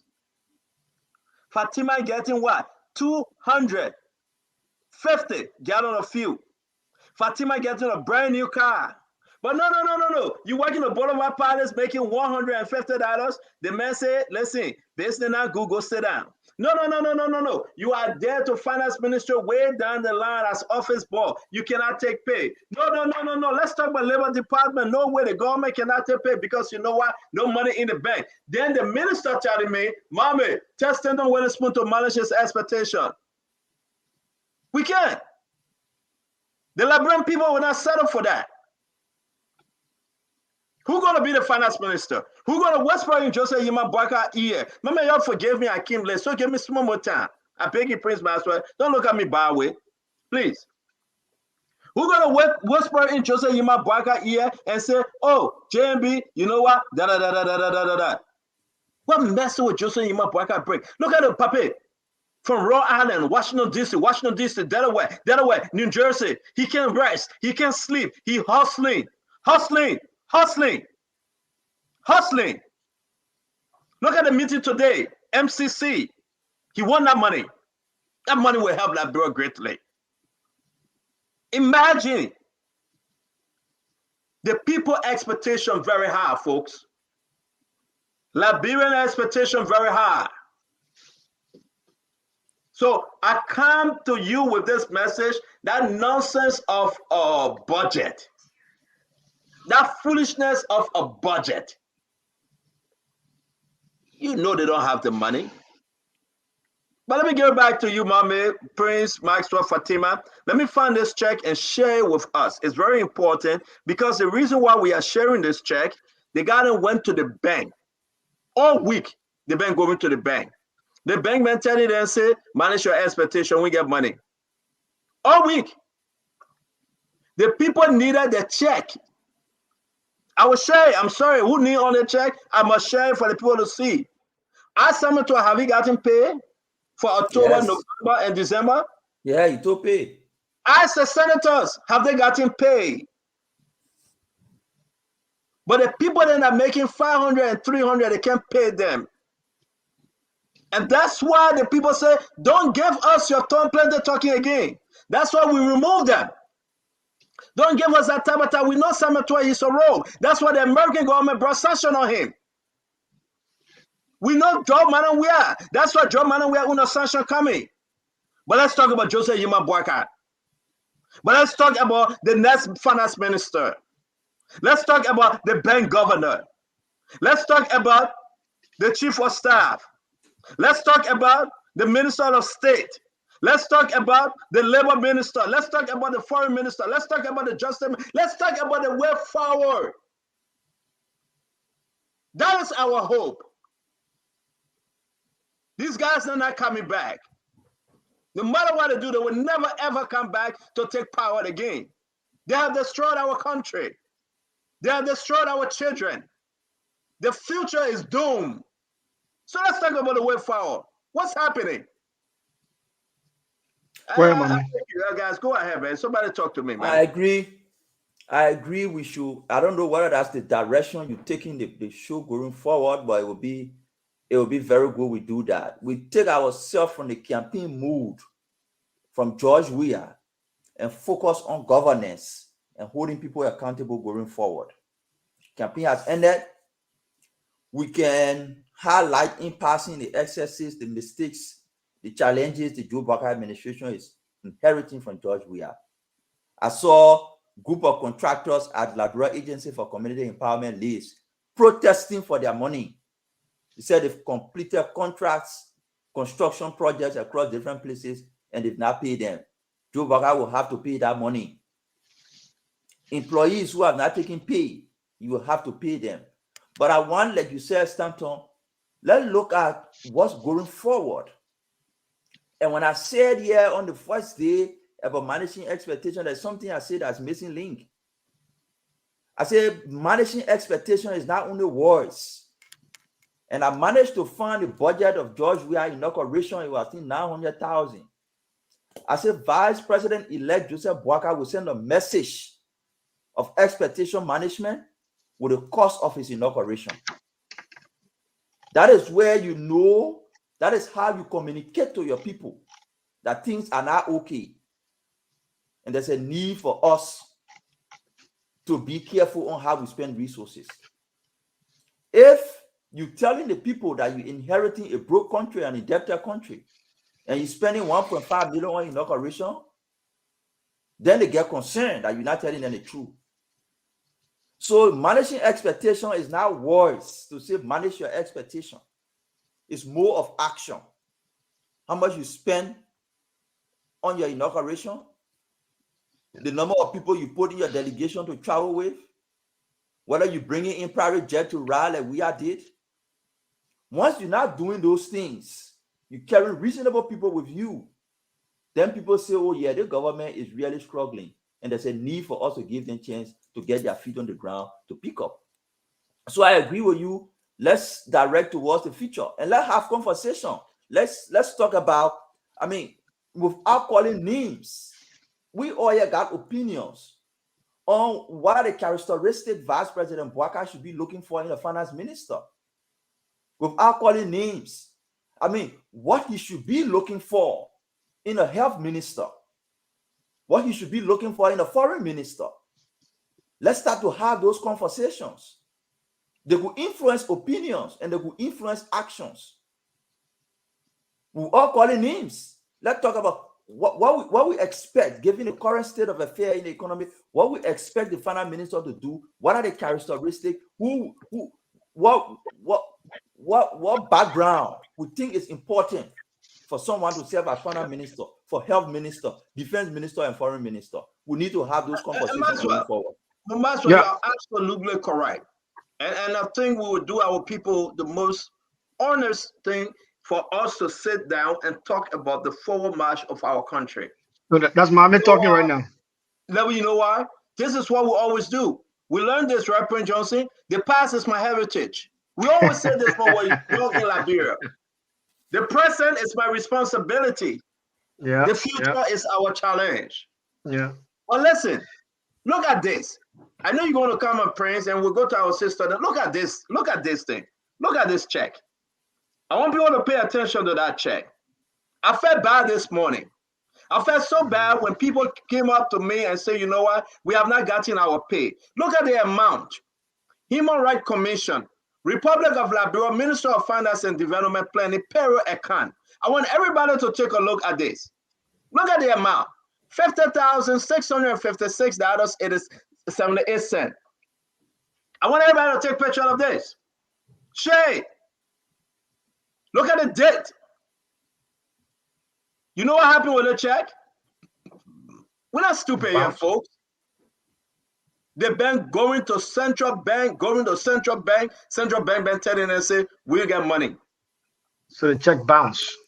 Every day. from central bank to central bank. You go come back. The last result, we don't have money. No money. They gave the people a check with nothing in their account. That's the cemetery. That's the George Manan we are. That's the irresponsibility of a budget and a government. We are not here to make fun, folks.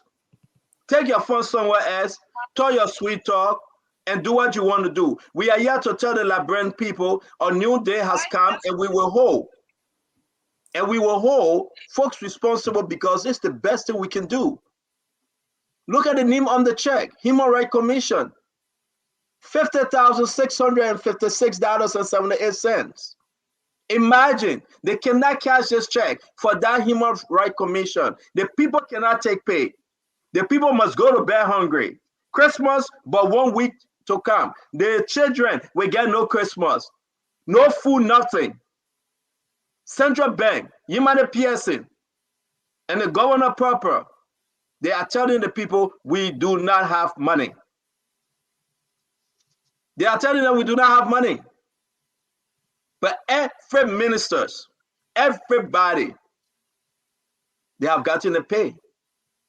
Here we are, folks. Make no mistake. I hope you have taken a picture of it. I ain't going to hide it. So when we're saying this issue, children are going to bed hungry. But again, we come to realize, Prince Maxwell, that's the exact reason why the people fire Samuel Tuer and George Manawea. I do agree. That's the reason why they fired them. That's the reason why they fired the government, because of poor performance. Before we go forward, I will say this to everybody. It is important. The PCC sent out a circular to stop payment. They're sending all these people their information. You stop this. You stop that, because these guys, they're raking. They are raking because they want to go. You know what they don't say today? That play they don't click. That play for a second. We are in the third fiscal quarter of the year. We have not received budget performance report. We will be asking and demanding for budget performance report before we put ourselves on the record to vote on this budget. We are not against this budget. Let's make it clear. We are not against passage of a budget that is supposed to impact our people and our country. Our role is to critique. Our role is to perform oversight. Our role is to ensure that the proper things are done before we pass the budget. I have few concerns. HPX, whatever it is contributing 30 million to the budget. Maybe I forgot. Is there an existing agreement between the government of Liberia and this HPS regarding our rail, the usage of our railroad? And has that agreement been brought before this body for our legislative consideration? How are we including in our budget a source of revenue? Which source has not been legal now been given with the practice and the process? HPX is supposed to be a concessionaire, and the concessionaire that is in the volume of the requirement that's supposed to bring it before the legislature for ratification. Have we done so? So we're taking more money, but we have not done the legal thing to bring the agreement before this body for critique and ratification or rejection. How are we taking people 30 million and then legislature in no how they assist? I need to know the answer to those. Number 2, World Bank loan. Let me tell something to you, and I will rest on this one because you know how it is. You guys got to talk. Prince Maxwell. Yeah. There will be more sanction coming. I know. there will be more sanction coming, Prince. Very true. Listen, I'm speaking right now. My body is getting cold. Why do you?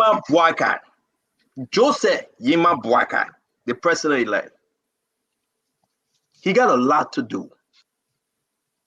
He got a lot to do. I'm sorry for him. And I hope Liberians can understand when we say we're sorry for him. The Barbadans will take their job. The Barbadans will go and sit there and say, you know what, I retire, I'm done. But then we were going to blame him. You know how freezing it is? You know how cold it is? You don't know? My son having musical concert. I bet my wife said I can't go outside. But you know I said it because I wanted to come on the show too now. You know I'm saying I can't go because I'm cold, but I wanted to come on the show. So I hope she's listening. But I tell you what, under the freezing cold in Washington, D.C., where is Joseph Yema Boakai? From one meeting to another. Where is he? From one program to another program. Joseph Yema Boakai not coming to lie and say, oh yeah, I went Saudi Arabia to negotiate on blue carbon and you find on the football field. Why is Joseph Yema Boakai getting up early in the morning? Call Jake Kabakori. Jake, what's our schedule? Jake present the schedule to Joseph. I'm telling you, we're going to X, Y, and Z. Are you sure? Can we remove some? Can we add some? Can we do this? Who are we meeting? And he doesn't sleep. I personally call and say, Uncle Joe, you got to sleep. He said, nephew, why am I sleeping? Look at our country. How old is Joseph Yema Boakai? He's saying that. And how old is Dwalu Freddy that running around in Monrovia going to watch football game? Young men destroying our country. Look at Delon. Delon coming to say, my people, why we didn't see this $37 million? Why is the performance report from the one? They don't been crying for a performance report. Nothing. Because he doesn't believe they could go to Buffer Chima and tell Buffer Chima forget that thing. They could go to Abache and tell Abache forget that thing. They will call them beyond Jade and they will lecture them and get them brown envelope. And our country will go down. I dare anybody talk about brown envelope tomorrow. Honor Joseph Yema Boakai. Oh man, I'll take the show, man. Look at the people that are getting the money, Dwadu. Look at this amount. You all of you didn't see it. Don't stop me. I got to show it to you. No, you didn't. I want you to see it live. Look at this amount. Children will be out of Christmas. Family will have no food to eat. Because the whole Human Rights Commission, they say they are not paying them. The government don't have money. Y'all take the show, man. Y'all stop putting over your guys. But Stanton, you mentioned something about people that were supposed to receive the 3,000, the deputy minister, they are receiving them. And people that were supposed to receive 200 or 150, they can barely get them. Sometimes there must be some pay equity. Get them in 1,005, the other 1,005, you give the boy making 200, 150, 150, so everybody can get something. I always stress this point. I don't expect you to become minister of government and eat dry bread. But why are you eating your whole ass and cabbage? Can the people at least eat a plow saw with a leaf of food? How can we be this wicked on one another sometimes? I don't understand it. With these pay distributions, look, Liberian people, the issue of this country, Stanton mentioned the president-elect is not sleeping. You know, when people are talking about, oh, the Papa sleeping. You not sit on the S79-year-old before, and a 79-year-old in the world. Do you know what it takes to have all these meetings to them? Look, you met the U.S. Assistant Secretary of African Affairs. He met with a committee to restore Liberia international image. He met with U.S. business leaders in this country. He met with the Department of Treasury. He met with the executive on the MCC, the Malayan Challenge Goal. He met with Sanction Committee. How many of them there?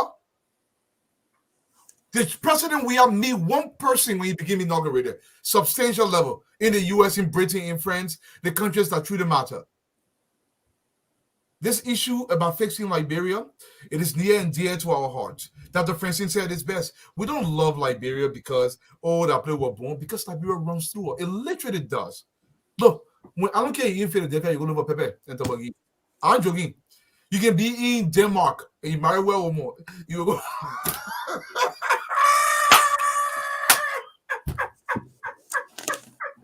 You are going to look for. You're going to look for Tabagi and Kisawali.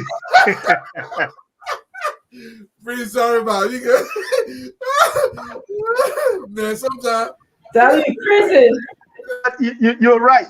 Liberia runs through us. Liberia runs in our veins. Believe me, I do go find cassava leaf, potato greens, and palava sauce. Are you talking to? No, I just say I go find it myself. Oh, okay. We answering. That's why. No, because I mean nobody cooking it here, so I have to go find it in Antwerp. So, but I agree with you. I agree with you, Dwalo. I do agree with you. We have to find it because it's in our blood. But let's come back to the issue of expectation. And I think the last time Ambula and myself started to talk about, reducing our expectation. And I do agree with the narrative I set forth. What we're talking about in terms of reducing expectation? So manage. I didn't say reduce. Manage. Okay, manage. Yeah, for me, I say okay, manage the expectation. Yes, manage. Okay, manage the expectation. What? Okay, for me, I would say okay, fine. But let's look at the word term manage expectation, because now I'm using Ambula's words now. Manage expectation. The George Weah administration came and said they're going to come over for $1 billion budget. And consistently, they've never been able to do that. I don't think the President-elect Bouaka administration is going to come up and say he's going to raise $1 billion when he understands the macroeconomic implication of that. That's the move. Number two, the idea of managing expectation will be making sure that there's consistency in the budget process. What do I mean by consistency? Taking care of our foreign debts and our domestic debts. We know fully well that under the George Weah administration, those aspects of our national responsibilities were never handled properly. Amara Konen talked about our debt burden that we had, and many local businesses in Liberia, the government owing them. Managing expectation would be making sure that it's a consistency of servicing these people so that we can build public trust. Managing expectation, I think, will also be keeping the promise of cutting waste, being firm on cutting waste. And not only that, reducing reoccurring expenditure, deploying resources in the economic developmental areas of our economy where it can spur growth and protect our food security. I think these things are very easy in terms of us trying to manage our expectation in that area, because that is what I think the forward-looking perspective of the Bouaka administration will be keen on, having a bird's eye view on those issues. I remember Madam Sirleaf used to always use commercial flights to go to wherever she's going. What I realized about that was that her use or consistent use of commercial flights created an aviation trust in Liberia. It encouraged other airlines to come to Liberia because the president was using commercial flight consistently. And not just Brussels Airlines, she also used Kenya Airways. She used many other airlines to travel around the world. It created a sense of aviation trust in the country. That is part of our managing expectation, because all of these aspects, when the president-elect start to do that, the Liberian people will see that the country is taking steps in the right direction. Thank you. I wanted to add that I want to use your word, Prince Maxwell, the psychology of the budget. I think you felt maybe I was limiting it to the communication, but I'm going to probably expand on that.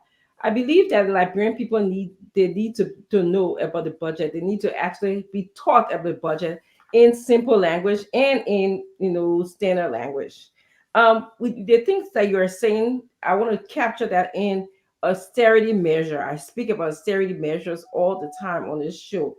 That means to me, no more big cars. I think somebody said you can't be wearing big cars in the country.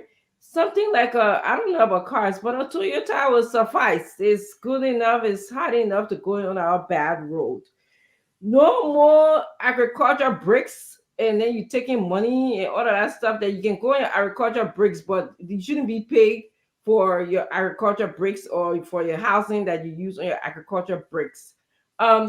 They also, I learned, I think someone was telling me, and I stand to be corrected, that they work 2 days a week at the legislature.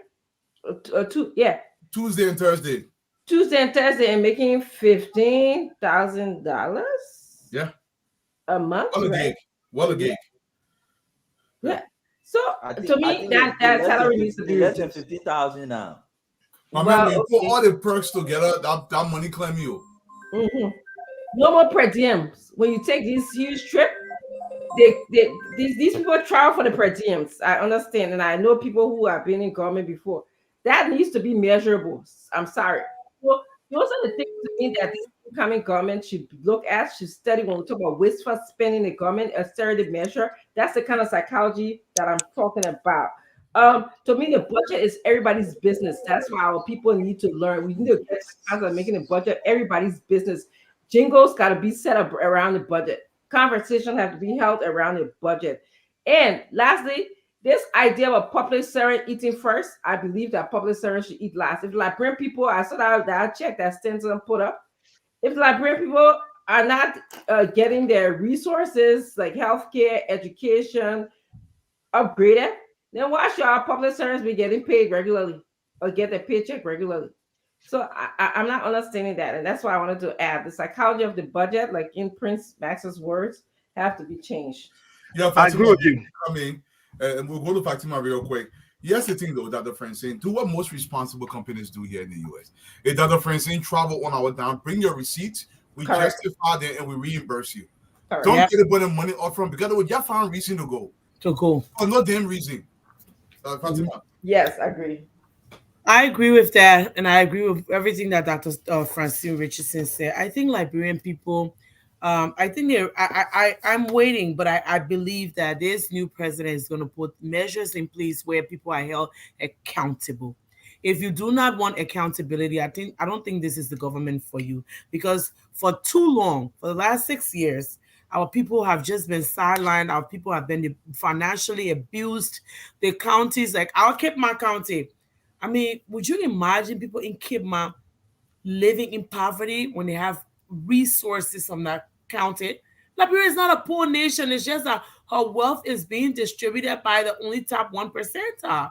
You know, the government officials, the powers that be, they forget the people who elected them. I'm grateful that we've gotten this platform where we can educate our people to start putting themselves first. I told each and every one of those people about their vote. That one vote can change some. And see what we did to Sheme?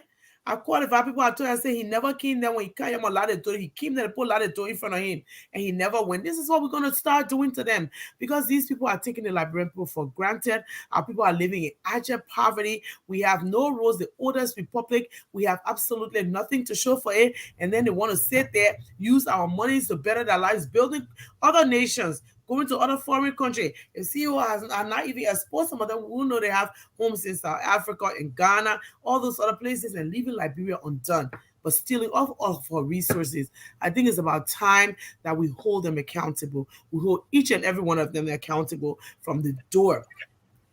I am all for this auditing. I really am all for auditing. We need to audit them. We need to make sure that all this ill-gotten wealth will be returned to our country and our people. You know, she said the Americans auditing already. The American auditing through sanctions. It's coming. But let's just go back to this issue, Duadu. And let's just understand. Jose Yima Bwaka. Can you give me 5 names, finance minister? Very, very important today. Very, very important. We can go back and look at the past finance minister and their performances at the time. Let's just go back and maybe, you know, just take a break, because we're talking about the way forward. We're talking about what will bring some discipline in our country. When you're talking about the budget, who will represent that area in our country to say, yes, we are doing extremely well. Let's go back. It's a post-war finance minister, former finance minister, and their assignment. After they left, Antoinette Sai went to IMF. Somebody did this. Keloma sent it to me. Augustin Gafuan went to AFDB. Amara Kone went to World Bank. Now he's a senator. Boema Kamara went to the African Union. Samuel Twe, his way out is sanctioned. So maybe let me just put this up. No, Prince. What are you laughing for? That's not me. Listen, people send me this information. We want to see exactly the expectation. Let's get into the mindset of JMB. Let's understand who will be that finance minister, who will run the affairs of the country, the financial budgeting and everything, and who will say, yes, Mr. President, this is the way to go for our people, our children, our family to have a better life, Mr. President. This is the way to go. You cannot have Amara Kone running the finance ministry. He already was a senator representing the people of Buffalo. You already there. Is Boema Kamara coming back? I mean, if we try to understand who we are as a nation, we are people. We think on this thing. Is Boema Kamara coming back? Have you heard from Boema Kamara? Have you seen Boema Kamara since he left? His job, that he worked for, I think maybe 6 to 8 months or so, less than a year. Did he perform well? So I want to remove Amara Kone from the picture now. I want us, because Mama said we must just get into it and make some, and have some critical thinking. So let's understand ourselves. Who's who in this environment? Augustin Gafuan, is he coming back? You guys, some of you guys know them. I never met them before, never worked with them. I read about them. Who Joseph Yima Boakai thinking on? Look at this. Would Joseph Boakai take somebody from the CDC government, some of the deputy minister? Would Joseph Boakai go down back into Madam Salif government with this name? Because now we have to delete Amara Kone, he's a senator. Augustin Gafuan is still out there. Boema Kamara, you saw his name on the, what's the thing name, Duadu? He's on the list, the transitional list, right? Yes, he is. Are we talking about John Balu, the other guy? Who are we talking about, folks? Come on, wake up. Let's have some good conversation. For me, for finance minister, I already thought about 3 names, really, that I would really, Dr. Kennedy, Larry Kennedy will make a great finance minister. This man doesn't just understand the concept of finance, he's a professor as well. Obviously, John Molu is somebody for me as well, and Dr. Gumpu. Dr. Gumpu out of New Jersey out there, he's a professor out of Warner University. He worked at the finance ministry before. Not to say the old guys cannot do a better job, but I want the changing of the guard in a way where you're bringing this flow of new blood into the system and try to see how we can pump new blood into the system. It doesn't mean those guys don't have value like the Boema Kamaras of the world or the other guys, but I just want to see something new. Let somebody else give you a touch that actually prepare in the field for a very long time. You prefer having somebody that mingled and won and down with Samuel Twe to be over there? Who? No, I'm not giving you names, but somebody. No, I gave you my 3 names. I gave you my 3 names. I'm asking you a question. Besides your 3 names, I'm asking you. Not. Somebody that served as a consultant to Samuel Twe that they messed this thing up. You prefer any of their name coming closer to Joseph Yima Boakai? Absolutely. So you call 3 names. It's very important that we stick with finance ministry, folks. Yeah. That's what our trouble is. That's what our trouble is. And I put this up, but you named 3 names. The names that you named, none of them on this list. These are all old guys. Yes. These are all old guys. I will ask you the last question like I will ask everybody else. You also prefer for Joseph Yima Boakai to go back in Madam Salif regime and plug somebody to serve as finance minister? Oh, yeah. If the person meets what the standards he set, I believe Malu will make a great case, on with John Malu. Like I said, Dr. Gumpu or Dr. Larry Kennedy. those will be great finance ministers. The reason why is these guys have a grounding in the field, not just in the finance, but economics as well. They are professors. They work at high-level power organizations here, including Goldman Sachs and all these Wall Street firms. These guys understand finance. So it's not just running an agency, but they have the idea to actually manage as well. This is where I will be. That will be my choice. So let me thank you very much. And again, let me go. I would just, put our sister there will come in. Let me just bring in Mommy. Yeah, I wanted to eat small thing first. So bye. I'm trying to go eat, but I can't because we ran out of time now. It's 7:16 here. But your take, Mommy, finance ministry. You got any names, suggestion, open conversation? Joseph Boakai is listening to you right now. He's listening to you. I wouldn't want to call name, because when you get into the name calling, I mean, for me as a person now, when I get into the name calling, then people tend to discredit some of the things you want to say, right? But this is why I would say, given the state of affairs in the country, we need money. We need immediate resources to come in. After that, we need to transition from multilateral funding, donor support, towards private sector investment. So, the first 2 to 3 years of the Joe Boakai, two years of the Joe Boakai administration, I would want to see a finance minister who is able to mobilize international resources and international support, who is able to stand and make the case, both domestically and internationally, to mobilize resources. I would want a finance minister who is not just a technician, but who is able to stand in the middle and convince people at the legislature who are politicians, they are stakeholders, to convince them on strategic policy direction on why we should pursue this and not pursue that. I need a finance minister who, when there are issues, there will definitely be issues with making tough decisions on rationalizing workforce. How do you engage different ministries and agencies on the need to rationalize workforce, and they see that as a policy priority to move forward with? So we need that finance minister domestically, somebody who is able to stand in the middle, convince different stakeholders around Joseph Boakai agenda that people will not be happy with, people will not be satisfied with, but able to convince them. But then also able to mobilize international resources to address the immediate needs. But then going forward, that finance minister should be able to raise be able to attract significant international private investment to Liberia. That's the finance minister we're looking for now.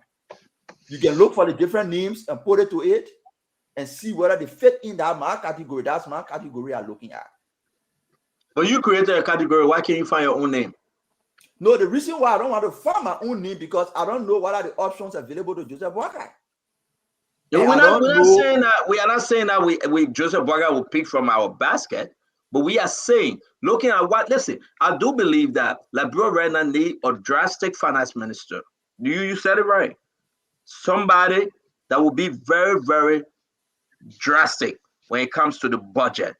Somebody that will be responsible, not working from the cell phone calculator. We need somebody to show up, clear. The fundamental aspect of how we can build the system, all right, from poverty to that, at least that everybody can benefit, if even not equally, but people may enjoy the resources of the country. You learn something, all right, my mate, but who are you thinking about? Who? To be honest, when I thought about finance minister, I thought about John Molu. But the reason why I think John Molu wouldn't be a good, he would not be a good finance minister, but he would be most effective, in my view, as the head of the LRA than the Ministry of Finance. The reason why I think so is, I've spoken with few colleagues. I was doing a research on revenue mobilization in Liberia. Key informant interviews are conducted, both at the Ministry of Finance and the LRA. The conclusion is, if you tighten the loopholes of leakages of revenue in Liberia, the revenue that are not being reported If you can get somebody to close it, you can raise $1 billion revenue in 1 year. Most of the revenue are not being reported. Private institutions are cooking their financial statement and under reporting. So if you have John Molu, who by himself is a czar in controlling fraud, waste, and abuse, who understand financial reporting and able to detect cook financial records to undervalue what you're supposed to report. My estimation is 1 year, 2 years as head of the LRE, John Molu could raise Liberia budget to more than $1 billion. That would be a significant improvement in revenue mobilization and a legacy for him. That's my thought.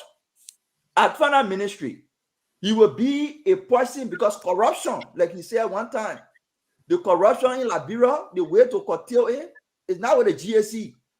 The GSC is basically running after people who stole money. You can control corruption at the Ministry of Finance by controlling the allotment process and ensuring that people who government institutions that receive money report adequately. If you can control corruption at Ministry of Finance, you will save up millions of dollars from going to waste. John Molu could be effective in that role in controlling corruption at Ministry of Finance. I'm not sure how you'll be able to deal with the multilaterals. His ideological thinking about raising resources is fine. He and myself differ on the ideological basis. He's more focused on raising private sector resources than multilateral.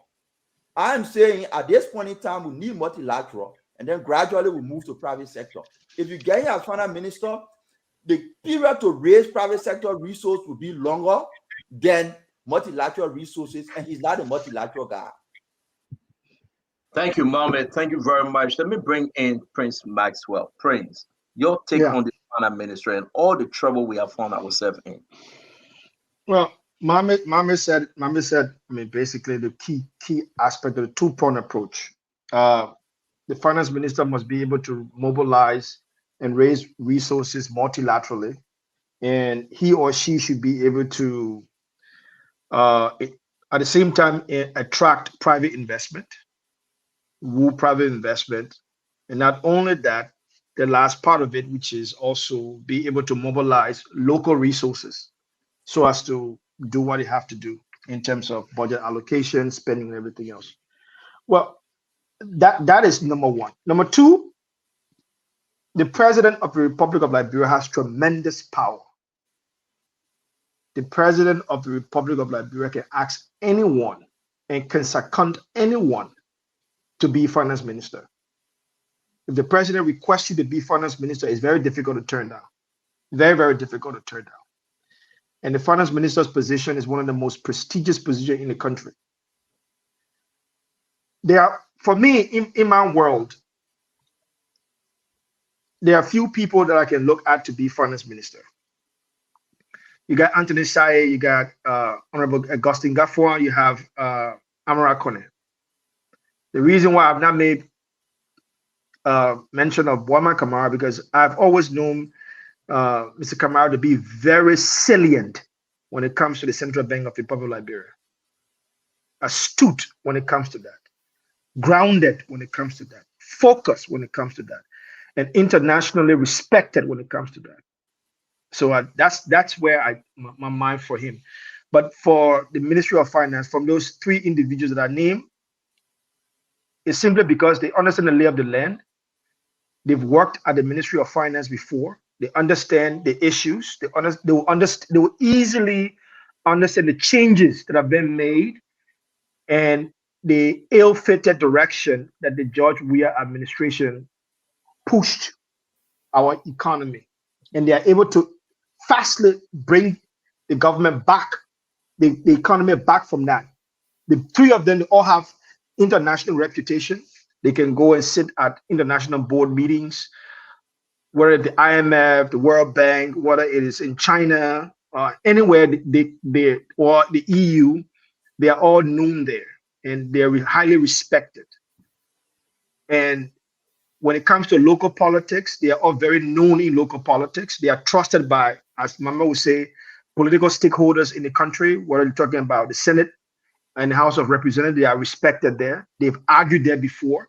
They've argued a case there before. They've convinced the both House of Representatives and Senate on budget issue, on policy, economic policy directions, and everything else. So I think it will just be a handshake work because they're all familiar.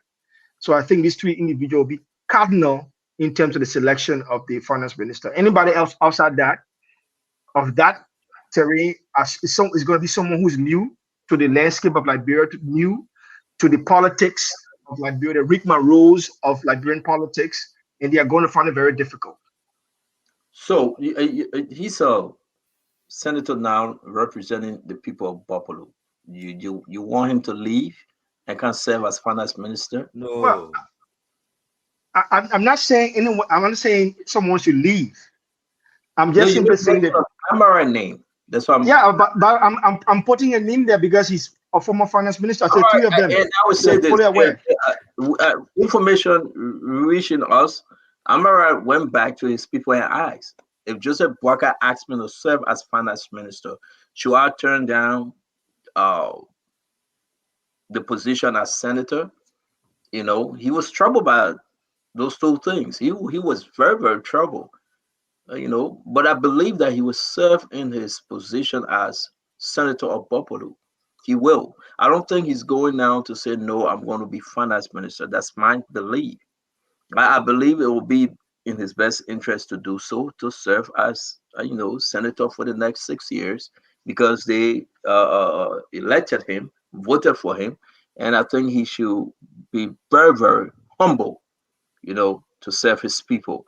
But if you include his name, then I don't know. But anyway, good to hear from you. Let's just bring in Fatima. Fatima, the finance minister area right now, because I think something big is happening. Something very, very big is happening. Yes, I agree. So who will serve as finance minister? They got a lot of work to do. And they should come up swinging. So let us hear you, Fatima. I actually got a handpick of people. I got three people that I'm pretty amazed by. I like what they've done for Liberia. I studied them, I researched them, and I met them when I was in Liberia. And one is my good friend, Agosti Gafuan. I think he will make a good finance minister. I mean, the track records are there. I think he's one serious-minded person. I just want people who love Liberia and care deeply for Liberia and will put Liberia first. I also chose Larry Kennedy. I think Larry Kennedy would do well. I mean, I've heard about him. I just heard about him like 3 weeks ago, and I started learning about him and what he will bring to the table. And I chose also Boima Kamara. I met him in Liberia. He recently, I think he was overseas. He was in some part of Africa. I read about him and I found out what he did as finance minister for Liberia, and those were my three choices. Also, I was thinking, trying to take some approach, and we want a finance minister who will stabilize our economy, ensure that our Liberian people, let's give preferences to Liberians first. Ensure that the private sector is equally working than the government agency. Everybody's looking for government jobs and government jobs. I want a finance minister who will also be there to generate revenue, bring revenue into the country, and he will reach out overseas or even within the region and ensure that Liberia is first and that Liberia's economy benefits from most of these things. That will work with other ministries like the Lands and Mines and Energy. I mean, make sure that our diamonds, our minerals that we've gotten benefits our people. And see, I had one question that I wanted to ask. So I was in Liberia. I heard something that monies were borrowed from Metal Steel for these elections. So I just wanted to understand if that is true. If this government who's leaving in the next 30 days, is it? If they're leaving and they borrow money from Metal Steel, who bears that burden when our new government comes into power? We'll answer when we come back. Huh? We'll answer as Alexis. We'll answer when we come back. I want to, because that has been bothering me for a minute. I was thinking. We'll answer, but I go to Dr. Richardson. Dr. Richardson, your take, because Fatima, you know, it will fall anything we do. Government is continuing with it. It will come to the next government, and definitely Jose Imabwaga will inherit all those good, bad, and ugly. Period. You can't do anything. All right, Dr. Richardson, your take on this finance ministry issue. So that position is so important to me that I would like to spend more thoughts, you know, to the question. But if I listed the names and questions came to me that I want to share with Liberian people. You know, Antoinette Say, I believe, is a great candidate, but my question is, what has she done for Liberia since she left the Ellen Johnson's government? I don't know the answer. Maybe other people can tell us that she's been, you know, contributing and supporting and stuff like that. So that would be something that I want to know. But I know, and why did she leave the government would be another question that I have. The answers to those questions will put me in a better position to see if she qualifies or not. When I thought about Kwafan, if I pronounce his name correctly, the same question that I have, I know he left government. And again, what has he contributed to Liberia since he left? That is the question. You go to another international body, you start making a lot of money. Did you come back to volunteer? Did you come back to speak to the Liberian people? Did you build a property in Liberia, contribute to the economy? So I think this is the new Liberia that I want to go towards. Malu is actually, I'm with Ambula with this. Malu is a good choice for me. He's rated high up there. My problem with Malu is people skills. There's something I'm detecting about him, about his people skill. And maybe because I read this in Ellen's government, one of the problems he had was relating to Ellen. I think Ellen and some people had a few fights. I think even one was in physical fight. I remember one person in particular went to his office and called him names, and it was a tough situation. So once I get a good assessment of how he relates to people, because relating to people is a key character of being a finance minister for me, because you have to play that intermediate role between the government, the president, and the legislative branch, and the international community. Dr. Kompu is not a bad choice either. He was in government before, but he's academic driven. I know we academic people tend to be very idealistic as compared to realistic. I want to assess his work that he did in the government before to see his practical skills. The same with Larry Kennedy. I know Larry Kennedy, if he has a history of working at the Community College in Philadelphia, CPP, and again, he's in the academia. I think maybe some people have said he worked in different businesses, and so again, I like to assess that. So if I get some answers to my concerns, and Burma Kamara, obviously my own relative, I want to do an assessment on how he did at the Ministry of Finance, and what has he done for Liberia now, what his contribution has been to our country. Have he spoken? Has he written anything negative, positive about our country? And also, I believe somebody said that he did a great job at the Bank of Liberia. Yes, I actually remember that. And for disclaimer's sake, for transparency, Burma Kamara is my uncle. I do remember him working at that bank and doing a great job. It's not to say that he can't be a great finance minister, but I actually want to see what did he do. I want to go back and read up on some of his work. So having said that, that's where I stand. You know what? Then let me say my own. Then Mr. Eduardo, we can just go in peace.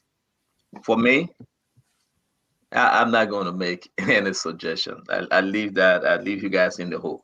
Then why you brought up? No, man.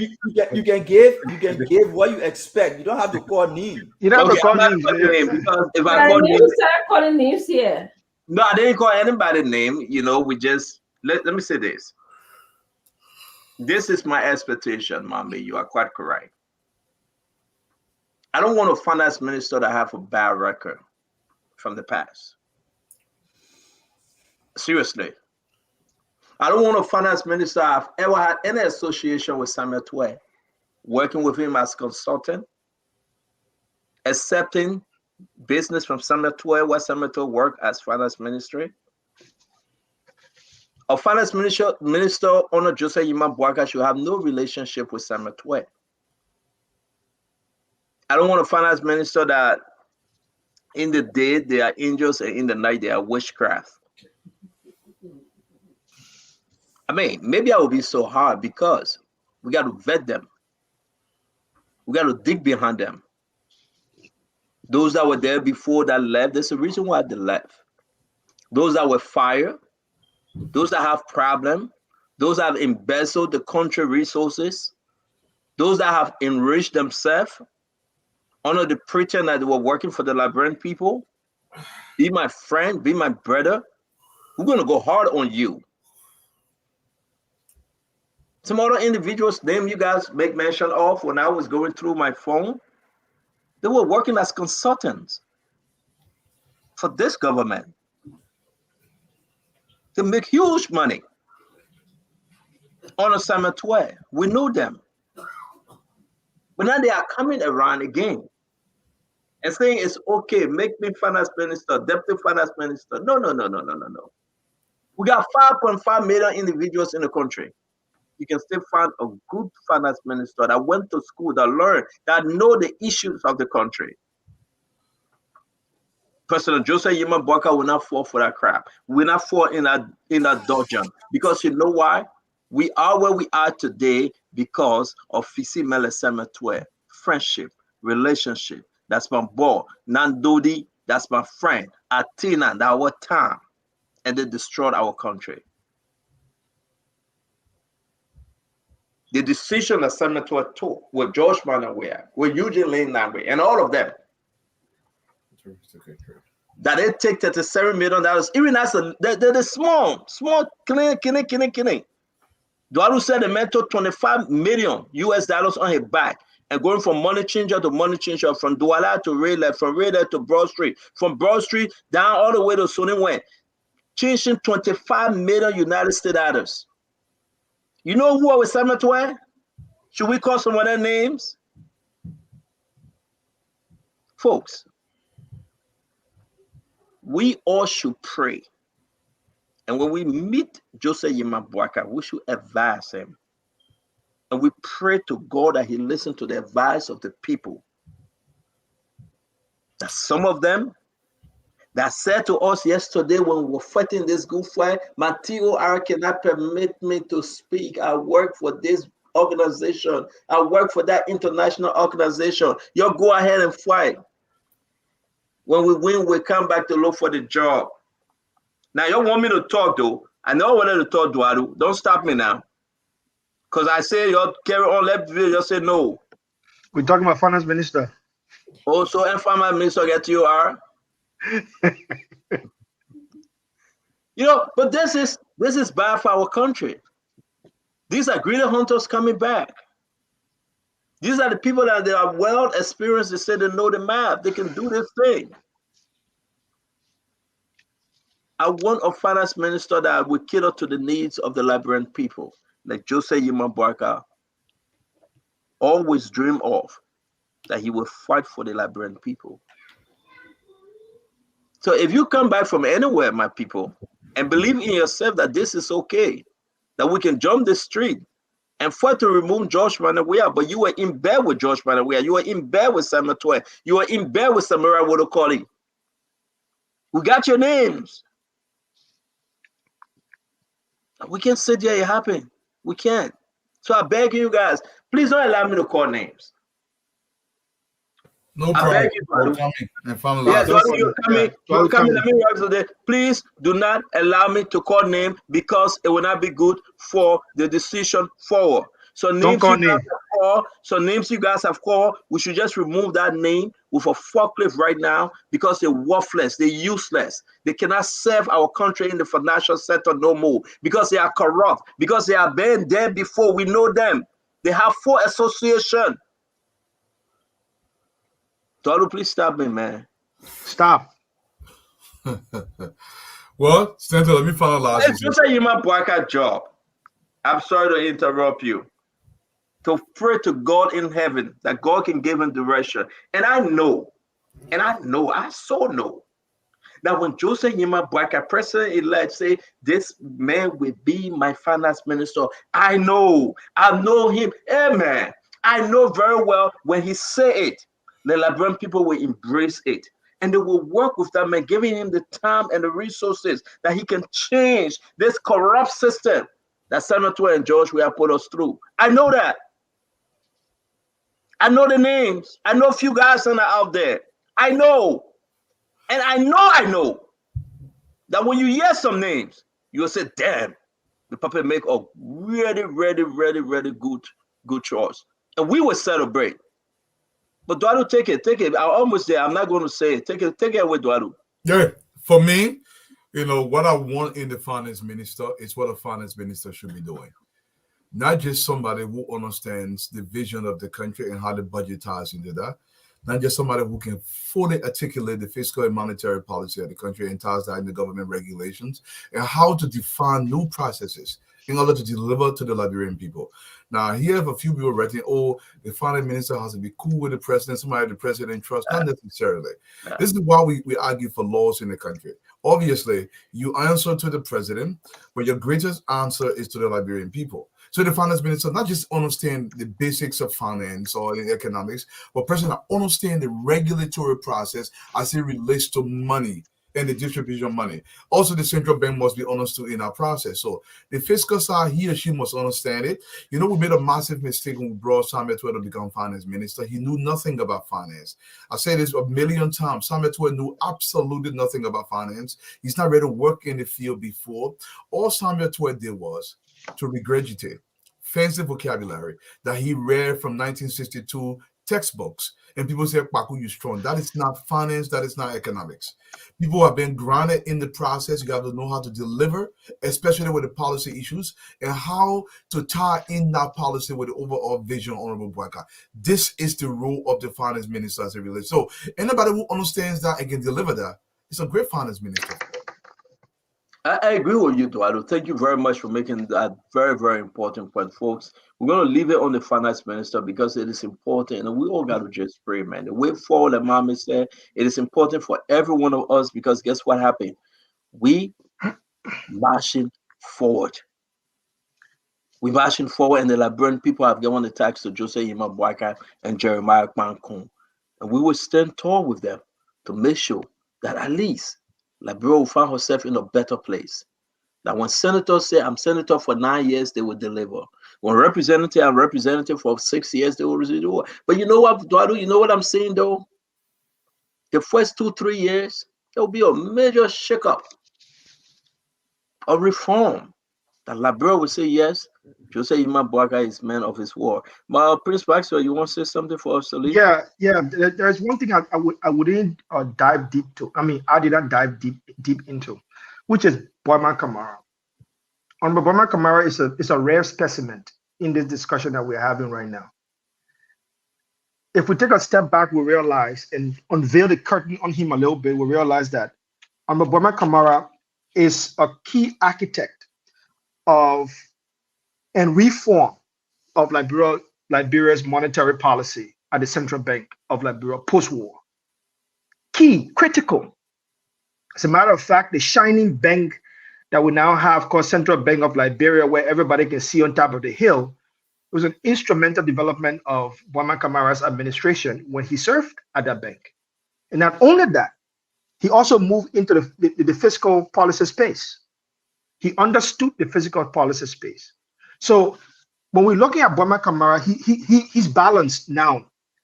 And that's the only person I can speak to directly about right now to become central bank governor. He's balanced. For a chosen individual to become central bank governor, he's absolutely balanced. That's the only person I will speak to for right now. Every other person right now is up to the presidency and his power.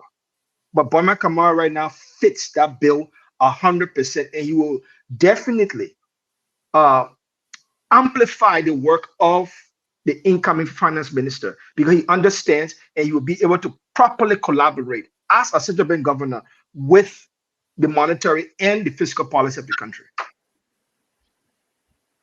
Compare that to his performance when he was at finance ministry, though. It was not really there long enough to really have a proper comparison, you know. I mean, yeah. What's his plus and minus here? Yeah. I mean, let me say something. We What's the plus gotta and minus of Boy Macabra? we gotta be careful with comparison on performance. And the reason why I say so is when you want to hold the finance minister on performance, you got to hold him on performance on number. What was the size of the economy he took? How he managed to grow it? What the reforms he put in place? How did they impact the fiscal space? Those are things you want to, if you want to go into grading. And that's why I want to be careful not to just grade somebody, oh, they didn't perform or they perform. Because it requires a whole lot to just say somebody performed or they did not perform. At least from a level, I wouldn't just say they may perform, he didn't perform.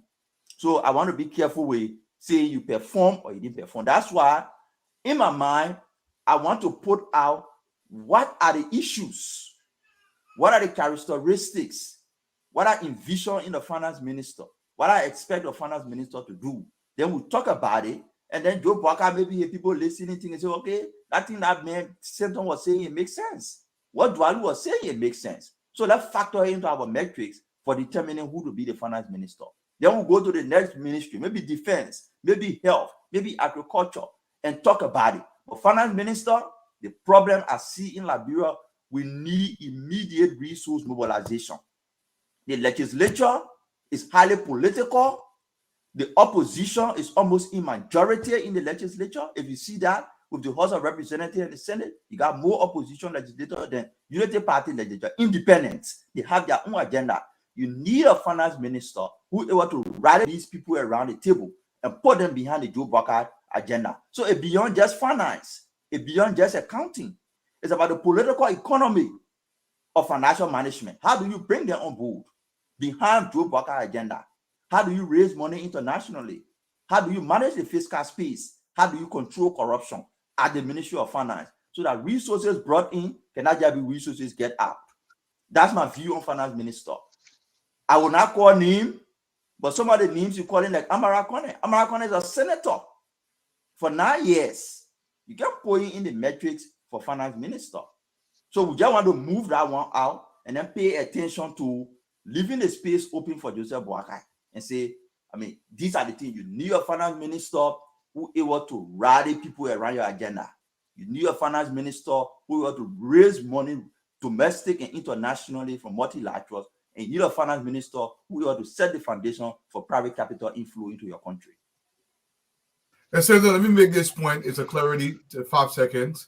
Yes, it is important that the finance minister become a confidant of the president. I understand that. But it should not be the primary thing we focus on.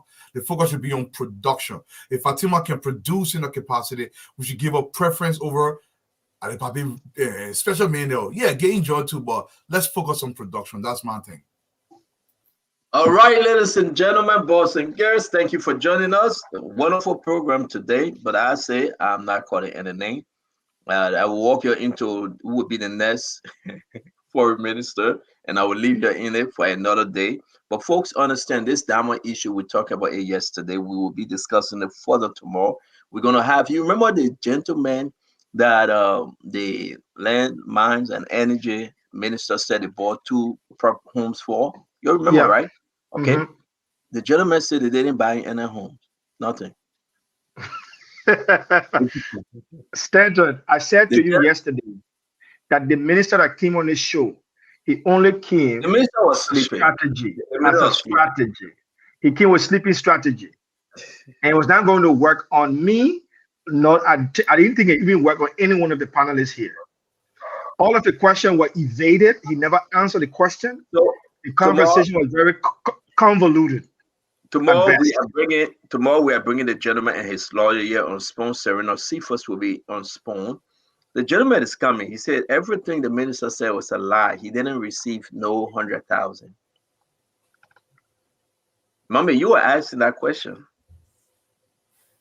He said he got him to speak. He said the diamond issue actually that took place was that the government sold the diamond for a higher amount. I shouldn't say what he's been saying. Let me just keep quiet now. But let me say a little bit of it. He said the government sold the diamond for a higher amount, and the diamond was taken to Dubai by President Weah private jet team. That's what it said. That's the allegation. That's what it said. That's and possible. They sold the diamond for over 12 million United States dollars. There is something in diplomacy called diplomatic pouch. A diplomatic pouch can carry anything. And at the end, I will say this to people. He's come here to speak. He is mad.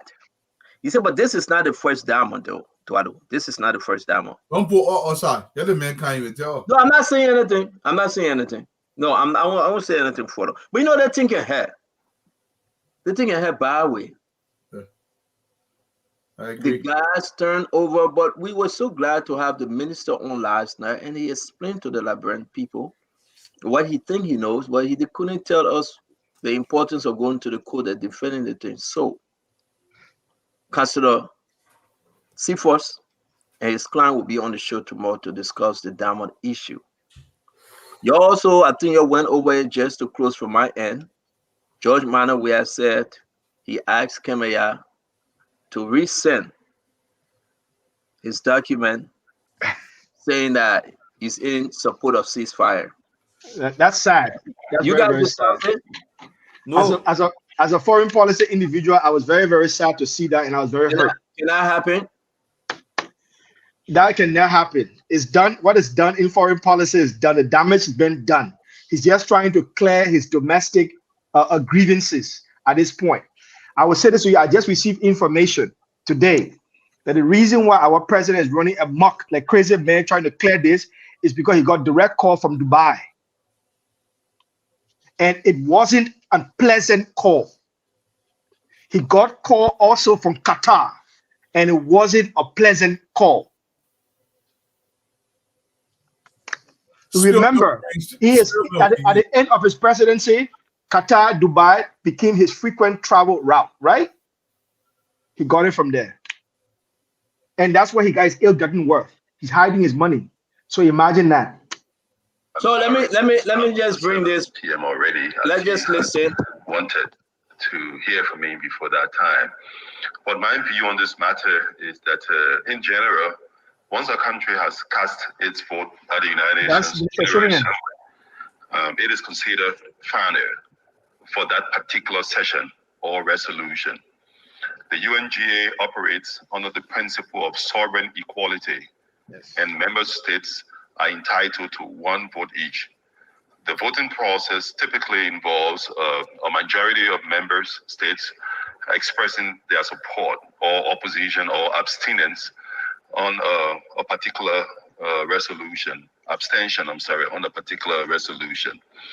While there may be discussions and negotiations leading up to the vote, once the votes take place, it is considered binding for that session.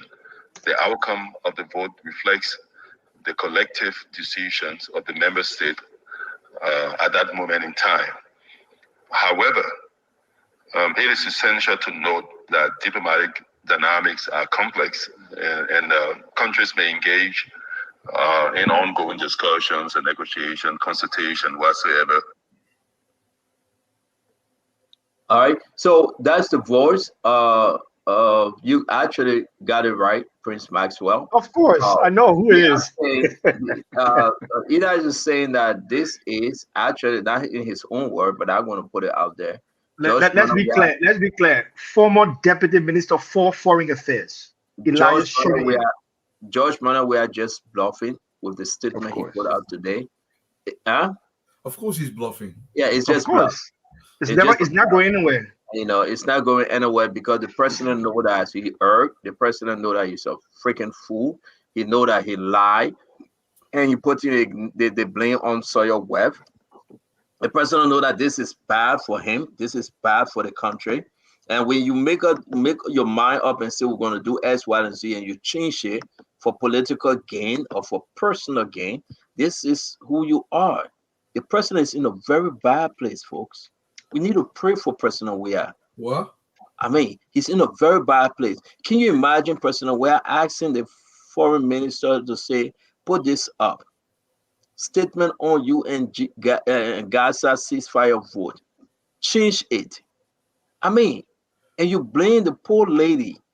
So the UN will reconvene and the entire section Yeah. But that's what Elias is saying. That goes to show that the president lost his foreign policy, and he lost the Ministry of Foreign Affairs. He lost his expertise in understanding the complexities of voting at the UN. He lost the understanding of the consequences of voting not based on your traditional principle at the UN. He lost everything that Liberia holds dear. You put it in the chat room, y'all people hear what he said. Oh, his statement, Elias? His statement. Okay. People got to hear it on the radio as well. But we play it though. Honorable Shonia was spot on, absolute 110%. Right. When we're speaking, I reached out to him, and he was asleep. So then he decided to send this to me. Okay, it's in the chat room. Where you want me to put it again? Never mind. No, it's in the chat room. Yeah, I got it now. Everything the president is doing right now is facade. It's just for domestic audience, not for the international. And he's deepening his embarrassment because the diplomatic community in Monrovia are going to receive that communication, and they're going to read that communication, and they're going to forward that communication to the Liberia capitals, and they're going to laugh at us in the Liberia capitals because this is unprecedented. This does not happen. Well, man, listen, this gets me angry all the time. Fatima Maxwell is angry. Prince Maxwell. He's damaging the integrity of our sovereignty. Fatima, Prince Maxwell is angry. He's telling the truth, though. He's telling everything. That's why I became a diplomat. To protect and to serve my country. I don't joke with these kind of issues. But Prince, when you step outside Liberia, Prince, let me say that. Let me see you for 1 minute. For the president to look at everything that is happening and say, write a letter, send it back to them, to UN, and tell them, say, we're changing our vote. Appeasement scheme. Mommy, the president in that grade school in? We talk about this incompetence in the domestic level at the Liberia level. What George Weah is doing, the man is writing letter around to US. He is exporting the incompetence internationally. Literally. He's exporting incompetence internationally.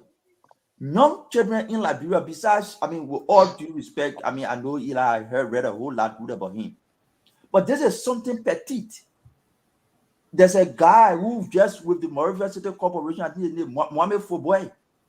He's ever since today on Facebook that it is not possible to withdraw your vote. No, you can only do so maybe if the content of the resolution change over time, and then they bring it back for everybody to vote based on the change in the content. Right below you are people with expertise that you can just ask, and they will tell you say leave it. But so the question remains though, and let's go back to Prince Maxwell in this field. Prince, so George Weah couldn't just call his foreign minister and ask him for guidelines. The foreign minister doesn't know. The foreign minister does not understand international diplomacy and international geopolitics. Look, listen, coming into this field for me, it was a difficult process because there are a lot of things that you have to understand. And there are a lot of people that you have to step behind to understand. When Honorable Shonia used the word complex, what he was talking about is this. Before such a decision is made, you have to consider the current event prevailing in the world around you. We are now into an argument of multipolarity, and we are voting like we're in 1977. The president doesn't understand the nature of what is happening in Gaza. The president doesn't understand the nature of the reform of the UN and what is happening there. What our people are doing at our permanent mission at the UN. What are they doing? Are they writing reports to properly inform the government of the Republic of God what our position should be or has to be in the next 6 to 10 years? Thank you. But I think Dr. Fatima, you want to come in quick, and then Eduardo bus take us home. It's 8 p.m. Yeah. CEO, I mean, we from the time we started this during the election time, we all knew that George Weah was inept.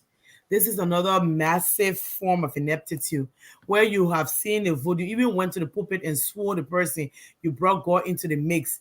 I mean, if you feel that this vote was not your voice, why didn't you fire the person, CEO? I mean, fire the person in front of everybody. This is not how I wanted to vote. I'm a peace ambassador. I didn't want this vote. And fire the person. Let's see. I don't care how many days the person is there. Other nations would take a drastic step. This is not how I told you to vote. Because I want everybody to understand nothing happens in the foreign service without the attention of the president or the knowledge of the president. He knew about this vote. He agreed to the vote. That's the same thing when he signed the gay and lesbian bill. He said he never knew why. I mean, how would they give you a document and you blindly sign it and he never read the bill? Same thing. He knew about this. He's just playing. He's just playing now that all of the Arab world, they're upset at him, and they saw that he stood with America against Israel, and the gravity of what happened and what is happening now in Israel. The whole world know that it does not match. To have see the women and children suffering in Gaza, and for him to vote against that, now it is resonating well with him that the Arab world is mad. He's trying to use a cover up. Standard, you're in America. Standard, you're in America.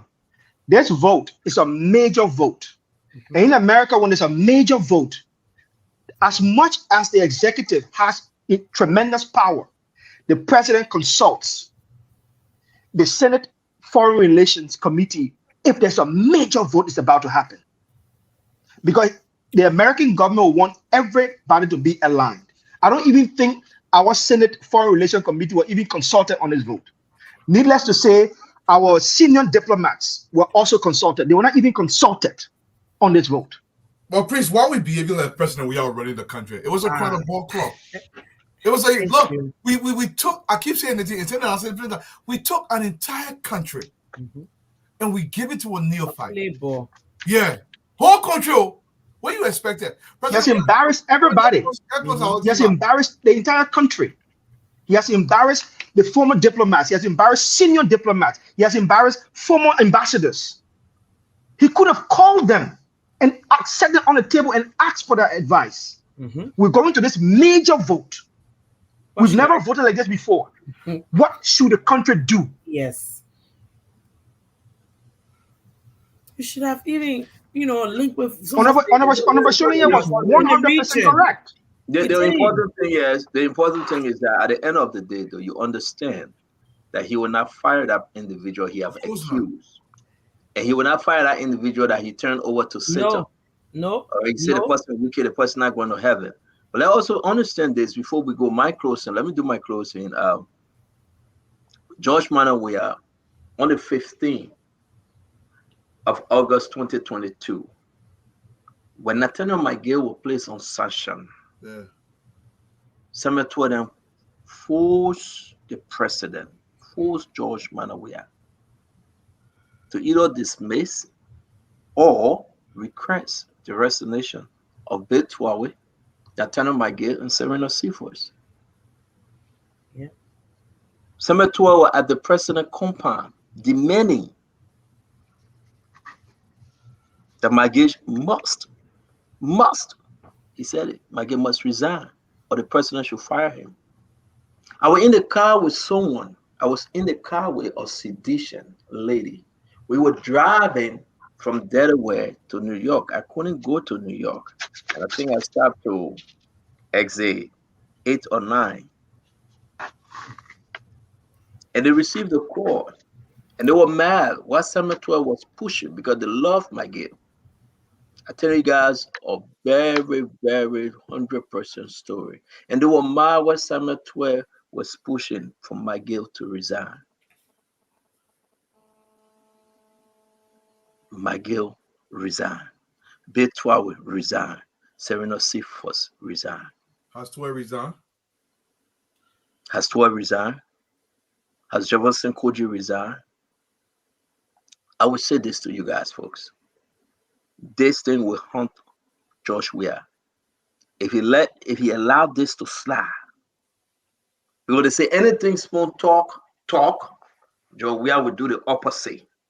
That Joe Weah mojo. Oh, Stanton, don't talk it. If you talk it, he will not do it because it means that he challenging you. Don't talk it. My own, I will talk it because I don't want Joe Weah to do it for him to get double punishment of that which is to come. So if you see me talking it, because I don't want Joe Weah to do it, because of his mindset.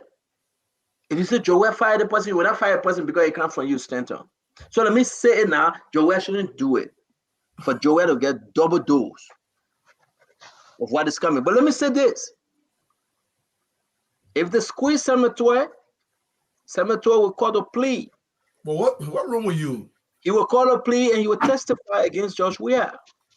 They don't be bad from this country. Listen, guys. Kids. We are not in Liberia, but what we are hearing, Samuel Toy is negotiating a deep cut plea to bring Josh Manawia to book. Yes. Imagine Samuel Toy he had the book. He had everything in his hand. Yeah. He know how much money Joe Weah was taking from Freeport. He know how much money Joe Weah was taking from Commerce. He know how much business, how many businesses Joe Weah get his name on a cover to be receiving his own share. I will say this to you. Samuel Toy will be the snitch. Oh, yeah. And he will tell it all on Josh Manawia to save him, Samuel Toy, and his family. And his family, thank you. He's already talking. How many you know the team out? He's already talking. Yeah. We sat down, we discussed with the people, and we begin to understand that Josh Manawia Wahala will be the biggest Wahala in the history of Liberia. Yep. No loyalty amongst thieves. Don't feel pity for none of them. And you guys going to sit down and say, well, Samuel Toy, don't go. We beg you, don't go, Samuel Toy. Hey, Jefferson Koji, don't go. I was reviewing today, Mr. Dwadu. I received the entire complaint of Jefferson Koji, the reason why they put him on sanction. I will share with you guys. From 2016 to present, I received medical documents on those that Jefferson Koji beat. I received document on Amen. Let me share with you guys. It's in my email. I shared to somebody this time how you got it. I said, don't worry. This thing was presented to the RCC. It was presented to the UN. They were presented to everybody in Congress. They already talking. And these people know, they know exactly what is happening. And I will tell you, it's going to get big and bad for Josh Manawia. Let he allow them to sleep on. Let he allow them to continue to the 22nd. Josh Manawia will facing the full weight of the law. Because our country deserves better. There will be no constitutional line. There will be nothing to say Josh Manawia will be free. Under that provision within the law, you can keep it. But Josh Manawia will facing the full weight of the international law. And he will be so jammed. So jammed, it's not only him, his wife, his brother-in-law, and some of his children. Because what they have on him when you talk about drugs, what they have on him when you talk about smoking guns, arms, and ammunition in the country. What they have on him when you talk about eating the people 25 million, the 11 million for rice, the 16 billion, the first money that was cut out of New York when the government took over, the first money that Samuel Toy, with the instruction of Josh Manawia, went to New York, requested that amount. Don't let us go there. Y'all go ahead and allow Samuel Toy and allow Jefferson Koji to continue the free ride. Yes, you are right. We got but 31 more days to go for Joseph Yeman Barker to take over. And there will be no way, no free ride, no exemption. Josh Mane Fokukla Bakugbe, we will answer. If not to Liberians, but he will answer to the international community for the worst stealing in the history of our country, for extrajudicial killing, that he was involved in as per the allegation, George Manawia will be sanctioned, he will be prosecuted because our country deserves better, and that example will be set to clean our minds of the slavery and the junk that George Manawia brought on our people. What is going to be surprising? What is going to be surprising about this? The fact that his wife will be telling her, George, you now put us in another problem again. The first time all our money finished, now you're going to put in jail now. No. What did you do? You're part of it. What did you do? You understand? What did you do? We are a United States citizen. He was a United States citizen, so it's easy. Don't prosecute them under the United States law. Make it much easier. Don't prosecute them. They will come to America, they will arrest them, but they will just wait. Because you know why? Our people will not just sit there and allow George Manawia to enjoy all the riches he has stolen from the Liberian people, he and his family. It will not happen. It will not happen. Right now, George Manawia, you know what? That kind of precedent. Let me give you guys this one. Y'all come closer. Let me give you guys the one. That car that Fadiga talked about, that bulletproof Escalade. Yeah. That bushmeat. George Manawia didn't go to the dealer to buy from there. That bushmeat. That somebody car, the open car, no fault. The person stole it and kept to Liberia, and George Manawia take it to pay $180,000. He didn't pay the person his $180,000, and the person ready to talk. Stanton, are you saying? I'm hungry. You don't let us start a new show. Stanton, I'm gonna leave us there. No, you can't leave her. You leave. We're going together. I don't do the talking. Wow, stolen car. My head, I can't go to my son program. I wish you not listen, but I wanted to come on the show. Stolen car. George Manawia. That Escalade George Manawia driving, the allegation, if you know what they call bushmeat, that car was never ever bought from a dealership. I have the document, and I will say this for Liberians to hear it. George Manawia is a complete BM. That car he's driving up and down, the new one, most of George Manawia car, they are all bushmeat. We know who all driving bushmeat in the country. They call it bushmeat because we know. Mama, I will say this to you. They send the car that somebody car, the open car, no fault, they lie to the insurance company that they stole the car. They put the car in the container and send it to Liberia. I'll say there. And when you get to Liberia, George Manawia promised to pay $180,000 for the car. He refused to pay the person the money. Your president. That the car George Manawia driving. Our president pay the money somebody 80 or 180,000. That's no money for you want a real story? Y'all let me go in and come back. Let's wait for the mom. You better go home and wait for. I don't want to see. I'm gonna say I gotta go eat. Joe, where's the BM? You know how many cars George Manawia and George Manawia are so dumb because the people that operated with him, they have shared this information. Of course. You know, Honor Madam Salif, the FBI went to Liberia to investigate this information, right? Investigate that Liberian ministers and senators were driving bushmeat. Yeah. No, they reclaimed some of them. They reclaimed some of them. Yep. Yo, what tomorrow? Let me share those some of these documents. You know that Boba Madu, all his 3-4 cars are bushmeat? You know who he got it from? You know lawmakers and driving bushmeat? Keep it for tomorrow. And people can sit out here, they talk about how we are so blessed that George Manawia not in power before. Everybody looking at that Escalade. That's what George Manawia told, and say, all the car you see that presidential car, oh. He was telling somebody, he said, all the car you see that presidential car.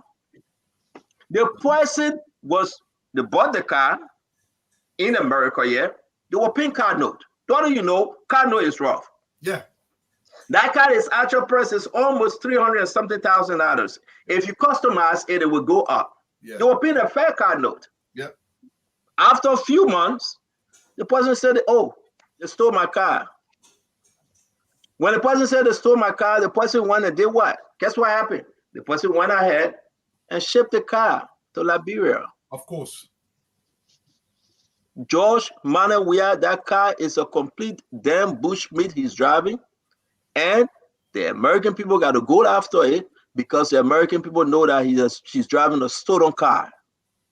And the people know that. He have not paid the person money, $180,000. He have not paid it. And he's driving the person car under the name that I'm the president. I will pay that piggy. I will pay that woman. I will pay that guy. I will pay that girl. This is bad. This is bad for our country. This is really, really bad for our country.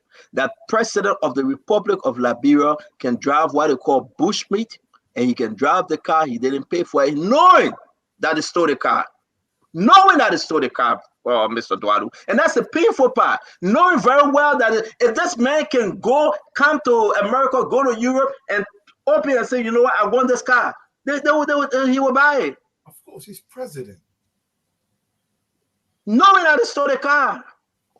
Knowing very well they stole the car, the president decided to take the car. These allegations are grave. These allegations need to be addressed and addressed quickly. These allegations are concerning an American. They are after it. They will question how the George Manawia got a car. The VIN number are there. How stupid can you be? The VIN number on the car. They know which dealership sold the car. How did the car get to Liberia before you bought it, Mr. President? How did the car get to that car? VIN number is the VIN number. They cannot change it even if they try. Why should our president disgrace our country like this? Why should George Manawia drive bushmeat? And I mean, this thing can hurt. And he's stealing all our money on top of it. This thing can hurt. And when we come on the show, then you get some, how you call it? Kakakoputu, what the name? What you did forgot to call the name? Makatu Coco, something he said. Then you want to call somebody Kakamatu, Kakaloko, something. Kokorish. You in the people car that is not yours. You in the car, you stole the car because you're a rogue. You didn't pay for it. You know that's a stolen car. You know that, Mr. President. You agree. You agree. Let's take the VIN number of that car. I dare them to put it up. We'll tell you which car dealership sold that car here in America. We'll tell you who sent the car to him. The middle to that security race, so they will not put it up. I mean, this is bad. The president is driving bushmeat. That's the allegation. If it is true, it is worse in the history. That President George Manawia, president of the Republic of Liberia, bishop of fucking Clown Church, can drive a stolen car. I said bishop of the Clown Church. This is disgraceful. President, you get money, go buy your car, take car note. Everybody here living on car note. Fatima get a new car, she paying car note. I paying car note. We suffer, we hustle, we pay. We don't sell it to Liberia. Other than every day, how can you buy an Escalade that worth over $600,000? You agreed to pay $180, and you didn't pay. Why? Stanton, you turn our whole chat room upside down. The entire Spoon chat room is on fire. No, it shouldn't be on fire. Because you're scared to talk. I worry about Joe. We are. This thing will help us change the system. So when ministers start coming into work on a Joseph Yemabwaka, and I hear that minister Duadu get a brand new car that bushmeat, I would not be afraid of Duadu. So Duadu not know that he would never buy bushmeat. I get two cars in like, bro. I want that bushmeat. I want to get no car in like, bro. I got no car in like, bro. So I'm going to show this. Yes, the car here. I want you guys to pay attention. I'm begging you. This is very, very important. Because if we don't do this, our country will suffer. And no matter who I am, and before I do this, before I forget, guys, hold on, I will show you something important. Hold on. I got to wish my auntie happy birthday. Yeah. Before I do this first, that's my auntie right there. Let me wish her happy birthday. Quick. Guys, forgive me. Let me do this because I have to do this. That's our auntie right there. Who knows who's that? Who that person? Her name is Mary Kanga Dan. Mary Kanga Dan, happy birthday. The older sister of Yombly Kanga Lawrence, Jose, and all of them. We want to say happy birthday to you, my Mary. Dr. Richard and I bring her son again. So we want to say a happy birthday to our auntie Mary Kanga Dan. Happy birthday to you. But guys, let's go back on our show real quick. We will also say this to our sister later at the end of the show. But let's go back on our show real quick. Mommy, I saw that you were leaving, but now you come back because you let Stanton appear on the show. That pure fire. Yeah, I thought Mommy was leaving, but you came back quick. Okay, I want to show you the car we're talking about. This is very important. And if anybody say fine, I will start sharing the information that we got. This is Spoon. Don't ask her how we get this information because this is bad. Mommy, why are uploading it? Can you say something, please? It's shocking to me that the president of the country, I mean, with all the security intelligence he has, I mean, wouldn't do background check on the vehicle he wants to buy. More than that, if he wants to buy a vehicle for 180,000, we have, stood on a lot. You can buy it cash down. Is it that somebody he gave the money to did not deliver? Is he a middleman who crooked him? No, Mama, he knew it was a bushmeat. My biggest concern here is that the NSA director allowed the president to ride a stolen vehicle. But that is the what do you say?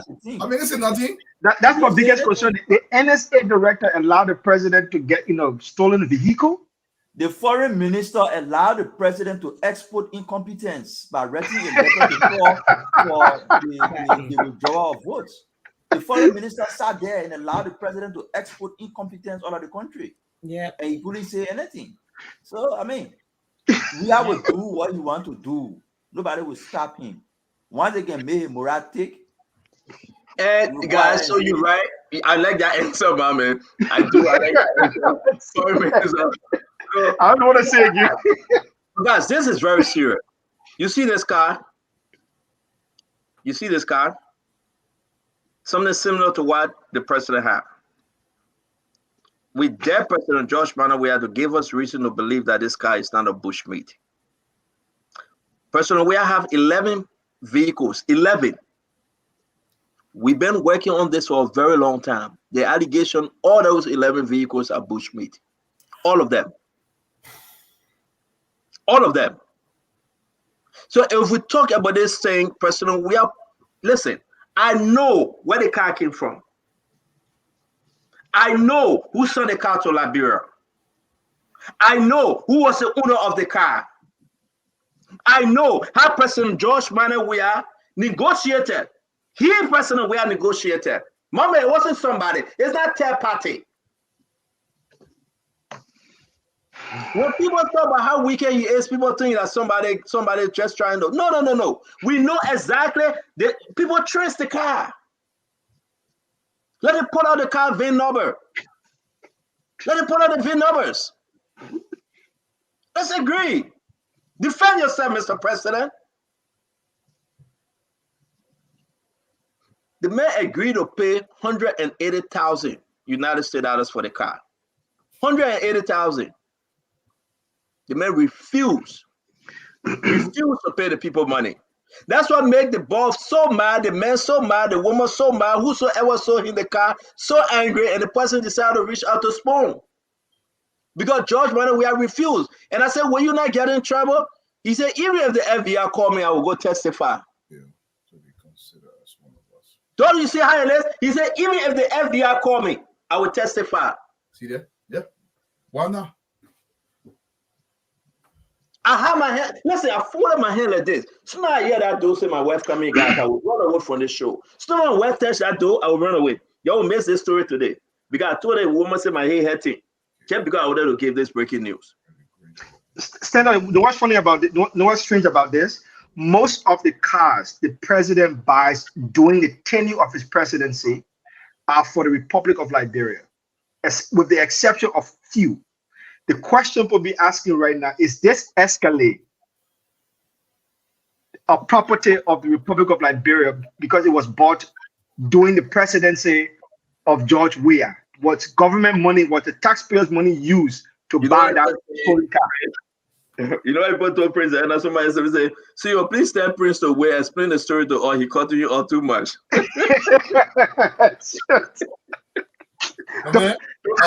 Tomorrow. Yeah. No, keep it for tomorrow. Folks. We got 6 more minutes. Exactly. That's why I got you all. 5 more minutes. We got 5 more minutes. I got to say this last piece. I have to. The reason why we come here to say it now, it's not because we talk about election, but this is bad for our country. Mr. Duadu. George Manneh, we all know this is what he used to do. He's still doing it. And our people sit on the fence to believe that this guy is Mr. Angel. When we begin to release the document to his cars, and not even one, his ministers' cars, when we begin to call name here, trust me, it will be bad for some individuals because we know them. I'm bad. Those ministers and assistant ministers and deputy ministers, the car that they're driving, we know them. Those representatives and senators, the car that they're driving, they are bushmeat. Most of them, they are bushmeat. We know the names. We know the cars. So because I start with President Weah, that escalated. The reason why I'm talking about it, President Weah went in conversation and said, somebody said that my car, I'm not going to go ahead. I will not turn it over. This is my personal car. You are right. You are quite correct. The person that they are so hurt that President Weah refused to pay their money. So they are talking. They are talking. They are talking. The allegation that Bushmeat, they are talking. So my question here is, our president is not only, a being, but he's also an international rogue, stealing cars from people and not paying for it. Echo. But my thing is that I will say this though. Thank God a diplomat left. The person came to me. I didn't go to them. They came to me. They said, Stanton, the president don't want to pay my money, and this is the story. I got the text messages. I got everything they sent me. They said they dare the president to argue with the VIN number on that car. They know where they bought the car from. And you know who actually helped us send it? That's somebody that was with George Weah before that got in trouble, that the person doing the same with it and did it for George Weah. Stand up. Why are you laughing at this thing for? We have one tow truck driver in New Jersey. Yeah?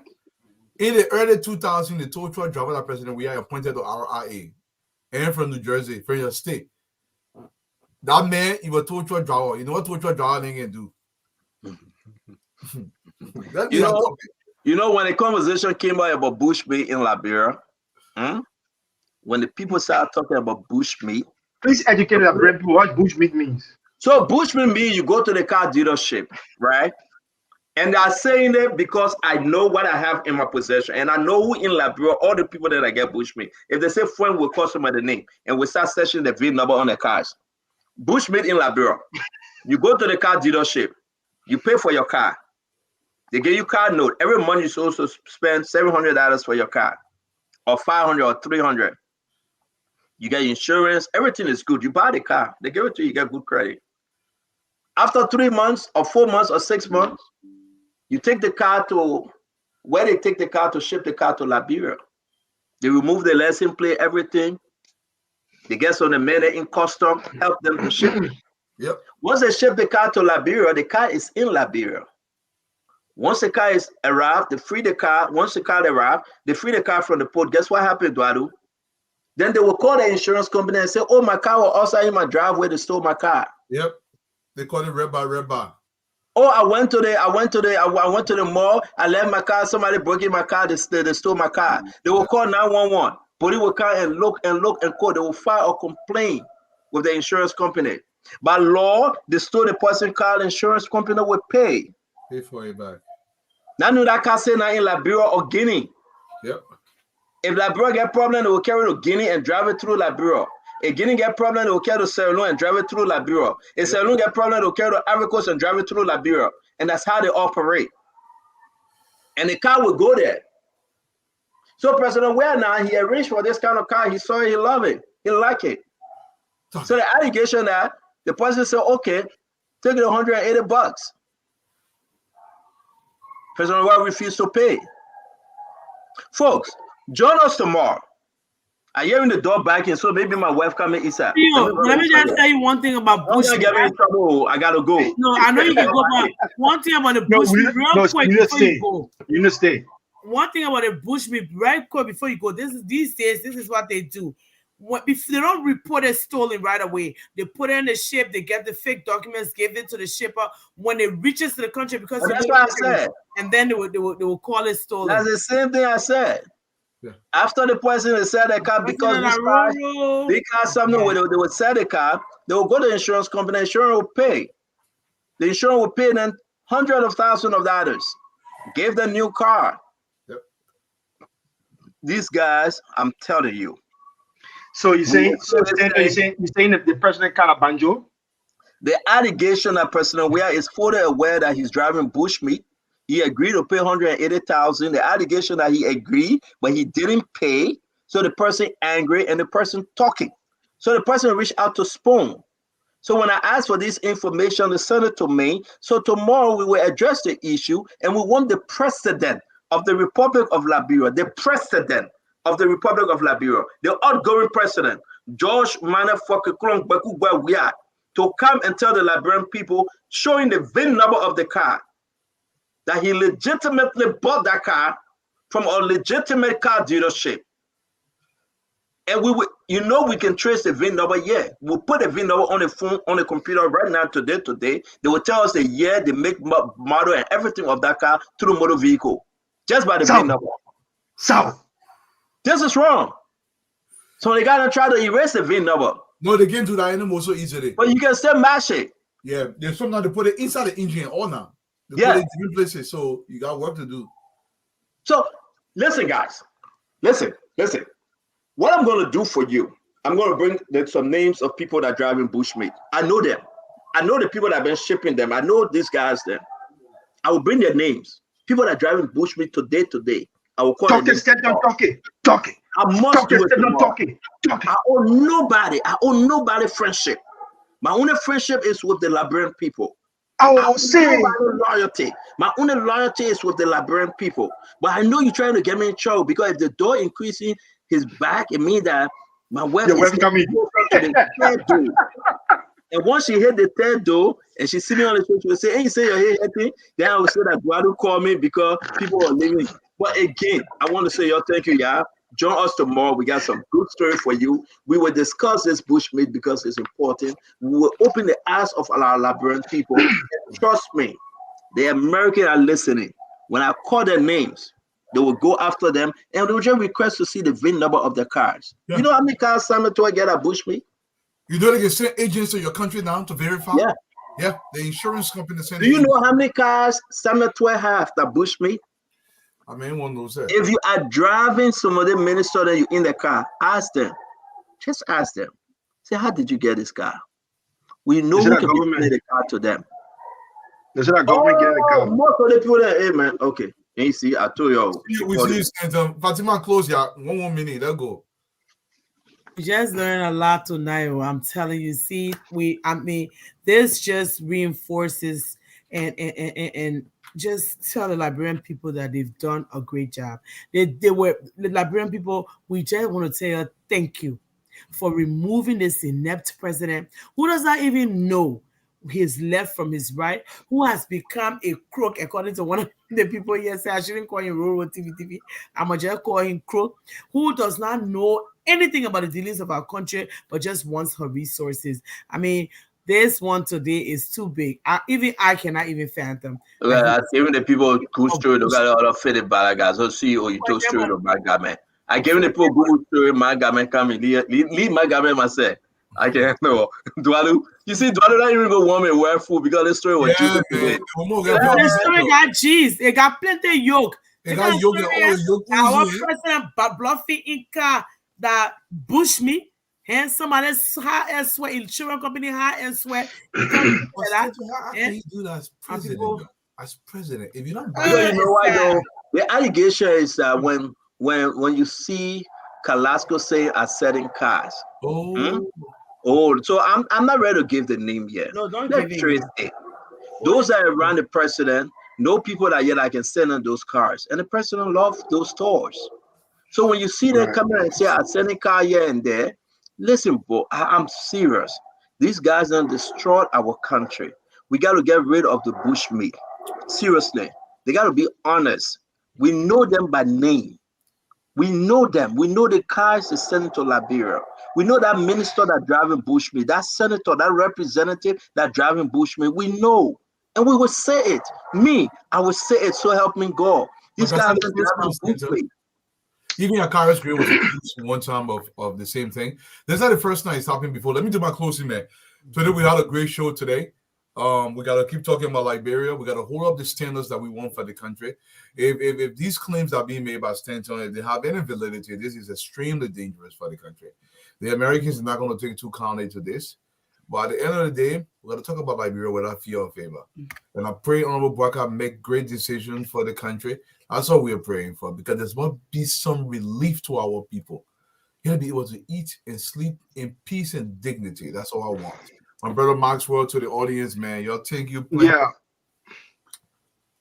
To our audience today, I'm going to speak to our audience in the chat room. Guys, I read some of your comments. You guys are funny as crazy. That could make me laugh. Thank you all for spending time to put your comment, good or bad, serious or funny. Thank you all for coming on Spoon and putting your comments, putting your opinions. For me, I'm a Democrat, good or bad. I respect that. You're never going to hear cross word from me, whatever. Thank you all so much. And please, as Stanton will always say, please share this show more and more and more and go out there. Today was, at the end of the show, was very funny. As you all see me keep laughing. Yes, you're tired calling me Moniba now, Dr. Moniba now. You're calling me diplomat now. No problem. I will still take it. Okay, guys. Thank you. Thank you, guys. Great show. Great. I mean, our Liberian people here, thank you so much for always coming out and making Spoon one of the best shows around. Thank you. And Prince, all of you, thank you for the information. Can you imagine the president of our nation, I mean, is buying bushmeat and not even paying the buyers to keep them? It's a shame. We thank you guys so much. And all of you who say you like my haircut, I will keep it. Thank you. My sister Mariam, who just got married, Mariam Sharif Toure. Thank you so much. Congratulations on your wedding. Thank you, all of you. Thank you, Prince. Ciao.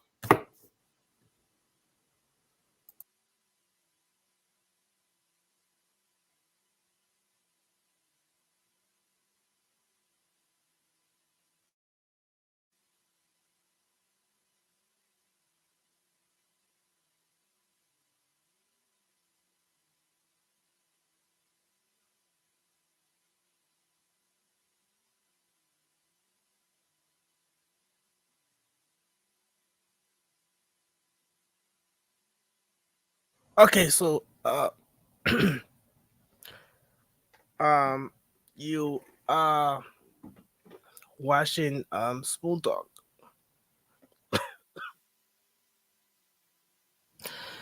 Want to say welcome in case you just joined us. This is Spoon Talk. We are live across the Spoon Network, and thanks to you for joining us on the program here tonight. We want to say thanks to all of you for joining us on the program tonight. To all of you who have been following via the online platforms, Spoon Network, maybe Spoon TV, Fabric TV, Super TV. We want to say thank you for being here with us. Those of you following via the Spoon FM, Fabric FM, and Super FM. We say thanks a lot for following as well. We will be back tomorrow with another edition of the program. Until that, have a good night, and I'm Nelson Colette. Bye-bye for now.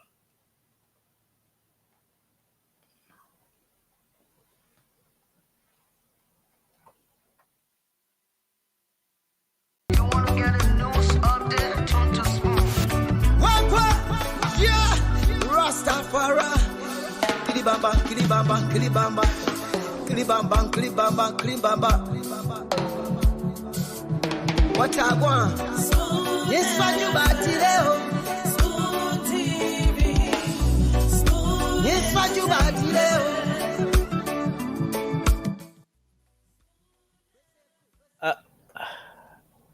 Okay.